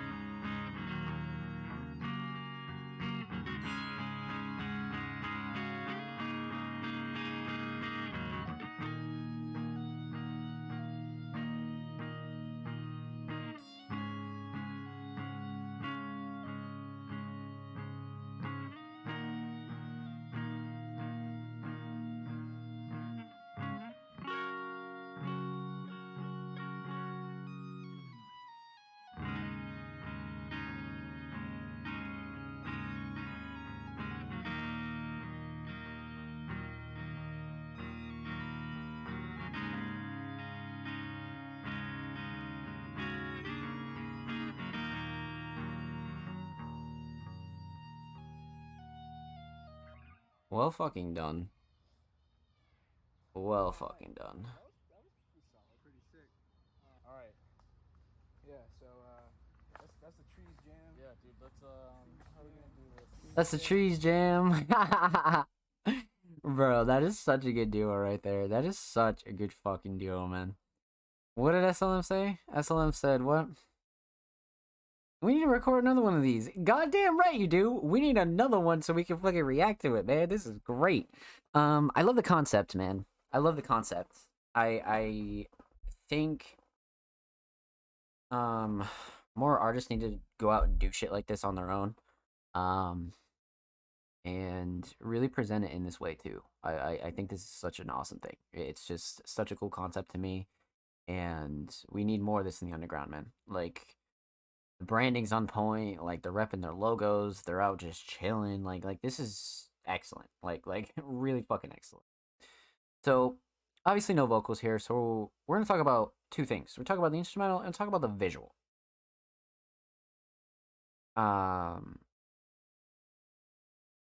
So instrumentally, we have SLM on the keys. And you know, Dead Lighters with Anthony and SLM is like, it's like a duo I think we first reacted to like a month ago. And then fucking ever since then, SLM has been like destroying shit. Like, we've been going through SLM's library, and the Dead Lighters project that they have together is just like really, really fucking stellar. But these visuals like top it off. But like I said, we have SLM on the keys, we have Anthony on guitar. Like, these two are such a dynamic duo when it comes to this.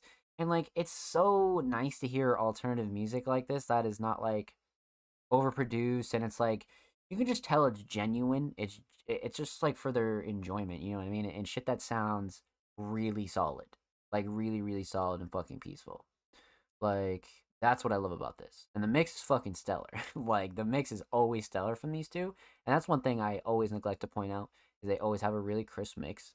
They always know kind of like what they should sound like, or like have an idea of like where they should be as far as that goes. So I love that about this, man. I love that about this. So yeah, instrumentally this was excellent. It was very much a Trees jam. It made you one with the forest. Like, these two absolutely killed this. Let's talk visual. So I know some of this art was done by the animations were done by Michael Monago, and Michael absolutely kills the design game when it comes to anything with SLM. So I feel like this is a great person to come on and get some editing done for this. But then again, like, you throw on like the logos, and you just have such a well done and really non-taxing visual. You know what I mean? Like, I said this in last week's submission, and I still believe it. You know what I mean? Like, these two literally killed it with this. Like, I love this concept, and I definitely want them to keep pushing this. And like I said before, they're both very comfortable on camera, and like all the angles that they got are like perfect. You know what I mean? And like, just the concept alone, whether it's the patio jam, the trees jam, the possibilities are crazy for this. But simple visuals with kind of light editing do this so much justice. So much justice, man. And I never want to see these not come out. Literally. Like, this is really well done. So, with that said, huge shout out to SLM. Make sure you drop a sub to MMCJ on YouTube. And of course, make sure you follow SLM on Twitter. SLM is 7 away from 270 motherfucking followers. Make sure you show SLM some love, my friends. And of course, every artist featured in today's episode and every episode will be linked in the description of the YouTube re-upload. Make sure you subscribe to the Music Mondays YouTube channel if you haven't already. We're approaching 100 subscribers. We're about 4 away, so make sure you go show the channel some love, man. We upload 2 times a week. Full podcast episodes, exclusive segments, a whole lot of good stuff is available on the channel. And if you already haven't shown the channel some love, I see you and thank you, my friends. We appreciate it here at Music Mondays. So, up next, we have the homie Kale. It's been a while since we've heard from Kale, so I'm definitely interested in what Kale has in store for us. But Kale is definitely amongst the producer crew that not only has a lot of like insanely genuine and very, very just classic collabs with people, but Kale is also a producer that treats himself like a producer, right? And doesn't sell himself short of pushing their brand and pushing instrumentals and always enjoys actually being a producer. So Kale is definitely in that crew. But this week, Kale submitted Spawn, R.I.P. Roach, XXX, Ski Mask cover. The homies in Spawn band Going Dummy, a cover of R.I.P. Roach. Now, R.I.P. Roach is an underground classic.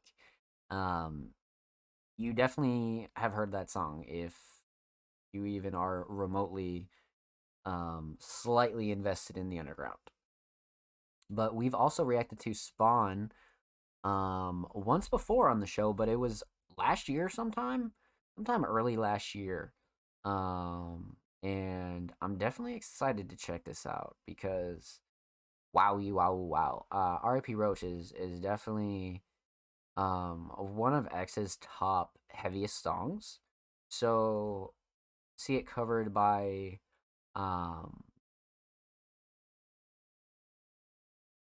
such a talented band is gonna be crazy. 3 weeks ago, 25K Slam Worldwide hosted it. Shout out Slam, man, that's crazy. All right, it's a crazy ass cover. Slam Worldwide never misses. Damn, this song beautiful. Makes me want to swipe my tears with a Glock. All right, say less. Let's get it. Spawn, R.I.P. Roach, XXX Tentacion, Ski Mask cover. Let's go.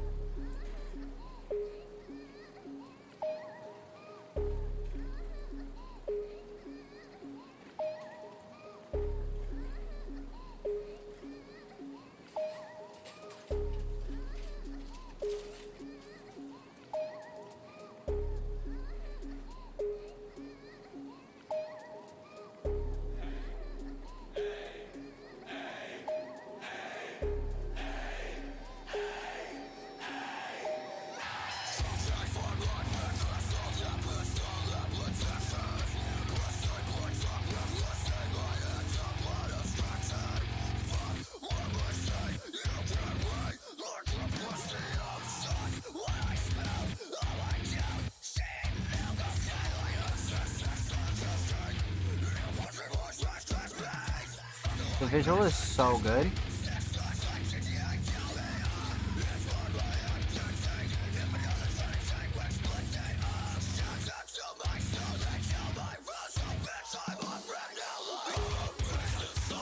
Not a bitch.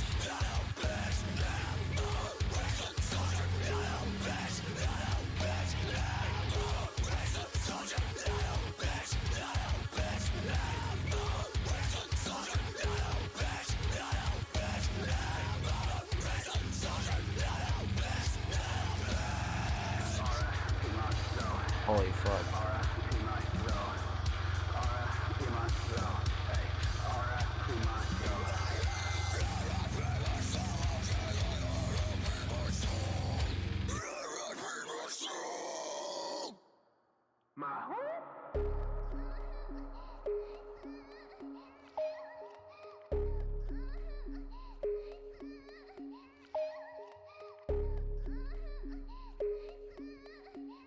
And then he turned himself into a pickle and called himself Pickle Rick. Funniest shit I've ever seen. Hey, came from the dirt, you can hit my bird. Said my dad was one of this is when I'm served. Go over my wrist, look at Tony Big Bird. With the numbers like a nerd. A-line, 5, 6, all on time. Call my Pakistani cause it's on me, oh my. I can be exhibit my pen, my right. Rap pleasures rather pay the rap like Christ. In my bitch like Bruno. To the middle west, no judo. Put it in the mouth like Uno. Says softball like kudos. Hey, dog ass bitches like Jujo. Base card back, who you know, hey. C-O-N like Brutos, hey. Diamonds on like they Chicos, hey. Bro, who the fuck edited this?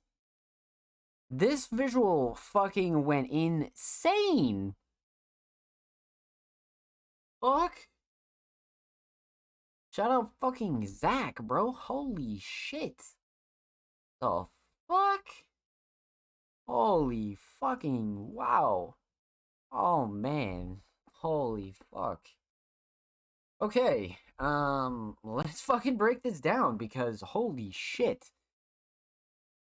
We're gonna talk about three things. We're gonna talk about the instrumental, We're talking about vocals, and we're talking about the visual because wow.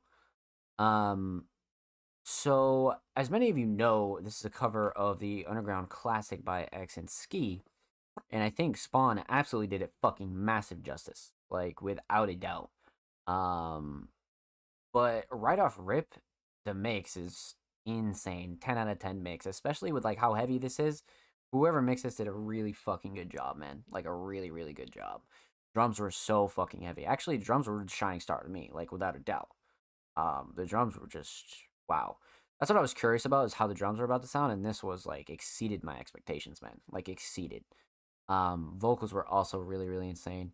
And the mix just wraps it all together so fucking nicely, bro. So nicely.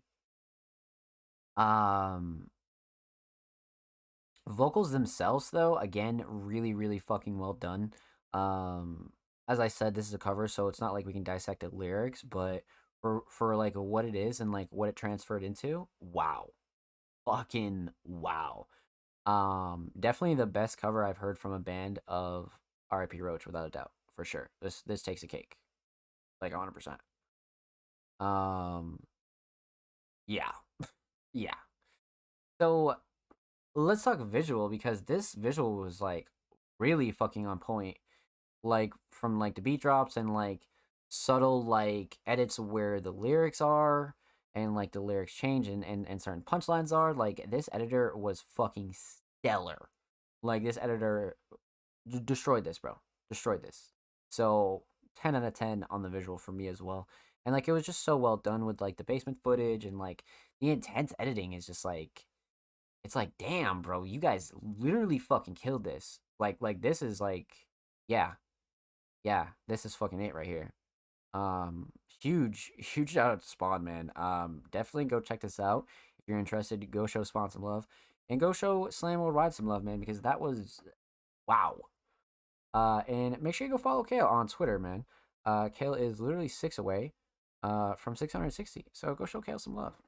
And of course, every artist featured in today's episode and every episode will be linked in the description of the YouTube re-upload. And of course, make sure you subscribe to the Music Mondays YouTube channel if you have not already. We are approaching 100 subaroonies. I think we're about 4 away or so. So definitely go show these artists and the channel some love. Holy shit. Alrighty, chat. We have one last submission for the night. And last but not least, we got the homie Offspring Mysterious. And Offspring is submitting a different type of art this week. We have Offspring coming through with a poem. Man, what a show. Literally, Offspring. Literally, welcome. Happy Monday, my friend. Happy Monday. I hope you're well. I got a poem for y'all to read. Look for a poem called Life to 1,000. And that's why I switched to the BRB screen, because I wanted to make sure we pulled this up for Offspring. Now, to give you a little background on Offspring, we have reacted to so many types of Offspring content, from Offspring's instrumentals, visual edits, full series, YouTube content, YouTube edits. Like, we've reacted to a lot of Offspring content, and this won't be the first time that we'll be reacting to Offspring Mysterious. Let's check this out. Okay. So, Life to 1,000. Okay. Offspring Mysterious WordPress. All right, bet. We have the link right here, and the poem's called Life to 1,000. 1,000 lives with 1,000 screams. 1,000 lives with 1,000 tries. 1,000 lives with the lies that dies. Even with my worlds collide, find the time, say goodbye. Meaning. Excuse me. So let's get down to the meaning, because that was nice. I'm an avid reader of poetry. I've always been a fan of poetry, and poetry has a massive role in music, so that's why I think this will be great. But the meaning of this poem represents something who is a person of many hats. Let's say one hat is a businessman, another has a family man, and another is an investor. Clearly, you see how busy of a man he is. Now let's compare that many hats to big time celebrities. They're always traveling, always on tours, interviews, business meetings, even gigs. Now let's relate to a celebrity busy schedule to us regular folks who have 4 9 to 5 jobs because inflation requires us to do so. Some even have mouths to feed alongside bills to pay. They're so caught up with what they want to do, they never have time for themselves. This guy wants to enjoy his life, but he never has time to do to the 1,000 lives he lives. When he does find the time to enjoy his life, he feels like he's dying inside because he's not being productive. And that mentality can affect you in a lot of ways. Don't spend time with your family and friends. Check on your health. And you're slowly dying from the amount of stress you're putting yourself through. So my last part of my poem is, no matter how many times your worlds collide, find the time to say goodbye. That hints of it's okay to take a vacation. Hang out with your friends. Life is too short to not enjoy it. I feel called out right now. Like, is this like a sub poem? Are you trying to fucking tell me something, Offspring? No, I'm just kidding. Like, this nailed me, man. Like this is yeah, you're right. Like this is well written. this is so well written. Wow. You know, simple theme, right? But it's like the way you wrote it out to us. I think this is facts. And it's obviously facts, right? But it's like, I think reading it out like that needed to be had. For sure. I'm glad you submitted this, because this definitely belongs in the show, man. Like this is definitely like an important note to end on. I like this piece a lot. You know, regardless if you're a grinder or not, I think this last part means a lot. That hints of it's okay to take a vacation, hang out with your friends. Life is too short to not enjoy it. And it's facts, right? Because life is long. Life is fucking long. And at the same time, it's very short. It's very short, right? Because if you can live a full life, it's long. But it's short in the aspect of it can all just kind of be gone tomorrow or tonight. You know? Like, that's the thing with a lot of this life shit and a lot of, you know, the hustle and bustle and, you know, just everything. I think one thing that I focused on personally, that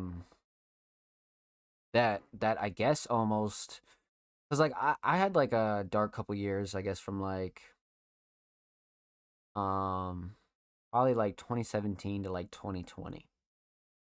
And then 2020, 2021 was like that middle ground where I was sort of starting to do like my own self-healing and self-reflecting. And one thing that helped me a lot, right? It's not going to cure your anxiety, it's not going to cure your depression. It's not like an overnight kind of thing, right? It's not a one size fits all kind of solution. But one thing that helped me a lot was just staying grateful. Being grateful for the small shit, right? Waking up and getting some vitamin D from the sun. Waking up and getting a hot cup of coffee. Waking up in a house with a roof. Waking up and being able to eat food, right?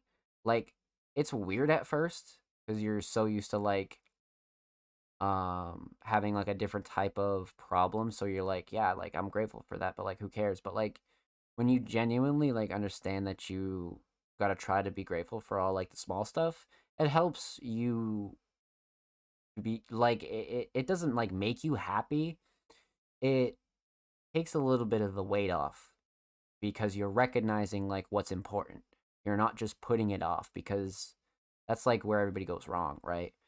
And that's what that saying and phrase means. You know, you gotta stop and smell the roses. And you know, sometimes, motherfucker, you'll stop and smell the roses when you're done, you know, and sometimes you'll stop and smell the roses when you're rich, or your goals are accomplished. But as long as you do it, that's all that matters. And I think this is a really important piece to end the show off on, to be honest with you. You know, because as big of a grinder as I am, I've even forced myself to settle down, right? Like 12 hours a day, 7 days a week isn't healthy for anybody.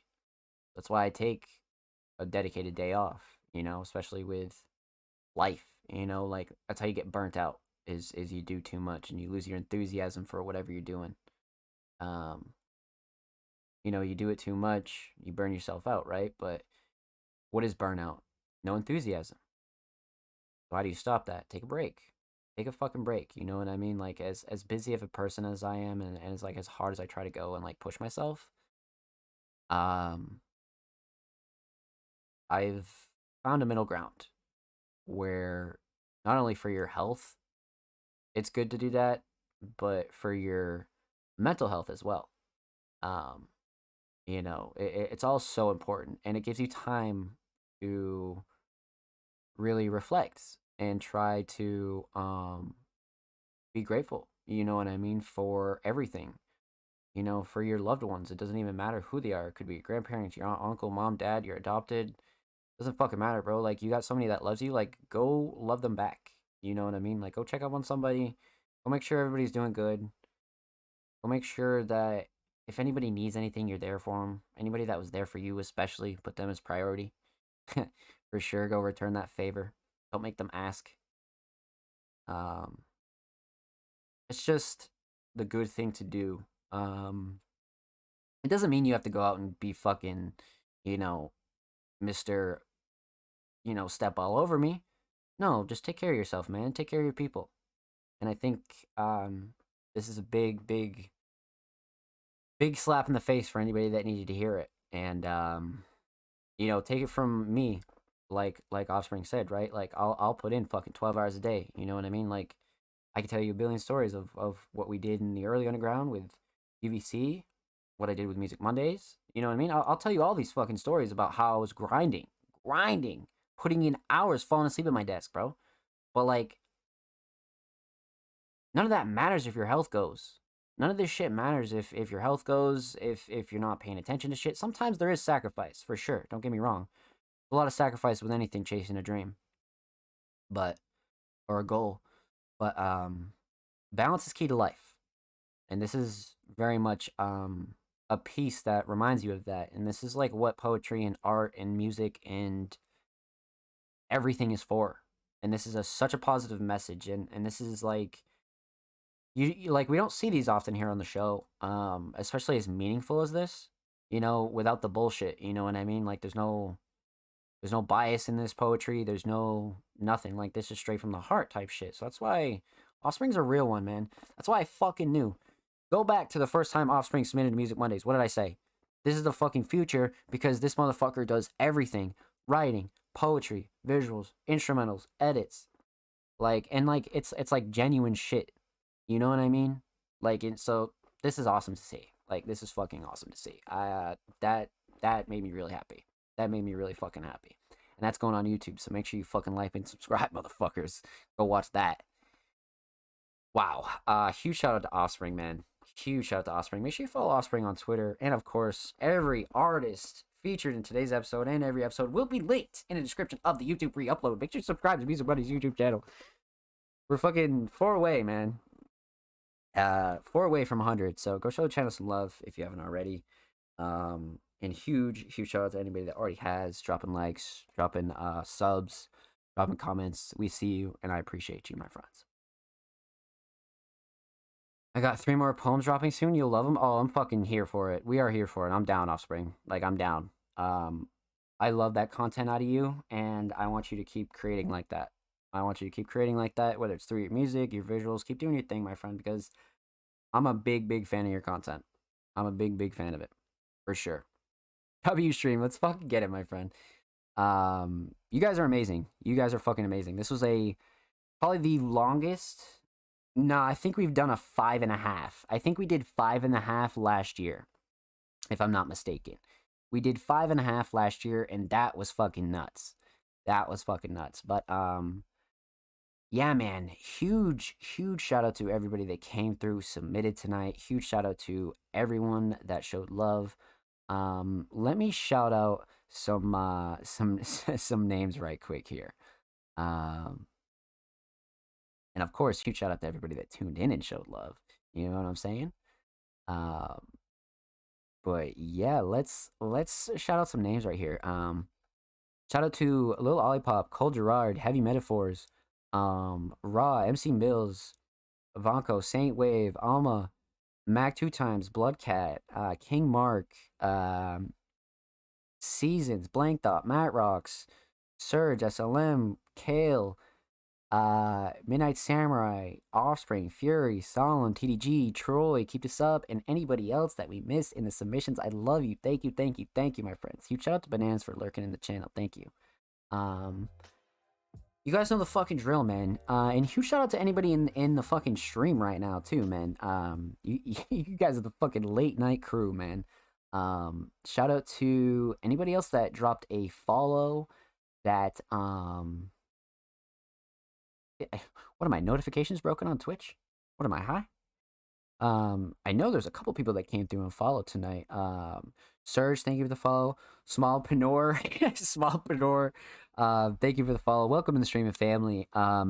Usually the streams aren't as long as this, but you know, we've been getting more and more submissions and things like that, so we'll probably come up with a solution to make the show a bit shorter for everybody's liking, and we'll still be able to get as many submissions as possible in. So me and the staff will work on a pretty good solution for you guys. But thank you so much, man. Thank you for tuning in, showing love. I love every single one of you, man. And anybody who came through tonight, fuck, man. Who the fuck was in here, bro? We had the whole squadron in here. We had fucking EDG, Mark, Offspring, Surge, Bananas, anybody else that lurked and chilled. Thank you, thank you, thank you, thank you. I see you and I appreciate you. You guys are amazing. You guys are amazing. So, let's say our goodbyes. Let's talk about what's coming up for the next week. A whole lot of Music Mondays content as well. If you're interested in submitting for next week's show, submissions will be live tomorrow on the Music Mondays Twitter. So make sure you follow us on Twitter at All Music Mondays. If you're interested in supporting the podcast, we do not take any money for submissions. Make sure you sub to the channel. We are 10 out of 15 from the sub goal. So if you're interested in supporting Music Mondays and myself, all that money goes to the office and improving our setup. If you're interested in supporting the podcast itself, there's a support page on anchor.fm. That'd be great as well, but we'll be coming up with a few solutions for you guys. But yeah, so this week submissions will be live for the show next week. Tomorrow, SoundCloud Sunday, submissions will be open Wednesday. Brand new article and YouTube video will be live Thursday and Friday. And the grind continues, my friends. It's a new month. It's February, so that means a whole bunch of new monthly content. Cyberfest 2 details will be coming soon, so stay tuned for that.